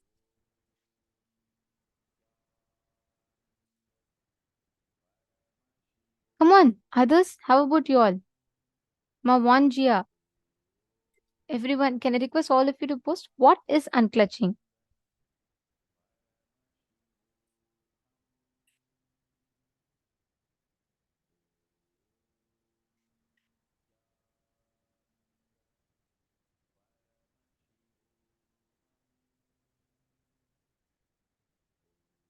Okay, I have a lot of answers from this room. Unclutching is increasing the gap between thoughts. Ma Jayanti has posted. Nice. Ma Parameshwari has posted. Observe thoughts are coming and letting it go. Silence is unclutching. Ma Ratna Prabha has posted. Diana Spilava has posted. Letting go of all thoughts. Okay. Giving up and claim silence within is unclutching. Ma Geetanjali Khanna has posted. Ma Sahana, D.H. Sahana has posted to see incident as a witness, not attaching any feeling or emotion. Very beautiful. And Ma Jennifer Poira, relax into our inner space and be observer of what happens. Unclutch the thought. Amsakalam has posted saying without thoughts. Ma Krista has posted saying unattached to all the thoughts, without any thoughts. Beautiful. Now I have a lot of you who have posted. And Ma Zeng, you had posted, right? You had posted unclutching, you understand as ignore, not doing anything and just ignore. Ma Manju has also posted. Now, many of you have posted the precise definition of what is unclutching, and that's right. And unclutching is you not having personal emotions or attachments to the thoughts.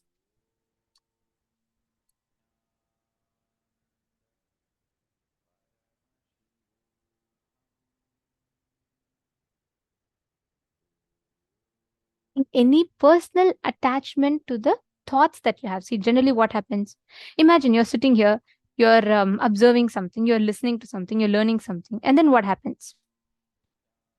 You start experiencing disturbance, interferences of your emotions.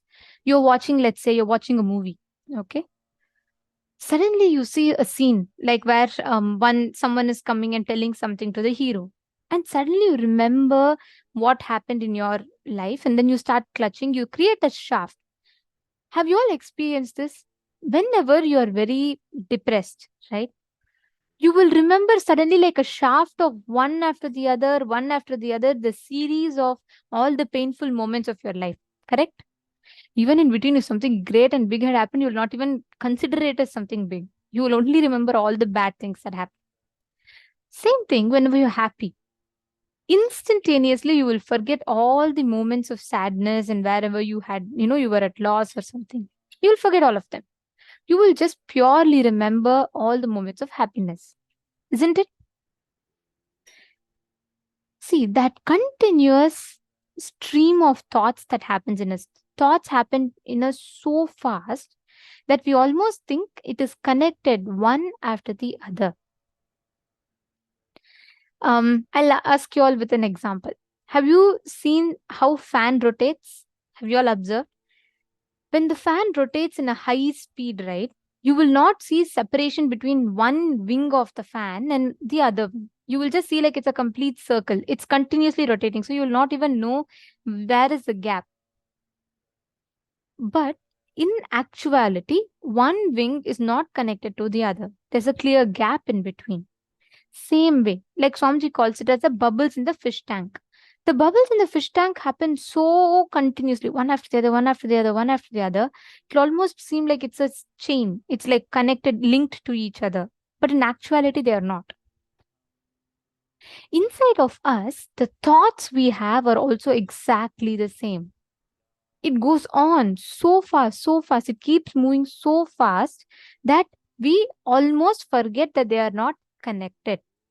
The back pain you had 10 years ago, the back pain you had 5 years ago, the back pain you had 5 days ago, the back pain you had 5 months ago, the back pain you had 5 minutes ago, and the back pain you had 5 seconds ago are not connected.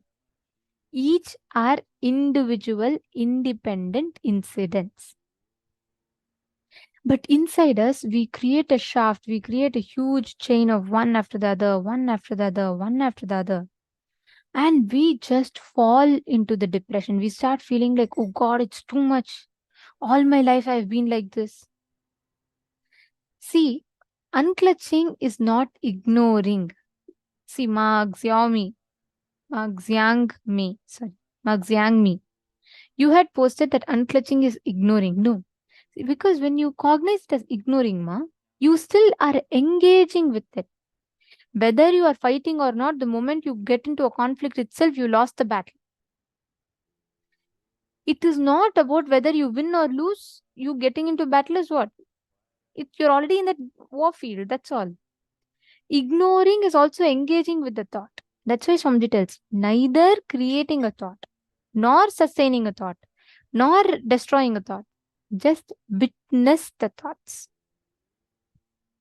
Slowly, you will see all the thoughts will settle inside. Are you understanding? Words are flowing, thoughts are flowing in our inner space, continuously creating a shaft. So there's like suddenly joy shaft, there's suddenly a pain shaft. You all can see here actually. See this slide here. You will understand. When you are sad, you pick up all the moments of pain. And what do? You create a shaft for yourself. You all seen this picture? You create a pain shaft, the black ones. So you forget all the joy shafts and you create a shaft with just the pain shaft. Now, when you're happy, you only pick the joyful moments and you create a joy shaft. Now, the problem is our whole life goes just juggling between joy, pain, joy, pain, joy, pain. We create independent tracks and we get stuck to it. Unclutching is neither creating joy shaft nor creating pain shaft. It is just sitting, experiencing and raising yourself to the highest frequency. Any thought comes, do not clutch. Do not clutch it with your past experience. Do not clutch it with your past suffering or joy. When words come out of your being, instead of giving meaning to it, just see the source of the sound. See where it is coming. Start observing the base, the source thought currents of it. Understanding?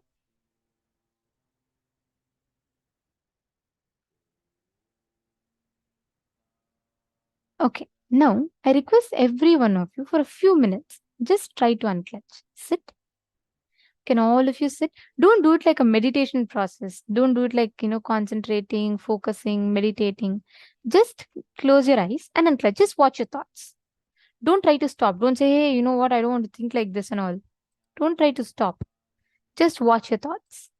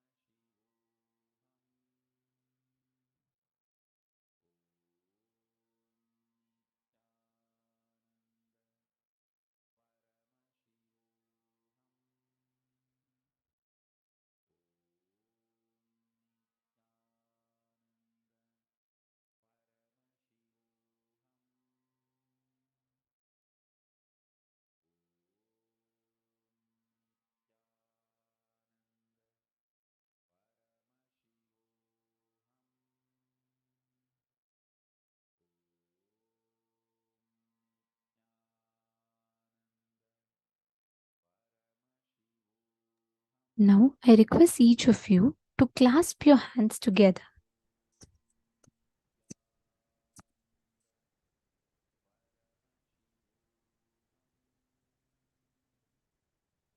Please clasp your palms together. And in this unclutching itself, you can manifest the power.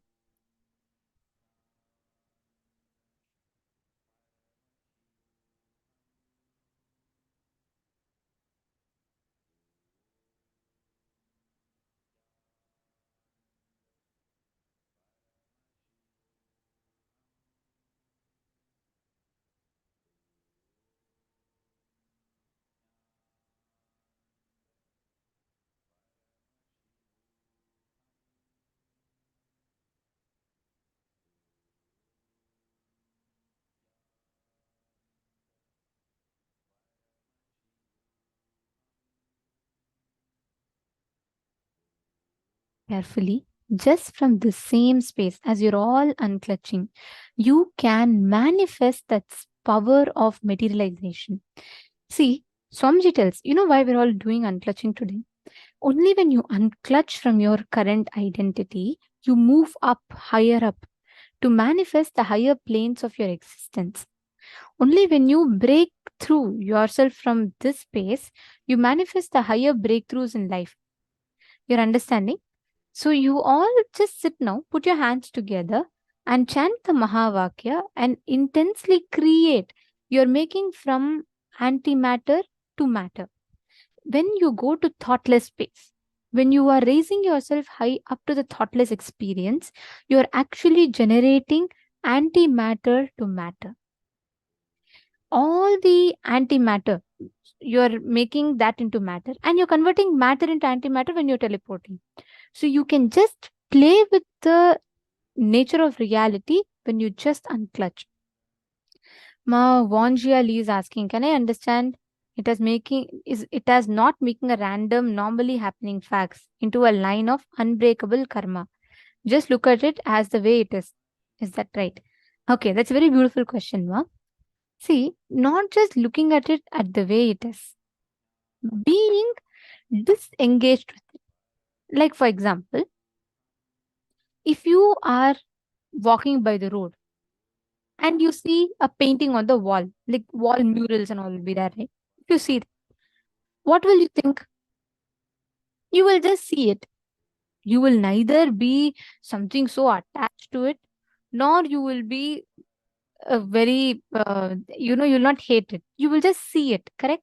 When you're passing by, when you watch all the trees in the road, do you have any engagement to it? No. You just witness, correct?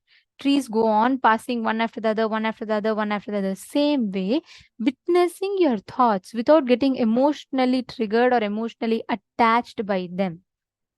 That is the space of unclutching. Are you understanding, Ma?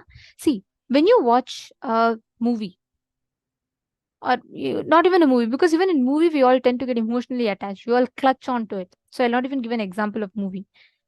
When you're watching something, when you are seeing, you're going on the road, you're seeing the trees, you're seeing the side of the road, you're not going to get attached to it. You're not going to get emotionally clutched to it. And at the same time, you're not going to hate it. You're just going to see it. You'll see, you'll just watch, observe.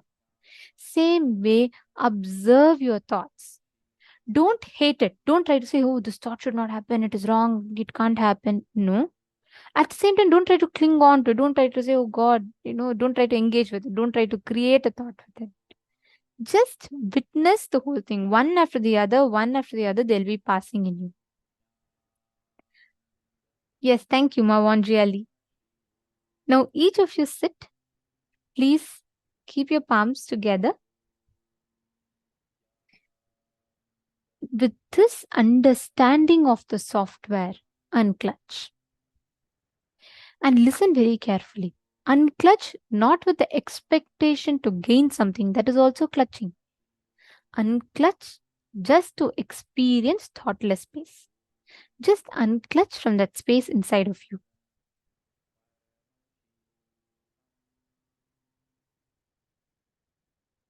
Chant the Mahavakya.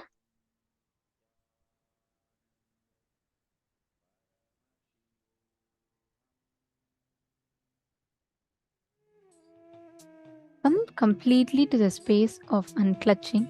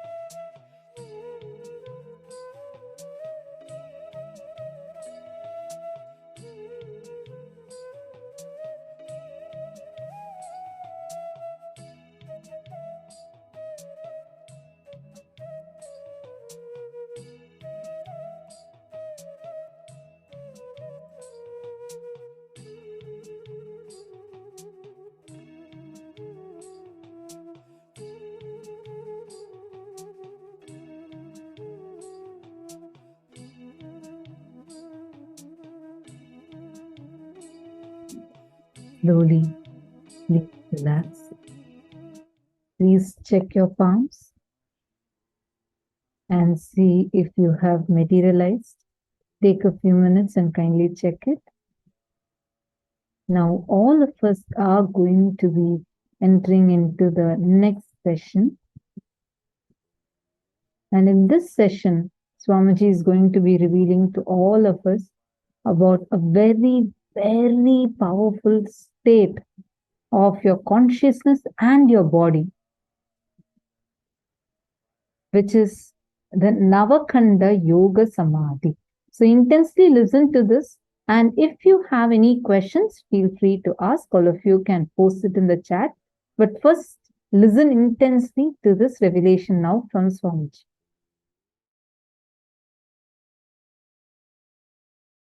Today I will explain something very important. Navakanda Yoga Samādhi. Listen.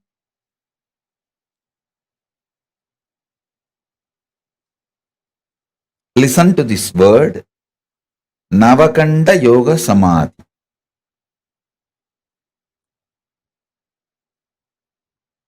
If you are familiar with Hinduism, especially the great enlightened masters, Siddhas, you would have heard this word Navakanda Yoga Samādhi. It means, see, there is a Siddha tradition in India from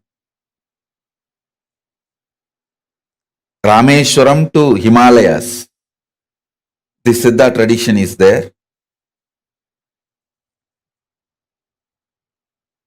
If you read these stories, life story of these Siddhas, one thing you will find commonly in all their lives, people saw their body parts lying separated, like a hand separate, legs separate, head separate,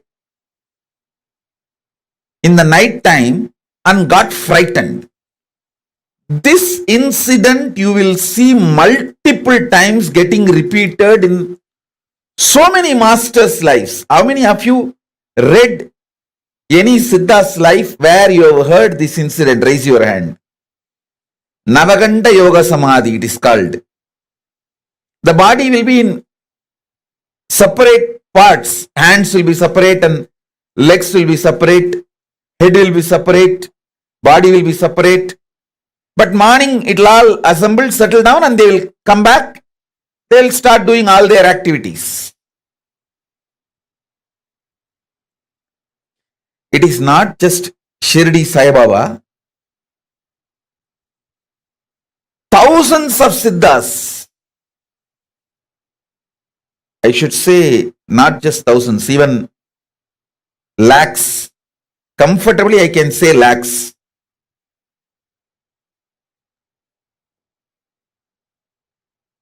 I'll tell you the important secret of this Navakanda Yogam. See, Navakanda Yoga does not mean they cut their bodies. Listen carefully. Kanda means cut. Akanda means uncut. Navakanda means 9 cut. Nava means 9. Kanda means pieces, cut. If you actually make a 9 cut on the body, it will be 10 pieces.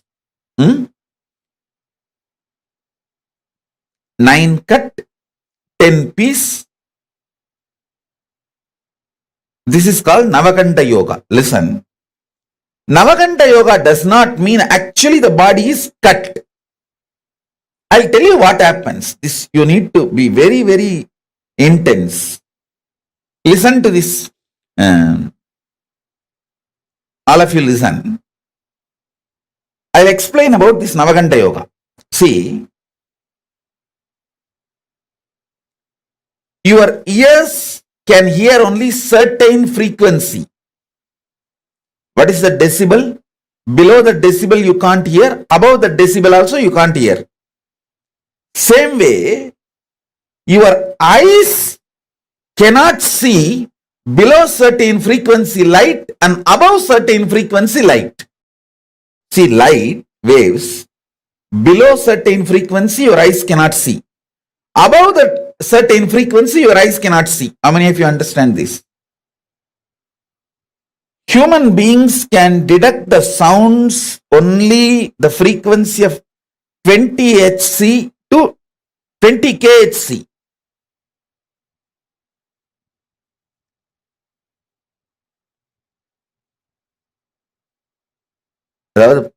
Only 20 kilohertz. 2 hertz to 20 kilohertz only human beings can see. Not more than that. If it is below 20 hertz, you can't see. If it is above 20 kilohertz, you can't see.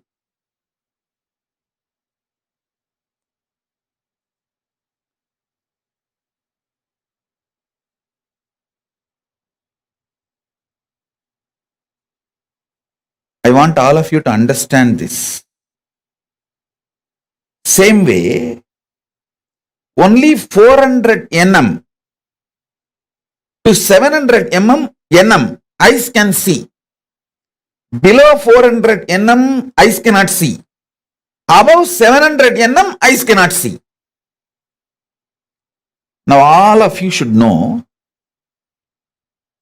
when you intensely unclutch, first thing will happen, your body will get detoxed.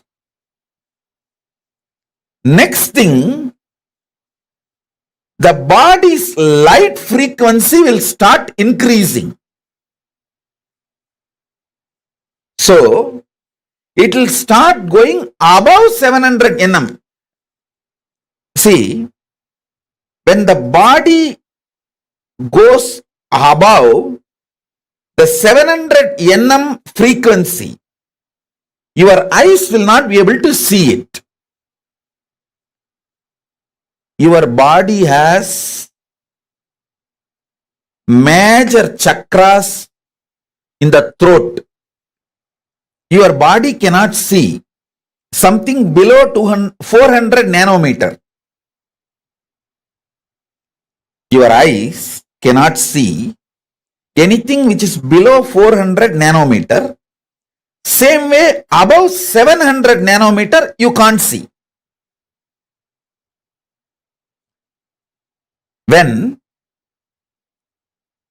you go into the deep unclutching, your body goes above the 700 nanometer light frequency.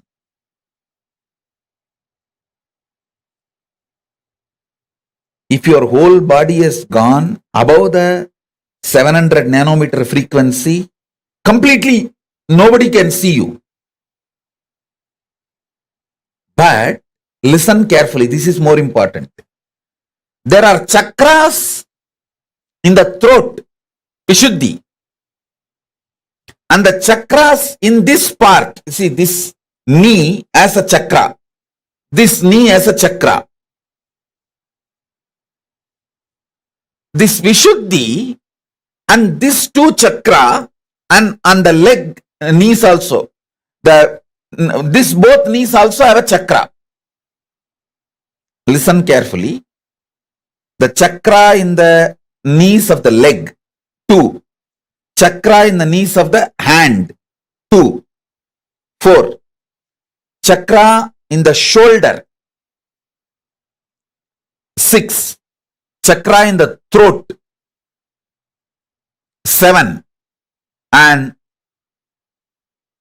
in this 7 chakra, listen carefully. I am not talking about the Muladhara, Swadhisthana, Anahata, Vishuddhyanya. No. I am not talking those chakras. I am talking about the these are all actually minor chakras. There are 7 major chakra in your body and 14 minor chakras. These are like a chakras in the shoulder, elbow, both the knees. These are called minor chakras. These chakras will jump beyond the 700 nanometer quickly. But the remaining part of the body will take 3-4 hours to cross the 700 nanometer. Understand very carefully. These chakras, they will cross the 700 nanometer within, I am giving you example, 1 hour of falling into Nirvikalpa Samadhi.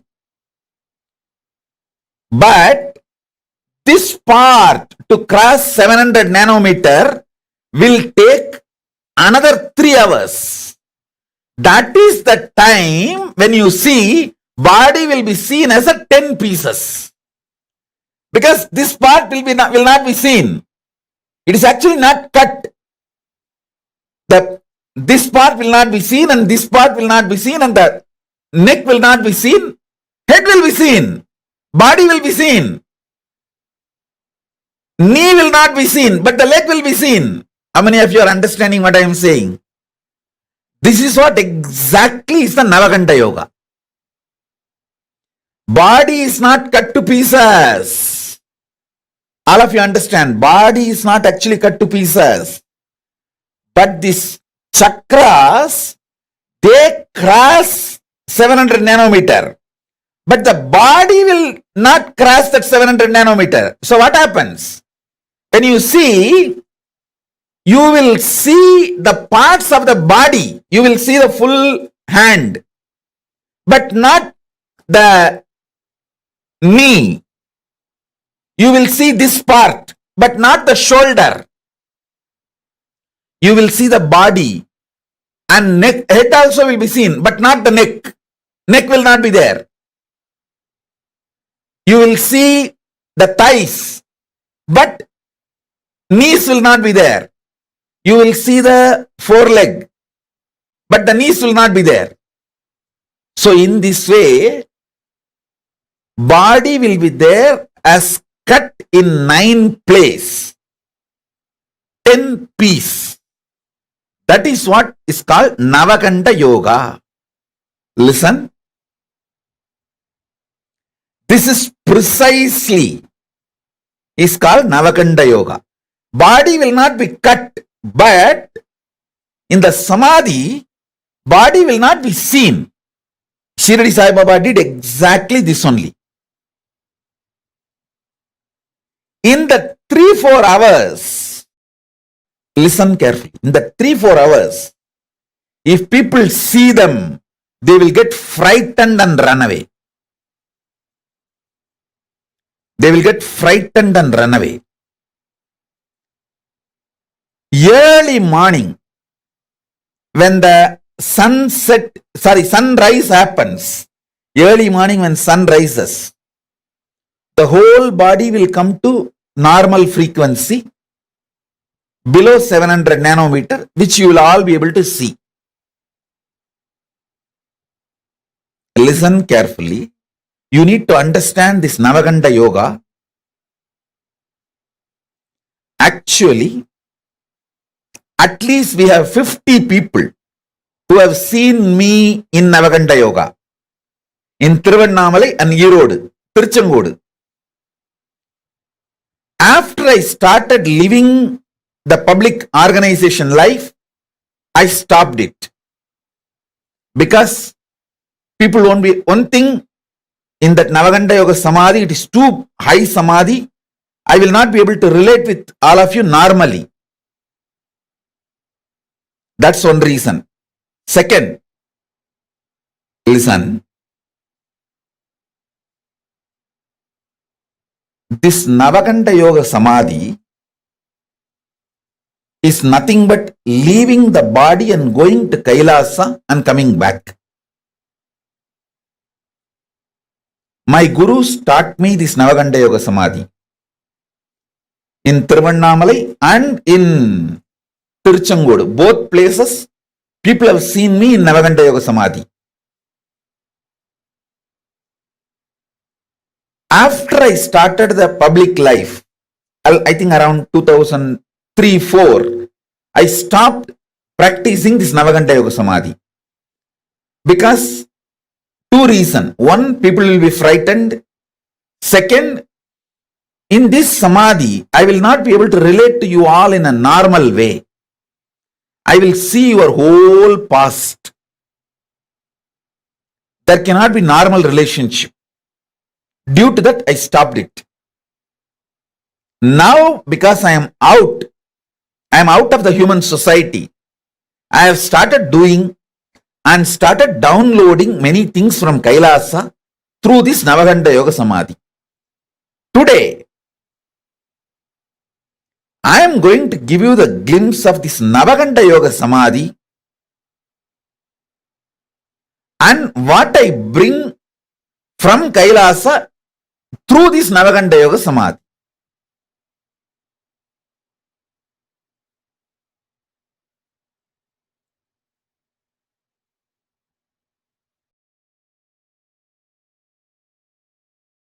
Listen. See, this part, this chakra will not be seen. So this will be one part. This chakra will not be seen. So this will be one part. 1, 2. Then neck will not be seen. So head will be one part. 3. Then 4, 5. Below the knee. 6, 7. And this thigh. This will not be seen, but the thighs will be seen. 8, 9. And this body part, because it is disconnected from the neck, 10.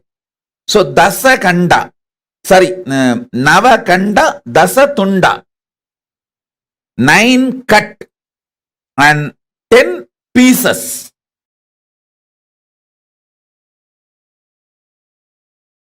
What is being played here is not music, it's a mantra.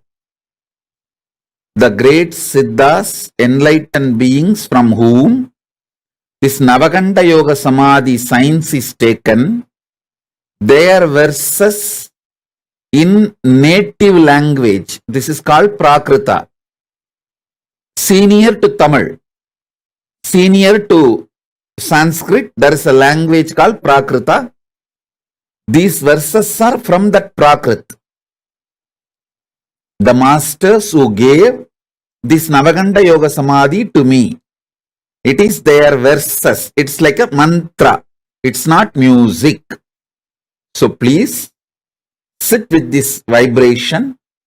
This mantras will infuse unclutching into you and take you to the higher level.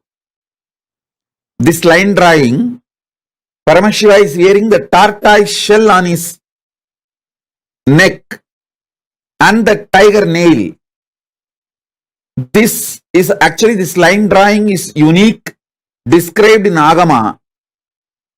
Especially the form of Paramashiva, you need to meditate on this form of Paramashiva to clear up all poisons and to learn the mantra to remove poisons.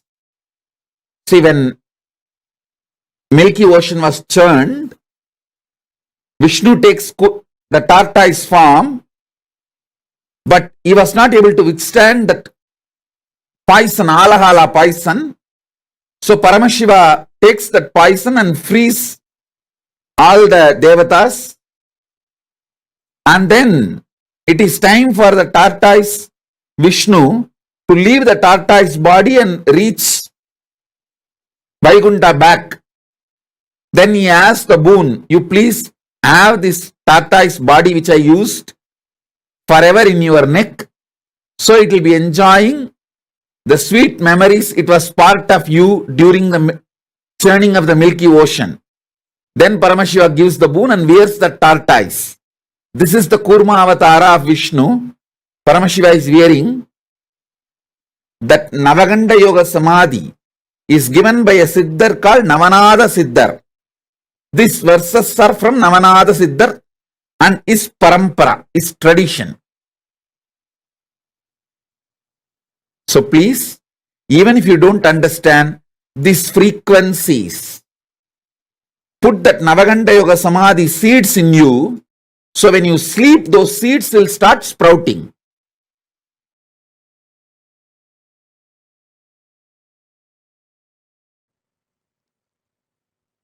Will persistence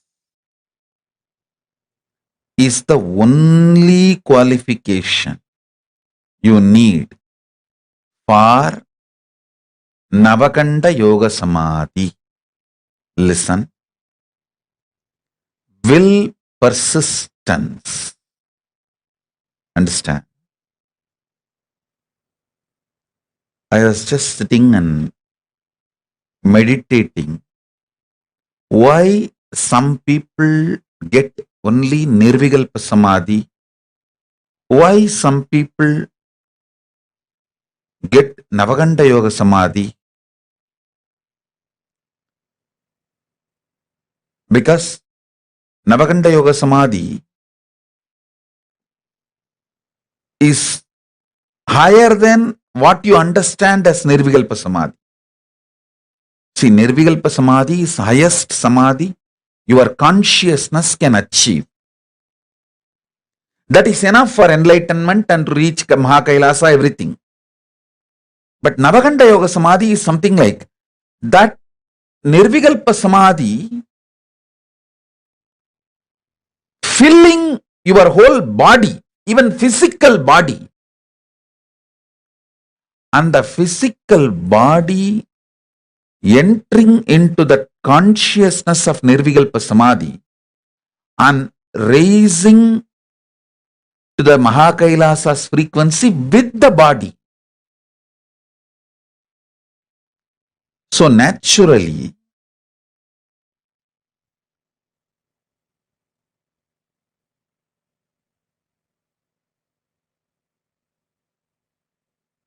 I should say that Navakanda Yoga Samadhi is like a going more than Nirvikalpa Samadhi. Listen. Many people achieve Nirvikalpa Samadhi and be satisfied with it. That is like tamarind fruit. The inside that fruit is ripe and it naturally gets detached from the shell. So after that, what happens to shell does not touch you. What happens to the shell does not touch the fruit. Same way, once your consciousness is ripe, what happens to the body does not touch you.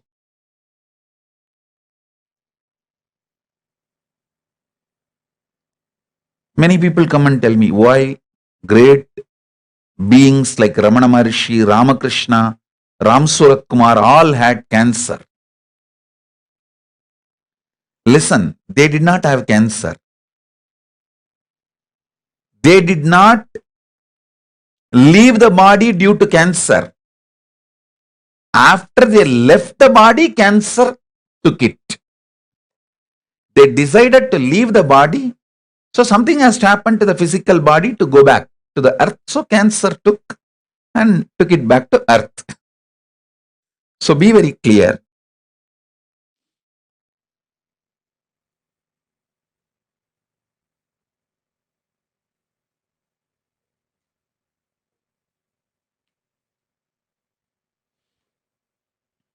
Listen.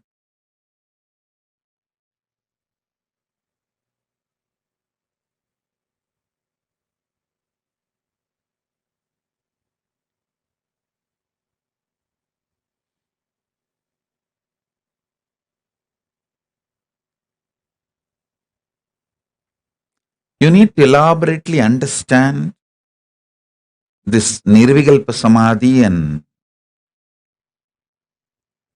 Navakanda Samadhi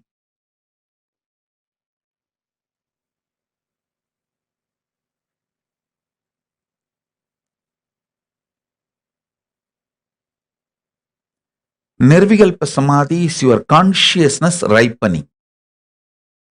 Navakanda Samadhi is even your body.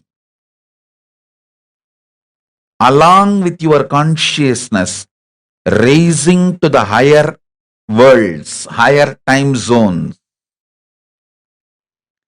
higher energy fields.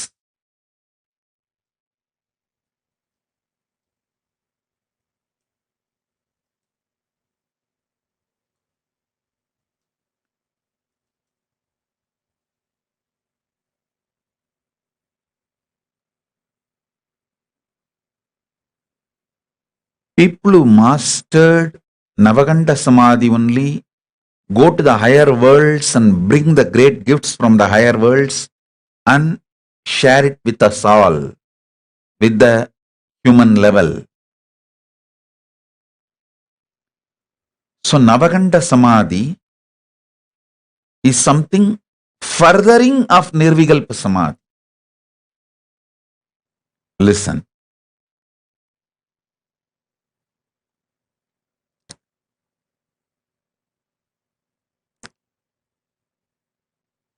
See, yesterday I was sitting in Samadhi, wanted answer for this question. To share with you all why some people achieve only Nirvikalpa Samadhi, why some go up to Navakanda Yoga Samadhi.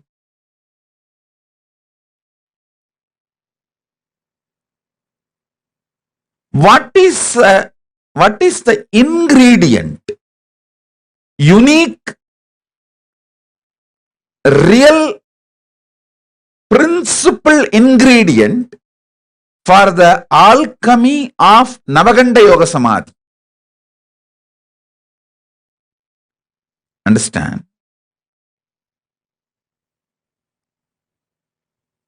Unique, principal, primordial, or I should say that true, right, source reason for someone to travel to Navakanda Samadhi. How Paramashiva decides to give Navakanda Samadhi to some people? Why he gives Navakanda Samadhi to some people? I saw clearly, the Paramashiva revealed the reason clearly. It is sheer will persistence.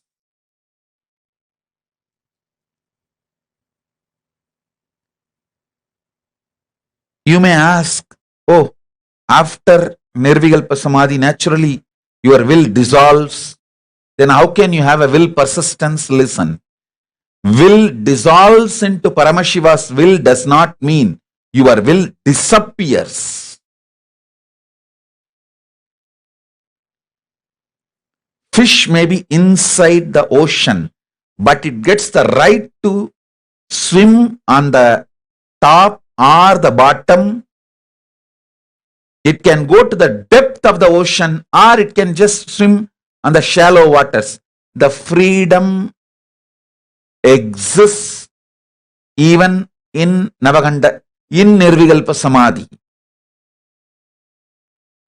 This may be new information for you, but that's the truth.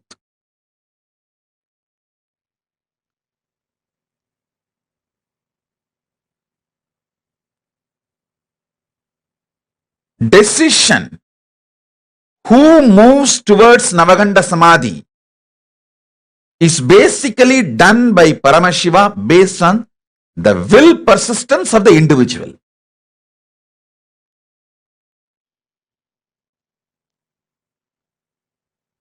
Listen carefully.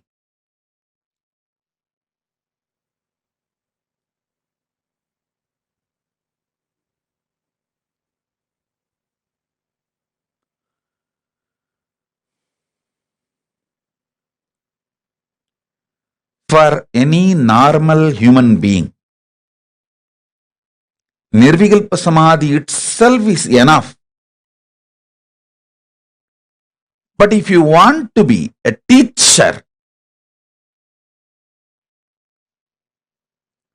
guru, an incarnation, to bring great things from vertical time zone, higher worlds, and share it with the world, then you need Navakanda Samadhi.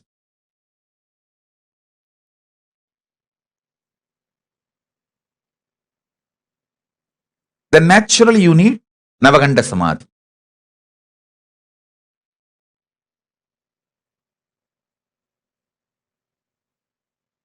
So understand,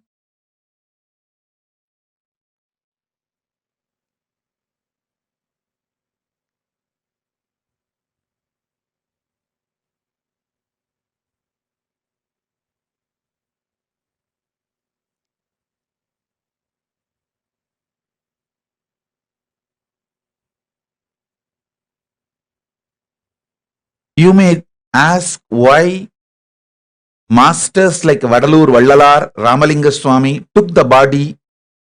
He just used the Navakanda Samadhi and made the Divya Sarira and left. He just took the body and left to the higher worlds, Kailasa. But masters like Ramana Maharshi, Ramakrishna left the body here and went. Please be very clear. Never ever compare these great beings with your pea brain or rat brain, peanut sized brain. No, don't do that mess. Maybe Ramana Maharshi thought leaving his body here in the planet Earth will continue to help millions of seekers. I tell you, just Ramana Maharshi's body alone is such a powerful Jnanagarbha. Such powerful Jnanagarbha. Unimaginable Jnanagarbha.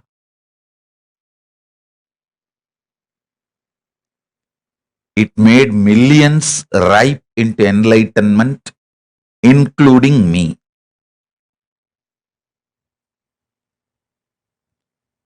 If Ramana Maharshi has taken his body, like Vadalur Ramalinga Swami, surely it would have been a great loss.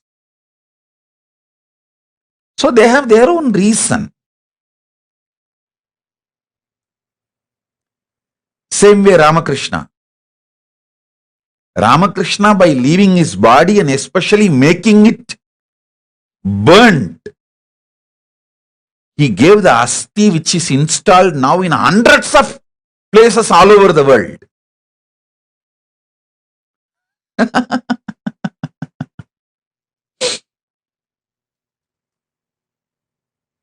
So each one of them have their own reason.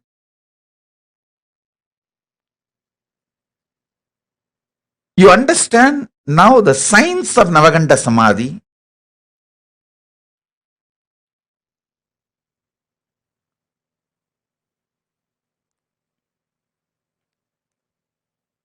Fundamental qualification is will persistence. Listen.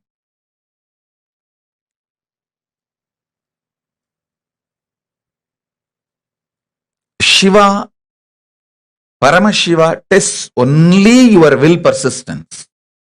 He doesn't see any other qualification. You can't earn these great samadhis by your own qualification.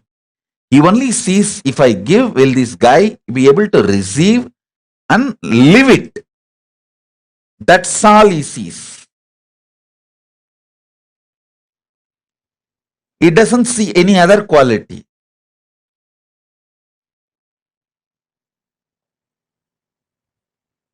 He tests your devotion. That's all, nothing else. Devotion means will persistence. That's all, nothing else. Navakanda Yoga Samadhi can happen in you just by breathing along with me in same rhythm, same tune. Nothing more is needed. Sit with me, breathe in the same rhythm, same tune, same mode. The vibrations I am creating while I am inhaling and exhaling, it can just penetrate your inhaling and exhaling. Go and sit inside your consciousness and manifest as Navakanda Yoga Samādhi. That's it. Nothing else is needed. You don't need any other qualification other than your will persistence. That is why your will persistence is thoroughly tested. By your own effort, you can't get it. It has to be only given from guru to disciple, because I myself got it from my gurus. I did not make it on my own. Human beings can't make it on their own. It is that kind of a highest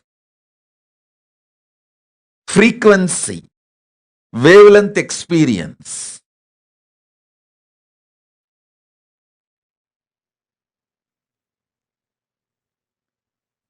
It can only be given from the higher dimensions. Means from guru to disciple, you can never make it on your own.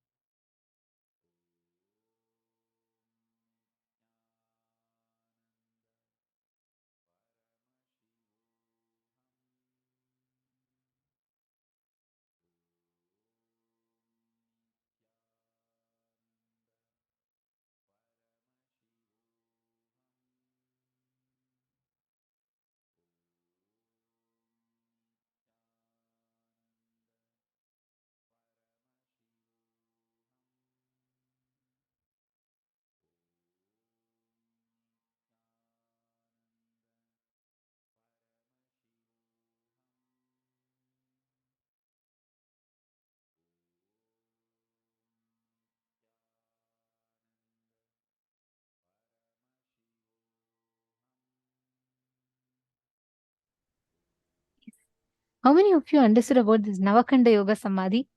What did you all understand? Can I request each of you to share? This was just like mind blowing, right? It was just phenomenal.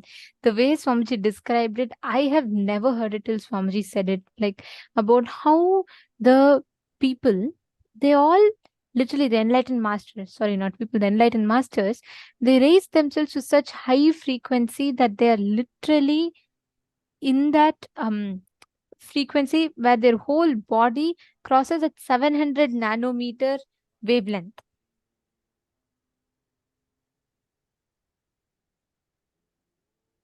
Come on, can I request each of you to post what you understood about Navakanda Yoga Samadhi, the science behind Navakanda Yoga Samadhi?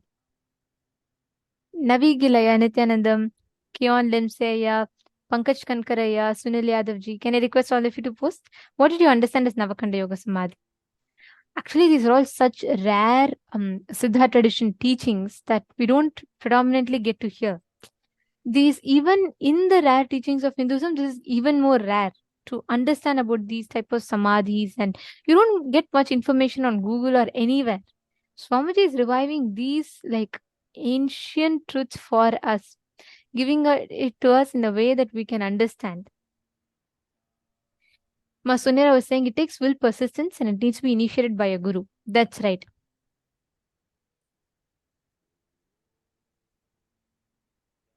Correct. And also, Ma, see, when you see incarnations, there has been only 2 people on this entire planet who have had the darshan of Swamiji Navakanda Yoga Samadhi. So the whole Navakanda Yoga Samadhi is very, very rare. There's only been like 2 people on this whole planet Earth. And you can't handle it. Like Swamiji says, you can't handle when you see enlightened masters in that, because imagine you see a person with head, body, but no neck. You see them, their hands in pieces. It's just that the parts in between disappears, the science that Swamiji explained, but it is beyond the understanding for human brain. So people can't really know, or people can't really understand what it is. So it's not easy for people to handle it, seeing that. Mavanjali is put persistence and determination, so easy and so hard. No bar of entry, high bar of mindset. Very nice. Maria Kalinina has posted, the body travels to Kailasa, not only the consciousness. Absolutely right. Along with the body, when you raise yourself to the frequency, you manifest the space of Navakanda Yoga Samadhi. There are 14 minor chakras, 7 major chakras. So these minor chakras very easily tend to raise up in that frequency beyond the 700 nanometers, and that is what we all see as an experience. See, it is a very clear science, extremely advanced science, something that we all don't get to hear ever, right? Normally itself, according to science, like there are certain frequencies that you can actually see where that's the only visible range of light. Definitely we all would have come across this in the science, where we are learning about the visible range, visible frequency of light, how why the infrared rays or the ultraviolet rays are not really visible to us, because they are beyond the human's visible frequency. That's a visible spectrum. You call it as a visible spectrum of light. This visible, same way you have certain clear audible spectrum, like there are only certain sounds, only to certain decibels you can hear the sounds. Nothing beyond that decibels, nothing that is higher than that, meaning ultrasonic or infrasonic. The frequency or the decibels, when the decibels go below a certain frequency of sound, you don't hear it anymore. So this calculation, like this visible spectrum, you find it in science, right? We use it to identify, like we learn about our neighboring planets. We learn about, like right now, there's a big study that is getting conducted about the sun and what is happening around the sun. And just by studying these waves that are not actually visible to our eyes. So there is a lot of studies that are being conducted of what range or frequencies of waves exist beyond just the visible range. That's one. There's one more. Our body itself can raise to those higher frequencies. That science is what Swamiji is teaching to us as Navakanda Yoga Samādhi, where certain minor chakras in our body, and we have 7 major chakras and 7 minor chakras. These 7 minor chakras, which are located in our body, the moment the body starts going into Samadhi higher and higher, the minor chakras that are located in 9 areas, 9 regions of our body, raise to such high frequency where it just becomes invisible. I still remember one of the Adinavasis, she had shared a very powerful experience.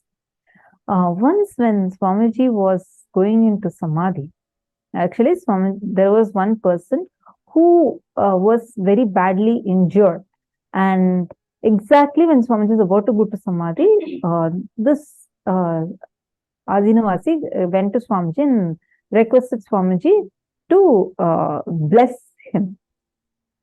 And Swamiji said, okay, don't worry, I'll take care. And I'm healing him I'll go into Samadhi and I'll heal him. And Swamiji goes into Samadhi. After some time, she gets a call again that the person is very, very, very serious. Like he is in a very critical condition. So she just went to again ask Swamiji, but Swamiji was in high Samadhi. When she went to ask Swamiji, she saw that like literally Swamiji was not even visible. All she could see was intense light. And the moment like she saw that intense light, exactly at that time, in just a few seconds, she's getting a message from the hospital saying that suddenly, all of a sudden, some miracle happened and the person is starting to regain consciousness. The person's life is now secure. And she saw Swamiji in that state. She said she actually got really scared and she ran out of the place. And after Swamiji settled down from Samadhi, she asked Swamiji. Swamiji laughed and said, that's why I tell you guys not to come when I'm in Samadhi. Because like when I'm in Samadhi, I'm actually connecting through the cosmic body and healing him. So it's not a joke. See, that science, that amazing sacred science, Swamiji is giving to us as Navakanda Yoga Samādhi. Nirvikalpa Samadhi, what we all learned first. When you go into that ultimate state of unclutching, and when that unclutching state becomes eternal in you, Sada Nirvikalpa Samadhi, the perpetual completion space and unclutching space starts manifesting through you. And when that unclutching space is manifesting, that's what you call it as Nirvikalpa Samadhi. So when your consciousness ripens, you achieve Nirvikalpa Samadhi. But only when your body is ready, you can experience Navakanda Yoga Samādhi. So Navakanda Yoga Samādhi is much more advanced because it not just involves your consciousness, but it also involves your body. Okay, I have a question. Michelle Chong was asking, when Paramashiva tests your will persistence, does he create obstacles for you? Okay, Michelle, one thing, first and foremost thing. First, Paramashiva empowers you. He makes you so strong, fills you with so much of will persistence. He makes sure you are ready for it. Then, when he tests you, he creates all kinds of leelas. But even at that time, when you say, Oh Prabhu, oh my Paramashiva, I know it is you who is testing my will persistence. After all, you have given me this will persistence, and I know that it is you who's doing it. Suddenly, you will see how he reveals himself to you and saves you out of it. He does test your will persistence. Even if you think, no, it will be too hard for me. At that point, look, so many obstacles will come, then I might fail. Even if you fall, where will you fall? Only at his lap, here, when he's holding you, and let's say he's just lifting you and trying to test your will persistence. Even if you fall, maximum, your worst fall will only be falling on his lap. Understand? So, testing will persistence, do not take it as how we normally understand as, oh God, if my will persistence gets tested, I don't even have so much will persistence. Even if I decide one thing in the morning, by evening my mood changes. What to do? I don't have. Why will Paramashiva test me? Relax. He will only empower you first. And only after he feels you are ready, he will test your will persistence. Don't worry. He will always empower you. Understand, even actually, how many of you have been to Kailasa, Toronto, in Canada? The temple in Kailasa in Toronto. How many?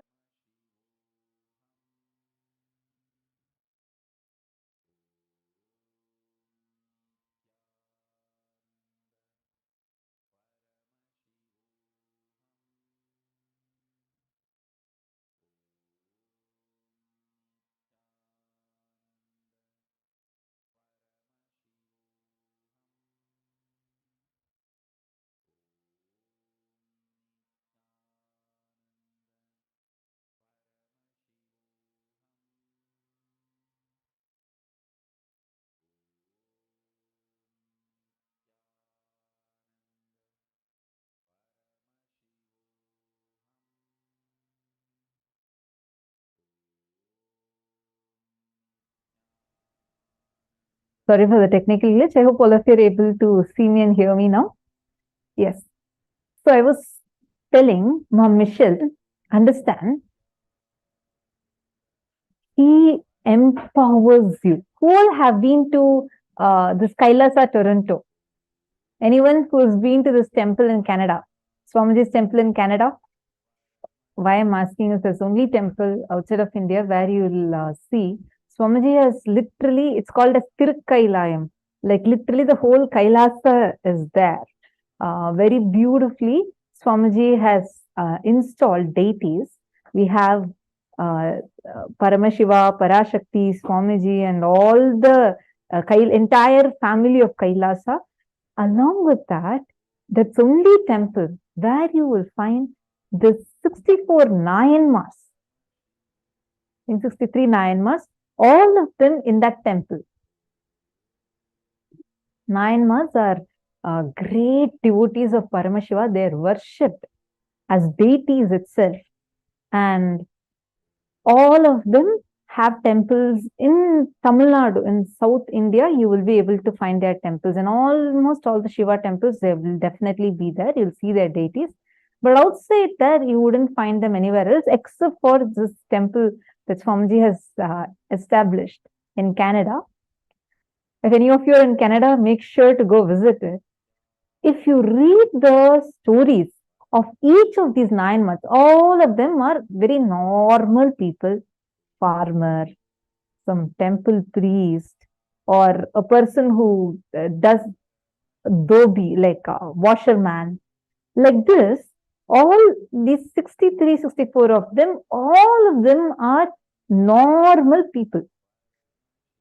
But they're so greatly devoted to Paramashiva, and Paramashiva has given them the status of becoming his Nayanmar as the greatest devotees of Paramashiva, and they're worshipped till date.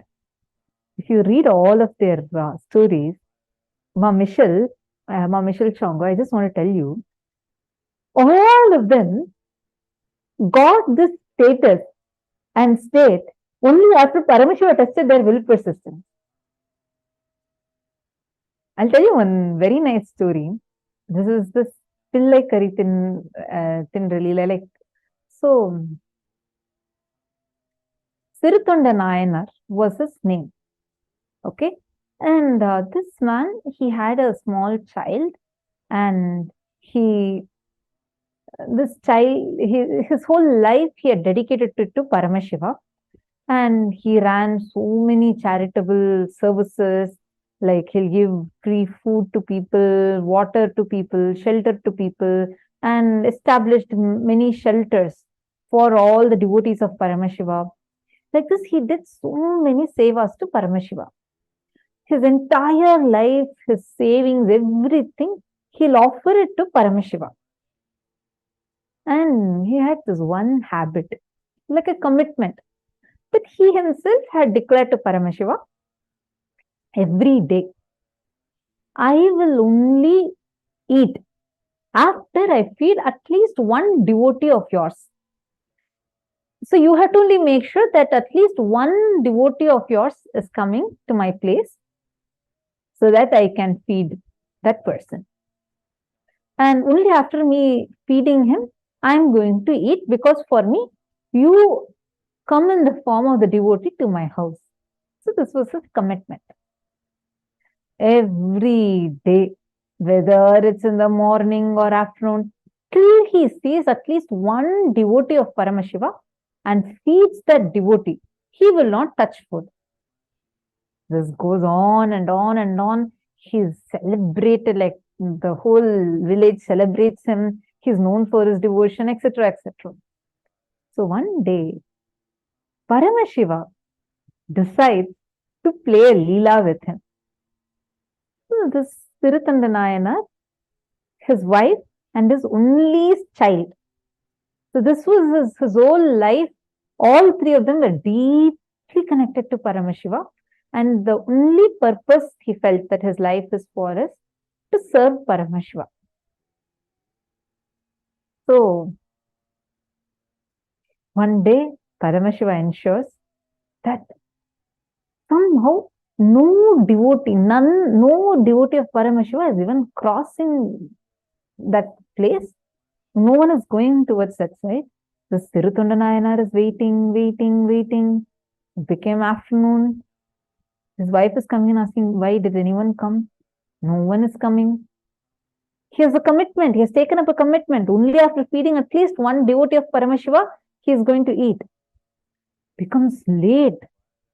Evening, it becomes late evening.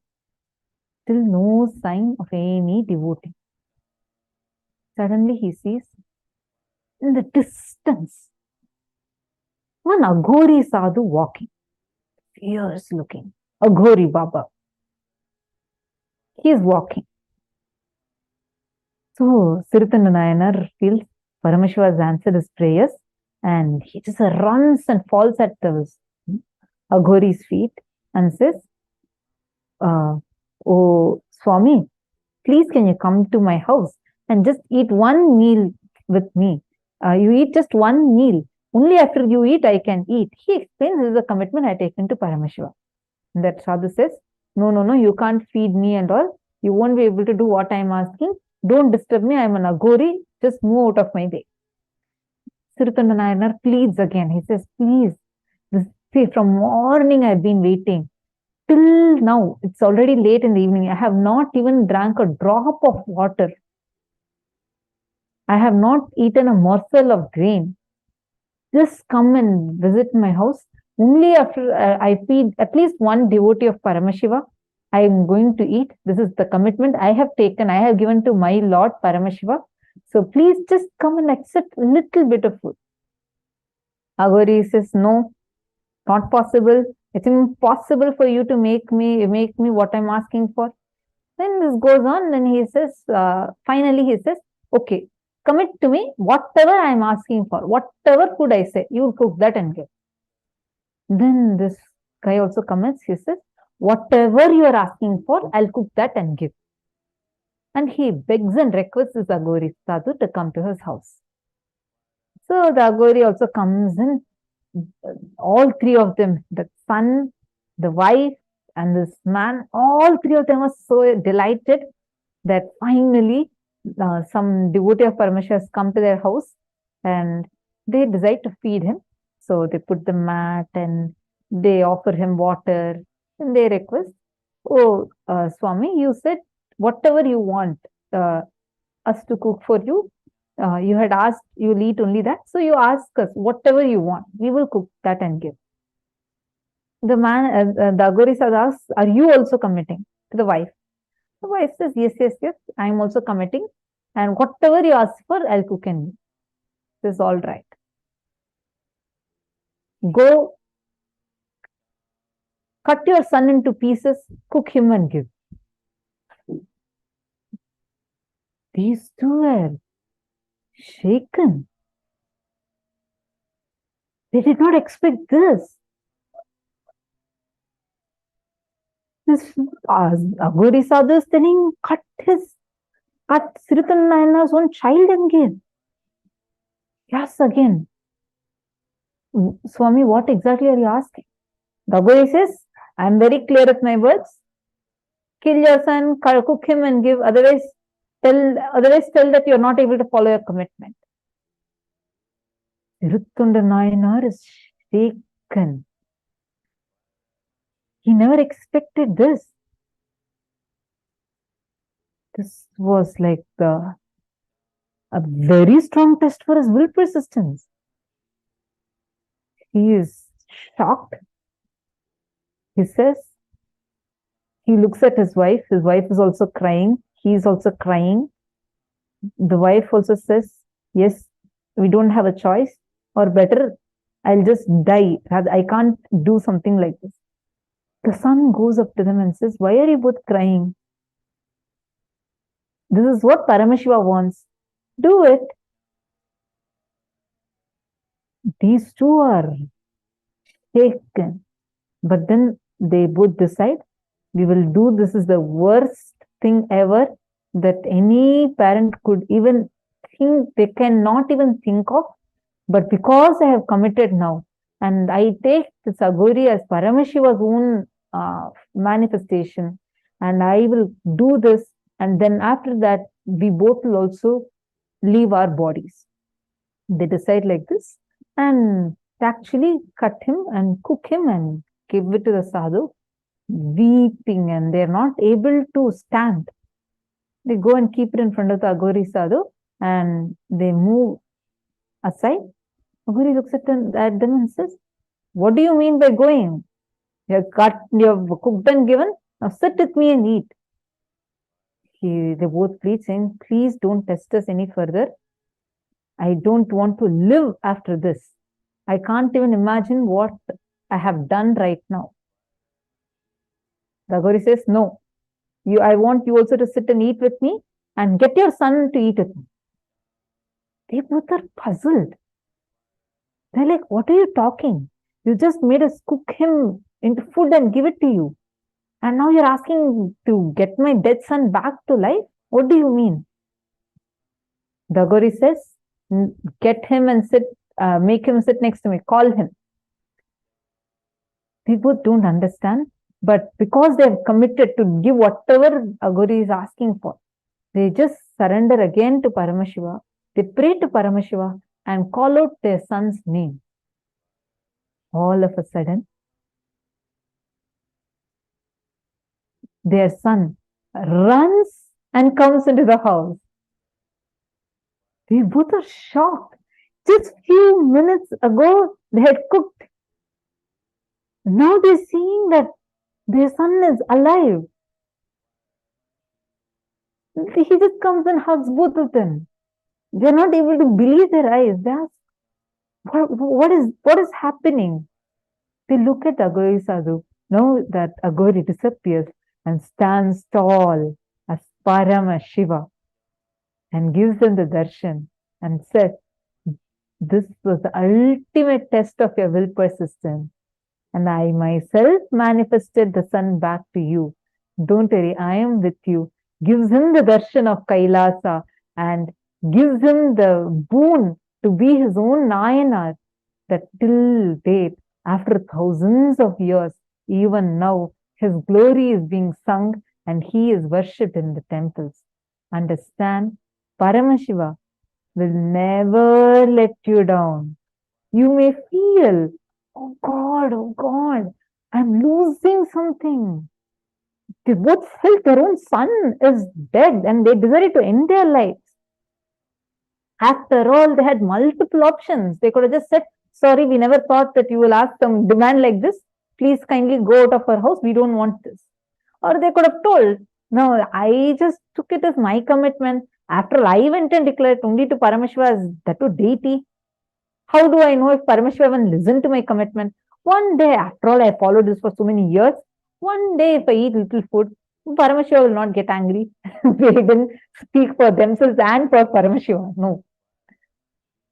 He was there with his commitment, with the will persistence.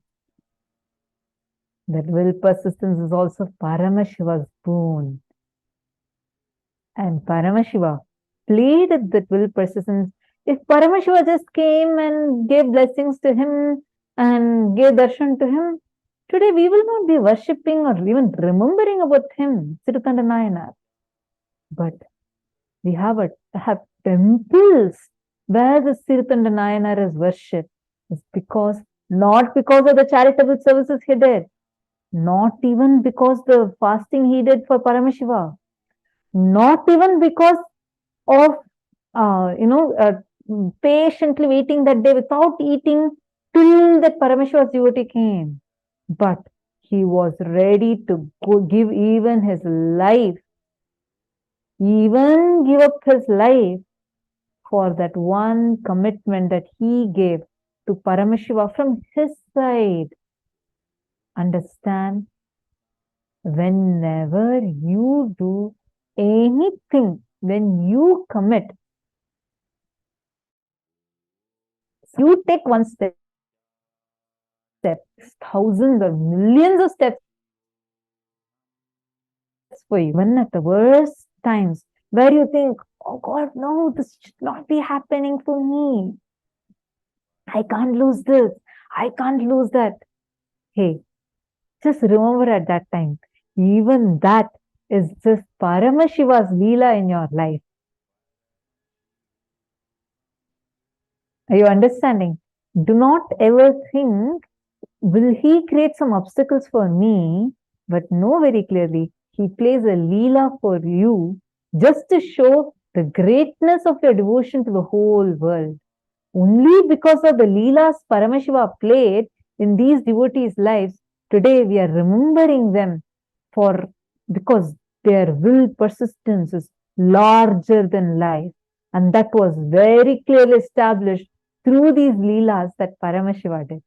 This is Paramashiva's compassion. He does this whole thing. After all, what for he does it? Just to show the greatness of the devotee to the world and to the devotee itself. He doesn't gain anything, as if all the lives are from Paramashiva only.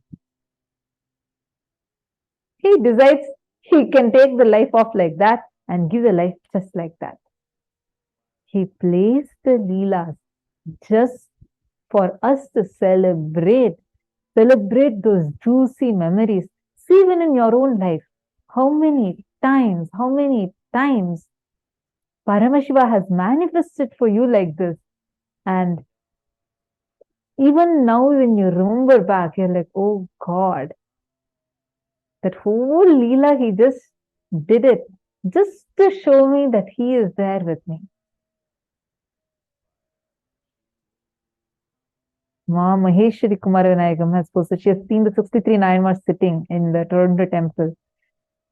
And I'm talking about Ma Maheshwari. I'm talking about just one of those Nayanmars. Read the 63 Nayanmar stories. You will know how every one of them are tested for their will persistence. Istak has shared, that is really will persistence. Too much trust and decision, integrity and something else. That is another level devotion. My Istak, Swamiji would give us, bestow us with that devotion, and he will play with us.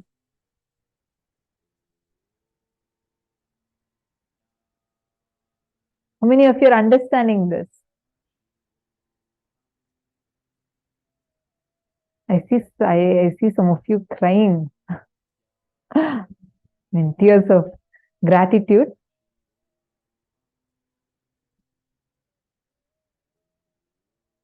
Ma Wanja Liu. I see her clapping and so excited. I saw throughout the whole thing, she was just tearing up, and enjoying. Thank you, Ma Michelle. Happy that you understood. Thank you for bringing up that question.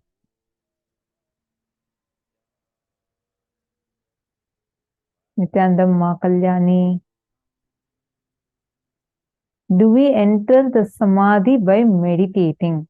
Danyar Bhatyaraya, through initiation. You enter that through initiation. When Swamiji initiates, see, it is, meditation is one level. You will see when you enjoy, cherish this space of oneness and devotion with Paramashiva more and more, it will become your natural state of existence. Like, naturally you will exist like that. Power manifestation will become your lifestyle. Simply with your will, your body can go into Samadhi. You will not sleep. Swamiji does not sleep. There have been numerous brain researches conducted on Swamiji's brain. How our brain functions when we sleep. The certain parts of the brain is deactivated, certain parts of the brain is activated. But when the study was conducted on Swamiji's brain, the doctors were shocked because every time they put the sensor, it showed like no activity. Suddenly it will show high frequency, but no activity. They thought that sensor is not working. They did this QEEG machine scanning on Swamiji's brain and PET scan also. So they were like trying. The doctor thought that this machine is not working properly. He replaced it 3-4 times and made it as more and more sensitive sensors. But the results are just mind-boggling because Swamiji enters only into the state of Samadhi. And anyone of you who have been in courtyard, especially when during this 2016, 2017 times, around Swamiji, through the Nithyananda Yogam program, any one of you? Because you would definitely know what I'm talking about. Because when Swamiji is in Samadhi, the way how people will be experiencing, whether the space or the kind of powers that will start manifesting, just be phenomenal. It will be like you'll enjoy it in a completely different level because Swamiji's space will start manifesting in all of us. So it's actually it will be very different. See, when you're sitting in darshan, irrespective of wherever you're sitting, how we enjoy it, right? Like the space, what we experience. The space around Swamiji, when Swamiji is entering into Samadhi, will be completely different. We'll all be sitting in courtyard and Swamiji will be on Swamiji's swing. All the Balasans will be sitting and Nithyananda Yogam program participants will be sitting. Swamiji would have just initiated all of us into power manifestation and Swamiji will just enter into Samadhi. The whole space will just, the very space will be so vibrant and powerful. Suddenly we'll see everywhere the power manifestation will be happening, like left, right and center. Everyone will be clapping and saying, Swamiji, I manifested. Swamiji will be in Samadhi with that wide smile. So it'll be an altogether different way of, you'll enjoy it in a different level. Your whole being will cherish and relish it. So Samadhi, more and more you connect with Swamiji, simply you will enter into that space. You can do this unclutching meditation. Definitely it will help you. It will raise you to this Nirvikalpa Samadhi. But enjoy more and more, cherish more and more your sweet space, that oneness space with Swamiji. That will be the best way you can directly start manifesting the state of Samadhi, because it can only be gifted to you. It can never be achieved by you. It's not through sadhana. It comes as a prasada for us. Are all of you understanding? Pankaj Kankaraya is saying, there is a similar story of King Morar Dhwaj, tested by Lord Krishna. Oh, wow. I think definitely there are many stories like this, Ayya. In Hinduism, let's say Hinduism is like whatever spiritual path you choose in Hinduism, you will always have these references in multiple levels. And that's what Swamiji calls as Apta Pramanas. So definitely do share what story it is. Everyone would like to enjoy it. So you can post it in the chat. I've heard many stories like this, like how Paramashiva tests their will persistence. When we read all the Nayanma stories, Swamiji actually teaches us the Nayanma stories. We learn the Thiruvilayadal Puranam. We learn all these things as a part of our Gurukul curriculum. In Gurukul, we learn international GCC syllabus. It's like the best syllabus we have. In education, like you learn the normal subjects, physics, chemistry, math, all of that. Plus, you learn so much about Hinduism, chanting, etc. Reminds me of story of Kannappa gave both sides, Navigilaya. There you go. We can find tons of references like this. Great. So wonderful. Happy to see so many of you understanding this. Now, we are going to be entering into power manifestation. Let's all do a quick round of power manifestation. Are all of you ready? Again, we are going to be doing this power manifestation just through will persistence. Have this one decision to have will persistence. And through will persistence, you're going to be manifesting the powers. Ready?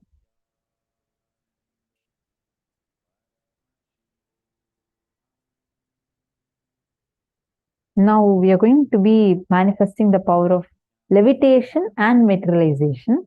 Both of these are advanced powers, but don't worry.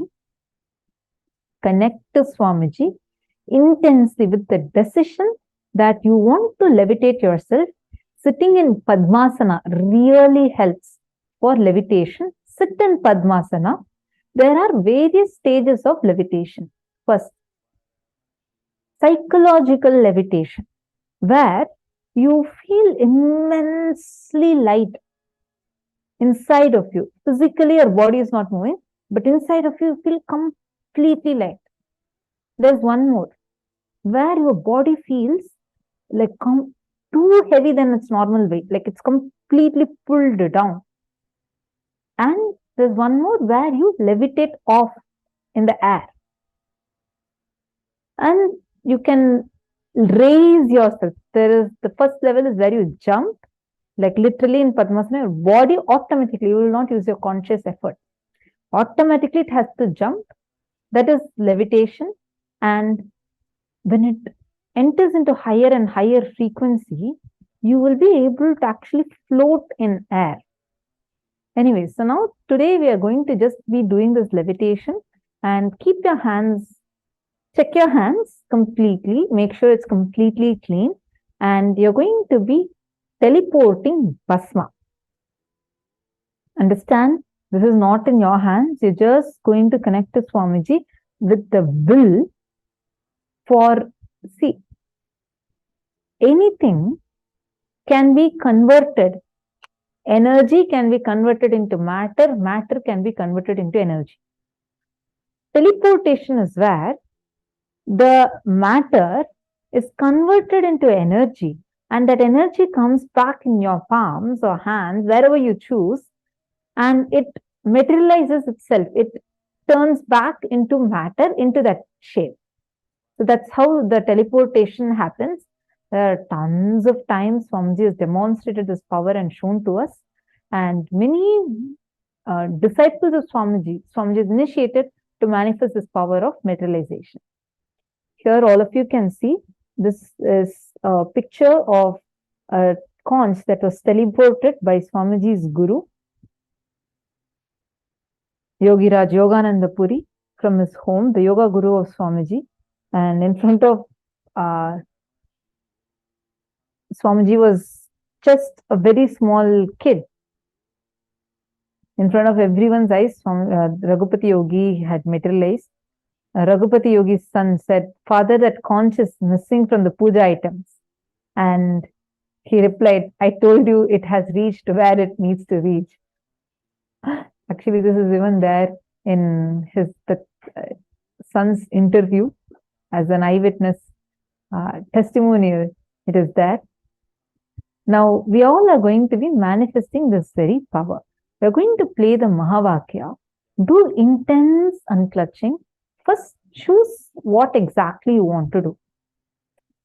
Pray to Swamiji where you are wanting to levitate, as well as you are going to be materializing Bhasma in your palms. Going to materialize Vibhuti, Bhasma on your palms. Just keep that as a will inside of you first. Chant Mahavakya, pray to Swamiji for it. Then sit as much as possible, sit in Padmasana. Lock your palms like this. And when we'll start playing Mahavakya, just close your eyes and do intense unclutching, where you're not going to create a thought. Do not sustain a thought. Do not destroy a thought. Just unclutch from it. Witness it. Don't get attached to any thought. Do not react to any thought. Do not cherish any thought. Whether it's a good thought, bad thought, don't even judge. Don't even entertain anything with it. You're just going to unclutch and you will see how the materialization starts happening. Now please start.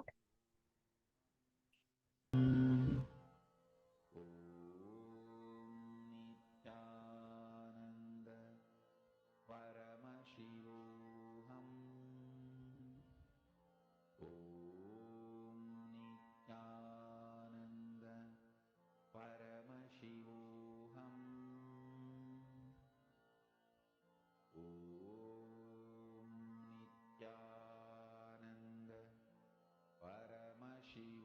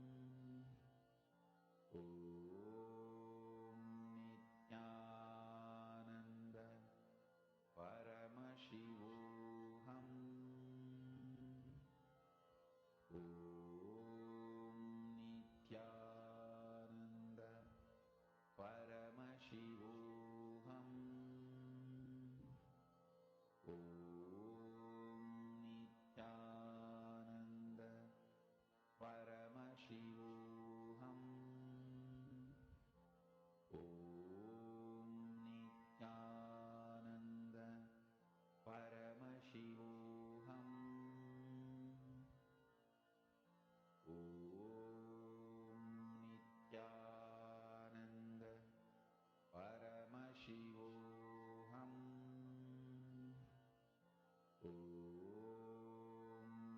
Nithyananda Paramashivoham. Om Nithyananda Paramashivoham. Om Nithyananda Paramashivoham.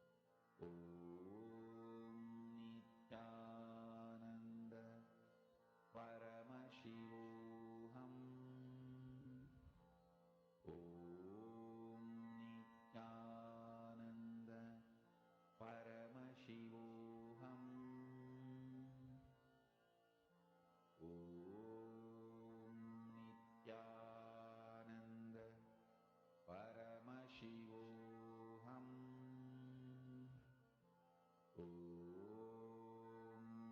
Nithyananda Paramashivoham. Om Nithyananda Paramashivoham. Om Nithyananda Paramashivoham. Om Nithyananda Paramashivoham. Om Nithyananda Paramashivoham. Om Nithyananda Paramashivoham. Mahamahāvagya, spiritual lullaby for Samadhi, and Suprabhatam, wake up call, wake up song for Paramashiva. This Mahamahāvagya is spiritual lullaby for you to fall into Samadhi. Suprabhatam, wake up song for Paramashiva to wake up in you. Just remember this one powerful cognition. This Mahamahāvagya puts me in Samadhi. This is spiritual lullaby for Samadhi, and Suprabhatam, wake up song for Paramashiva in me. For Paramashiva to manifest. With this one spiritual powerful cognition, chant this Mahamahāvagya.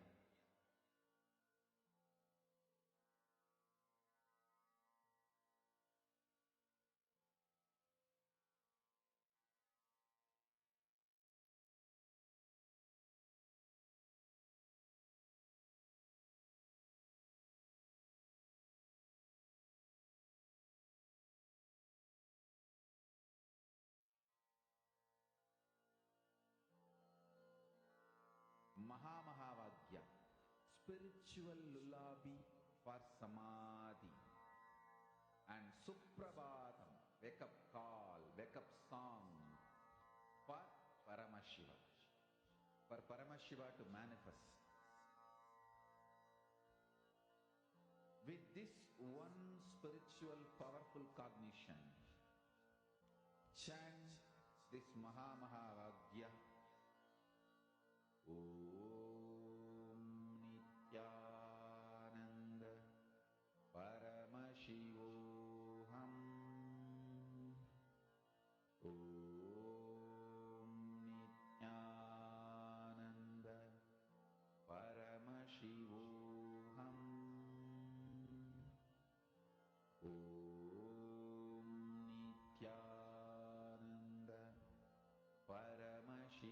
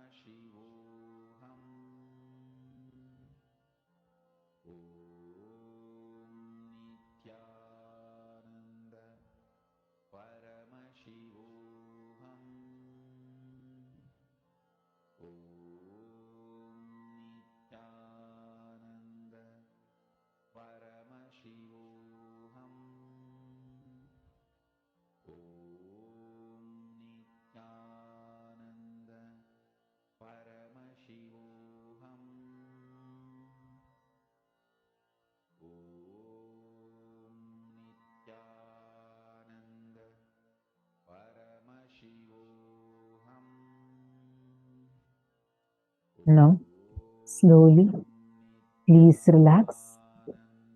It's time. All of you, please relax.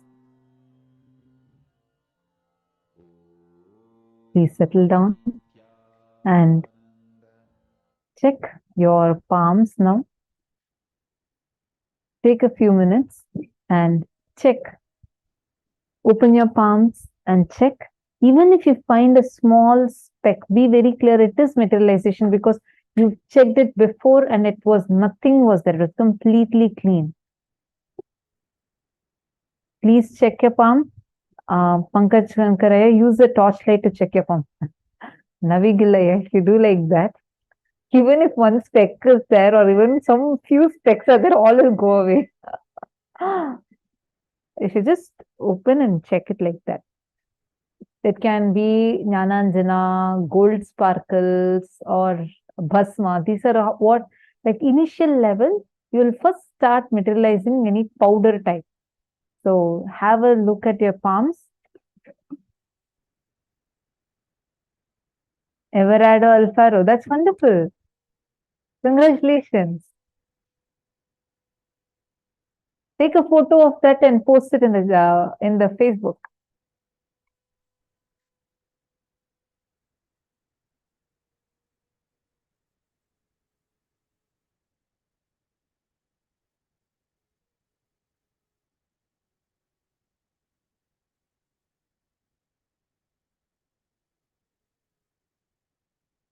Okay, wonderful. Now, you all were trying to levitate, right? We all were sitting and trying to manifest this power of levitation. What is the science behind this? How many of you know? Actually, one of the most powerful power that all of us carry. You have, I have, every one of us have. Which is unique for human beings especially to be able to harness this power. But unfortunately, we all have been brainwashed to believe that we can't do this, we can't do that, and we have not been utilizing it. It's sleeping inside all of us. What is it? Come on, take power or Shakti in all of us. But it is dormant, sleeping. If that gets awakened, you can manifest it into anything that you want. What is it? What Shakti is it? Because we're going to be learning about that. Ming So Sheng. You manifest holy ash and means Basma and gold powder. Wow. Virupaksha, that's not called manifestation.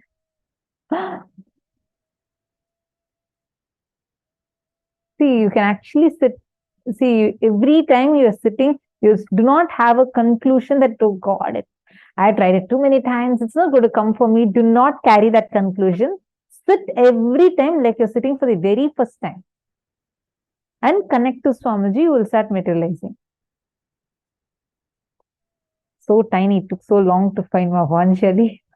See, more and more you sit into the power manifestation, you'll actually really start manifesting it. Very powerfully, you start manifesting it. Okay, now, come on, all of you take a moment and tell me what is it that we are going to, which session are we going to be entering into? This is literally your inner potential energy. What is it? We are going to be learning about your inner potential energy. What is it called as? Okay, I see one person who has guessed it right. Navigilaya has posted. That's right. Yes, we are going to be learning about Kundalini Shakti. You would have heard this word Kundalini in many places. But what is it exactly? And why should anyone awaken it? Should it be awakened at all? And what would happen to us if our Kundalini is awakened? All those things Swamiji is now going to be revealing to us in this session. Let's now listen to the revelation from Swamiji.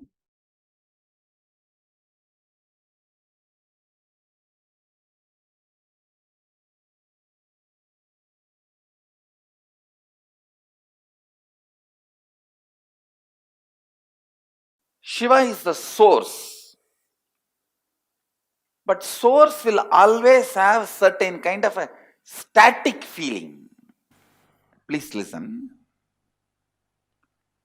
All source material will have certain kind of a just being static.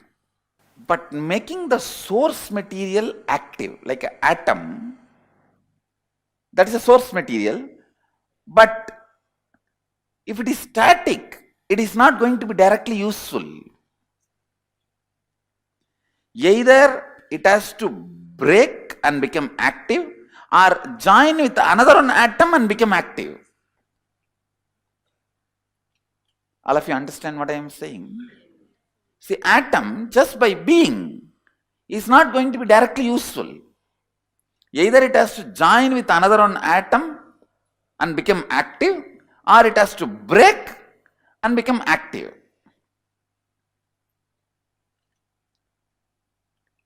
Only when it becomes active, it is directly radiating energy, power, does what we want.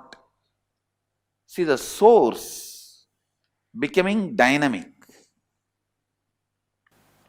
You always think leader means who doesn't do anything, just everything everyone does and he makes them all do and he just sits.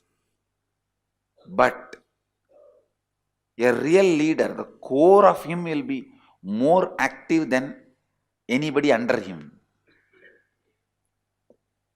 So the core need to be with Shakti, alive, active. So now you will see that very core becomes active. In a way, only when Shakti enters, Shava becomes Shiva. If Shakti is not there, Shiva is only Shava. See, only when the Devi sits, it becomes Pancha Brahmasana, means where the five gods, Brahma, Vishnu, Rudra, Ishana, Sadashivam, all the five make a seat. See, the five God means five activity: creation, maintenance, destruction, putting in people into delusion, and enlightenment, giving enlightenment. This five activity is done by five gods. All these five is the asana, seat for Devi, Shakti. When Shakti sits, it becomes Pancha Brahmasana. All the five become gods. When Devi is not sitting, it is Pancha Predasana, five body. So it is becoming active that brings life.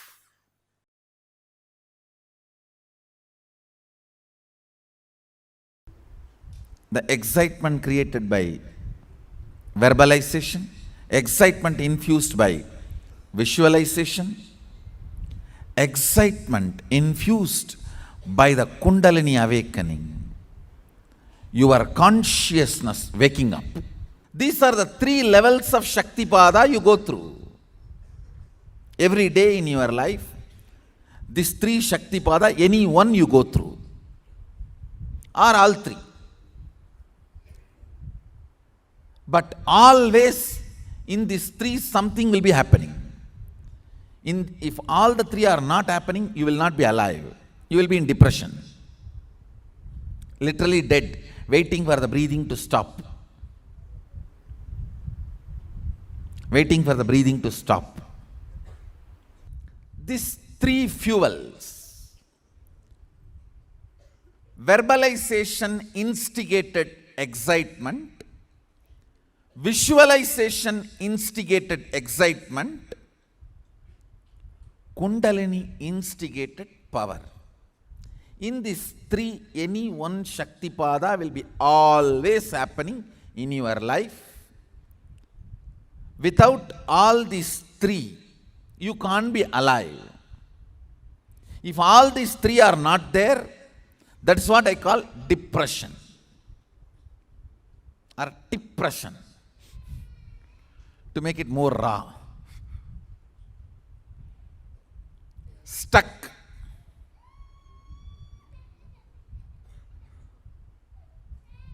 not knowing what to do, not moving what to do, not flowing with life. Understand?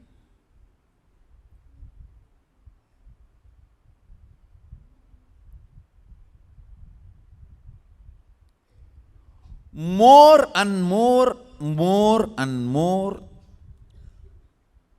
getting comfortable with the Kundalini based excitement and functioning is Ishwaratva. Listen. Verbal inspiration, if it makes you functional, you will be a very logical person. Doing all the logical work, you will be so excited and you will be almost like a settled, you are in your best. I have seen few people. All they need is just a microphone. You don't even need to put volume. And they don't need people in front. Just a microphone and imagination that they can talk and people are there in the front. Enough. They are in their best. They don't care whether the people in the front are sleeping, sitting, listening. No, nothing matters.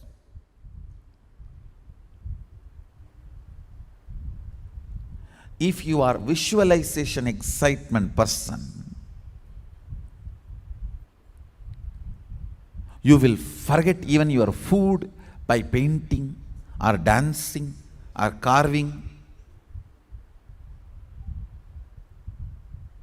I still remember there was a period in my life just decorating deities. I'll forget day and night.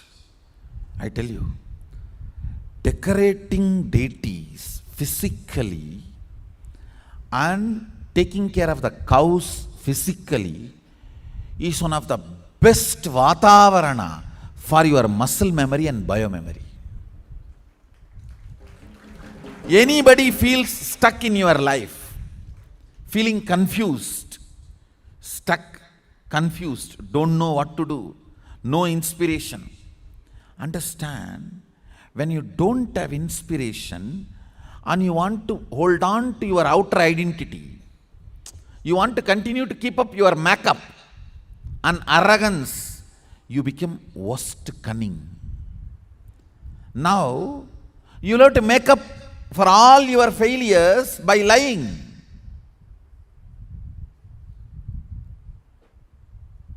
That is the worst way of building muscle memory.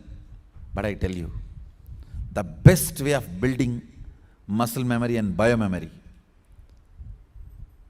when you take care of the cows, you see, please understand, cow is not something I am talking about because I am born in Hindu tradition.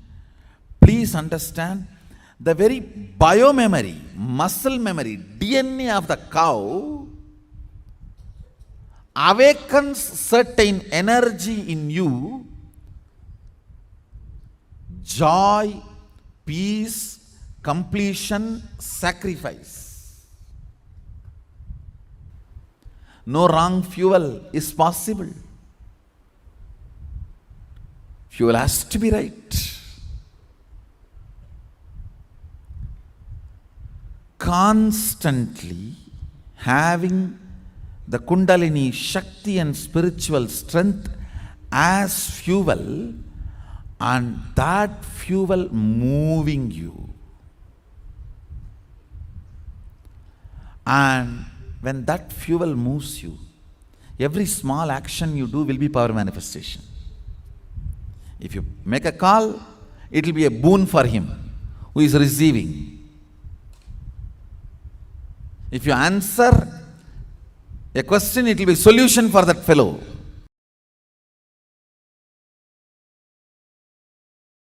Conscious resources.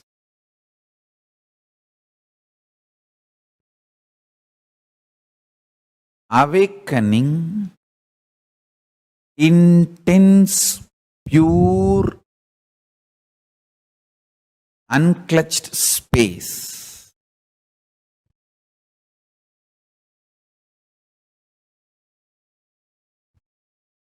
Listen to these two words, conscious resources, awakening pure unclutched space. These two supports one another. If you start manifesting power, conscious resource, that inspires you to unclutch. Unclutching makes you experience more conscious resources.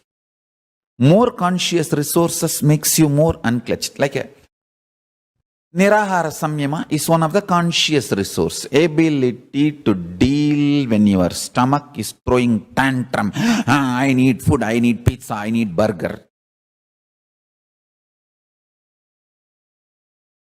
Ability to handle your stomach when it throws tantrum is a conscious resource. And that inspires you to unclutch. And unclutching makes you manifest more conscious resources and makes you manifest powers. When you manifest power, you know the Kundalini Shakti oozing out from inner space and does wonderful, miraculous things around you.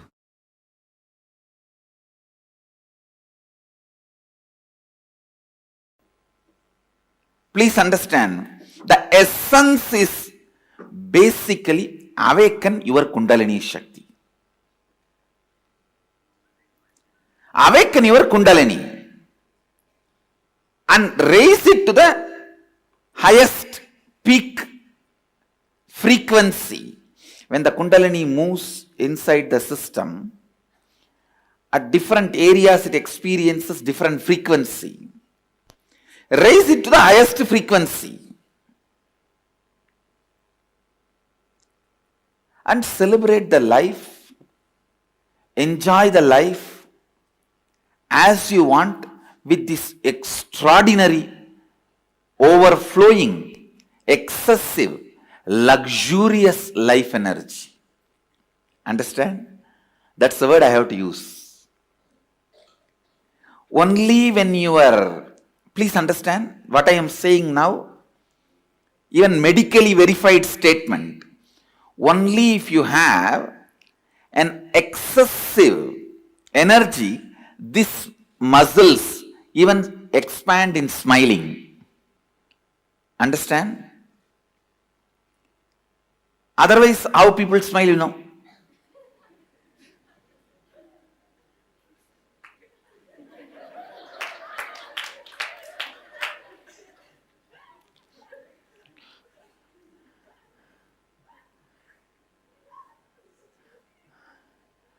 Now I am telling you, life should be lived with luxury of energy. I am telling you, if you think the car you drive, the chair you sit, and the house you live, that only demonstrates your luxury. That is the symbol of your luxury. You are cheated. You are just cheated. It is the luxurious energy you carried in your stomach, in your heart, in your throat, in your face, in your crown. That is luxury. That is the best luxury. I tell you, when you wake up in the morning, the energy you carry in your stomach is, are you carrying a cramp? Or are you carrying the gas?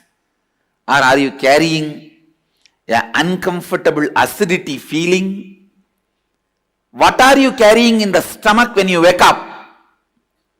And by the time you get ready for your everyday routine, you remember your everyday, what is the energy you are carrying in your heart? The moment you remember, you have to go to your office, you have to meet your family, you have to meet your team, You have to meet your team, you have to meet your boss, you have to do your everyday actions. What is the experience you carry when you remember your everyday routine in your heart? What's the energy you feel near your chest? That decides whether you are living luxuriously or not.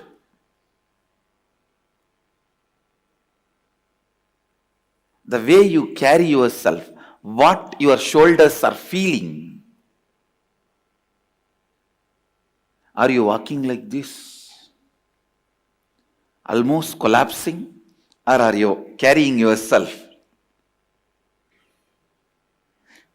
Drop yourself every day in highest Kundalini. I tell you, the definition of sleep,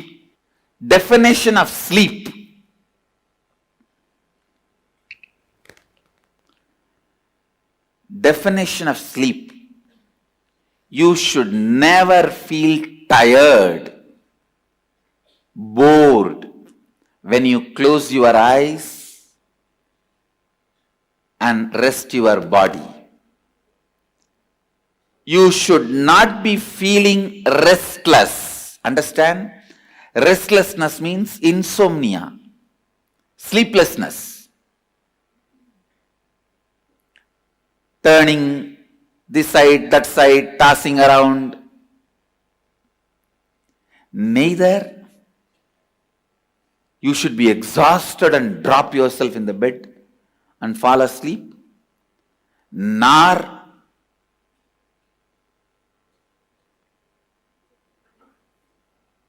you should be restless without getting sleep. It should be just entering into the energy space. And it is possible. I am not giving you any great theories. No.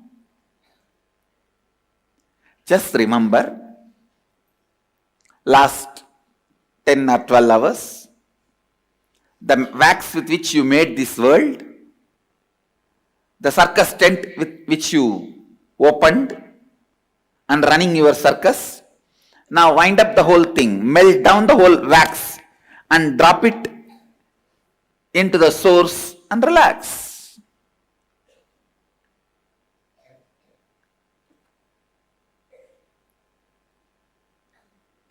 The circus tent, the poles and the cloth and the lamps, rings and the ringmaster, animals and the visitors, viewers, fans who are clapping and few people who are protesting that animals should not be tortured. Everybody is you.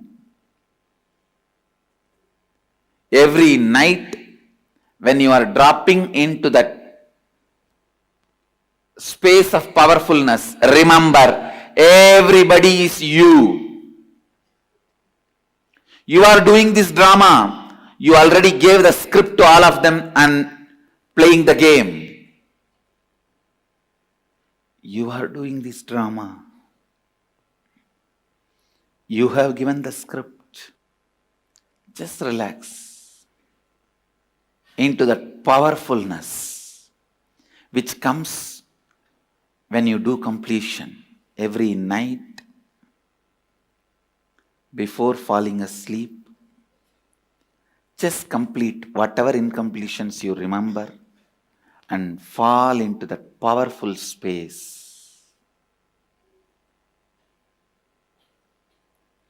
Fall into that powerful space. Neither you should be tired or bored or exhausted when you fall asleep, nor you should be restless, sleepless.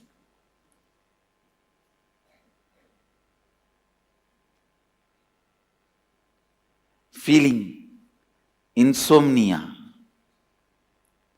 Understand, insomnia and tiredness both are same. Don't ever imagine if you are tired you will fall asleep. No.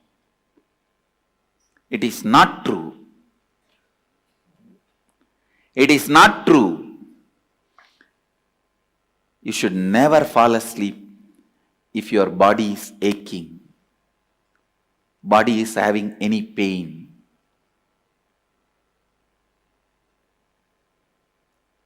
Complete with all the physical, mental pains, boredom, all that. And just drop. Complete. When you fall asleep in the space of completion every night, your Kundalini will be raised to its peak. Because awakening the Kundalini and keeping it in its peak is more easy in the night time while you fall asleep than in the daytime. Because in the daytime, there are so many distractions. Even if you raise your Kundalini up, the moment you see your spouse, it comes down, tatak. And then you remember Anandagandha, this, that, completion, and bring it up. The moment you see your boss, tatak. And then you do something and tak, tak, tak, tak, tak, bring it up. The moment you see somebody who gave you the loan, thumb, down. It just goes up and down like a roller coaster. But in the night time, if you just relax into the space of completion and soak yourself, drop yourself in the Kundalini energy, listen, then you will just have the luxury of life energy, Kundalini. Luxury of the Kundalini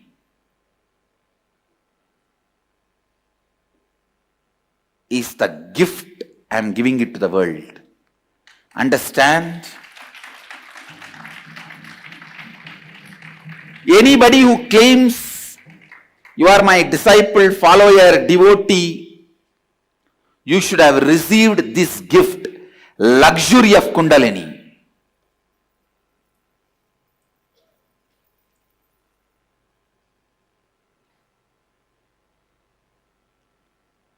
Luxury of Kundalini.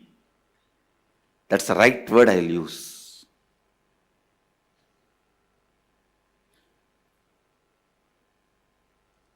No question of any powerlessness. The way you carry you, the way you walk, talk, sit, see, people should know you are carrying a VIP inside you.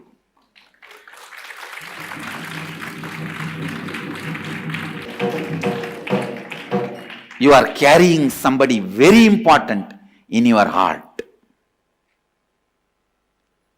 When I had the enlightenment experience, first instruction Kuppamal gave me is this only. Around 2.5 days I was in that vast 360-degree experience. It will feel like as if the whole sky is centered on my Anandagandha.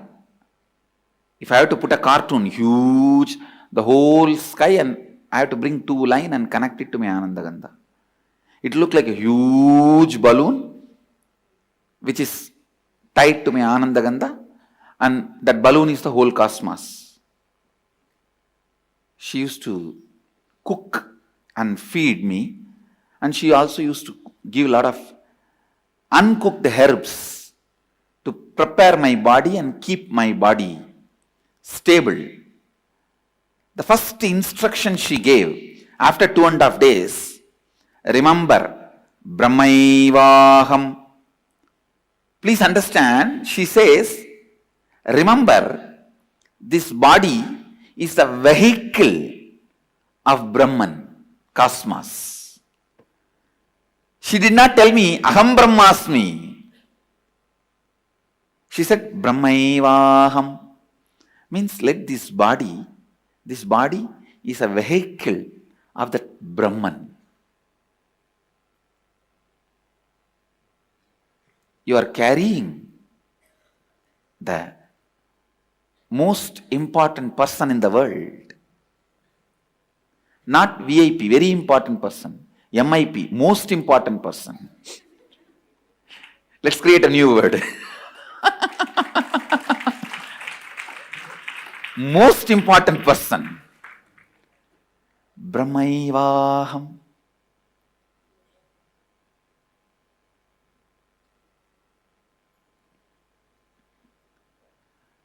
Luxury of the Kundalini. Again and again I want to repeat that word. Luxury of Kundalini. Veda Shastra Guru Tattva Swayam Ananta Lakshanam. As per the Vedas, Shastras and teachings of the Guru, myself is the pure bliss. When you come to this experience, that's what I call luxury of Kundalini.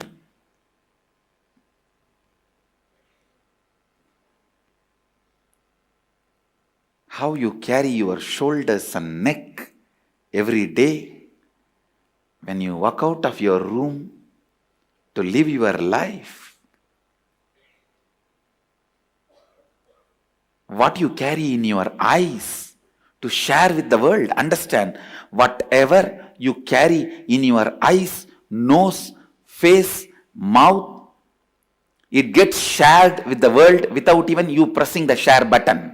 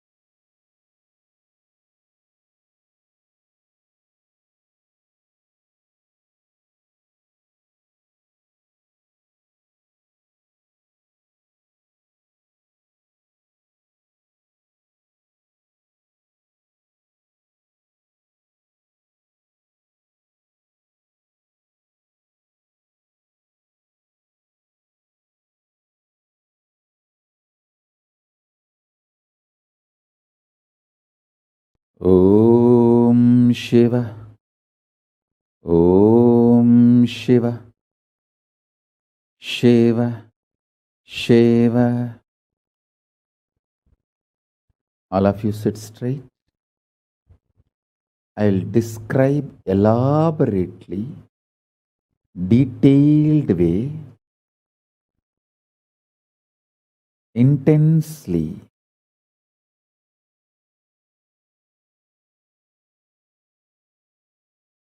and manifest Paramashiva in everyone.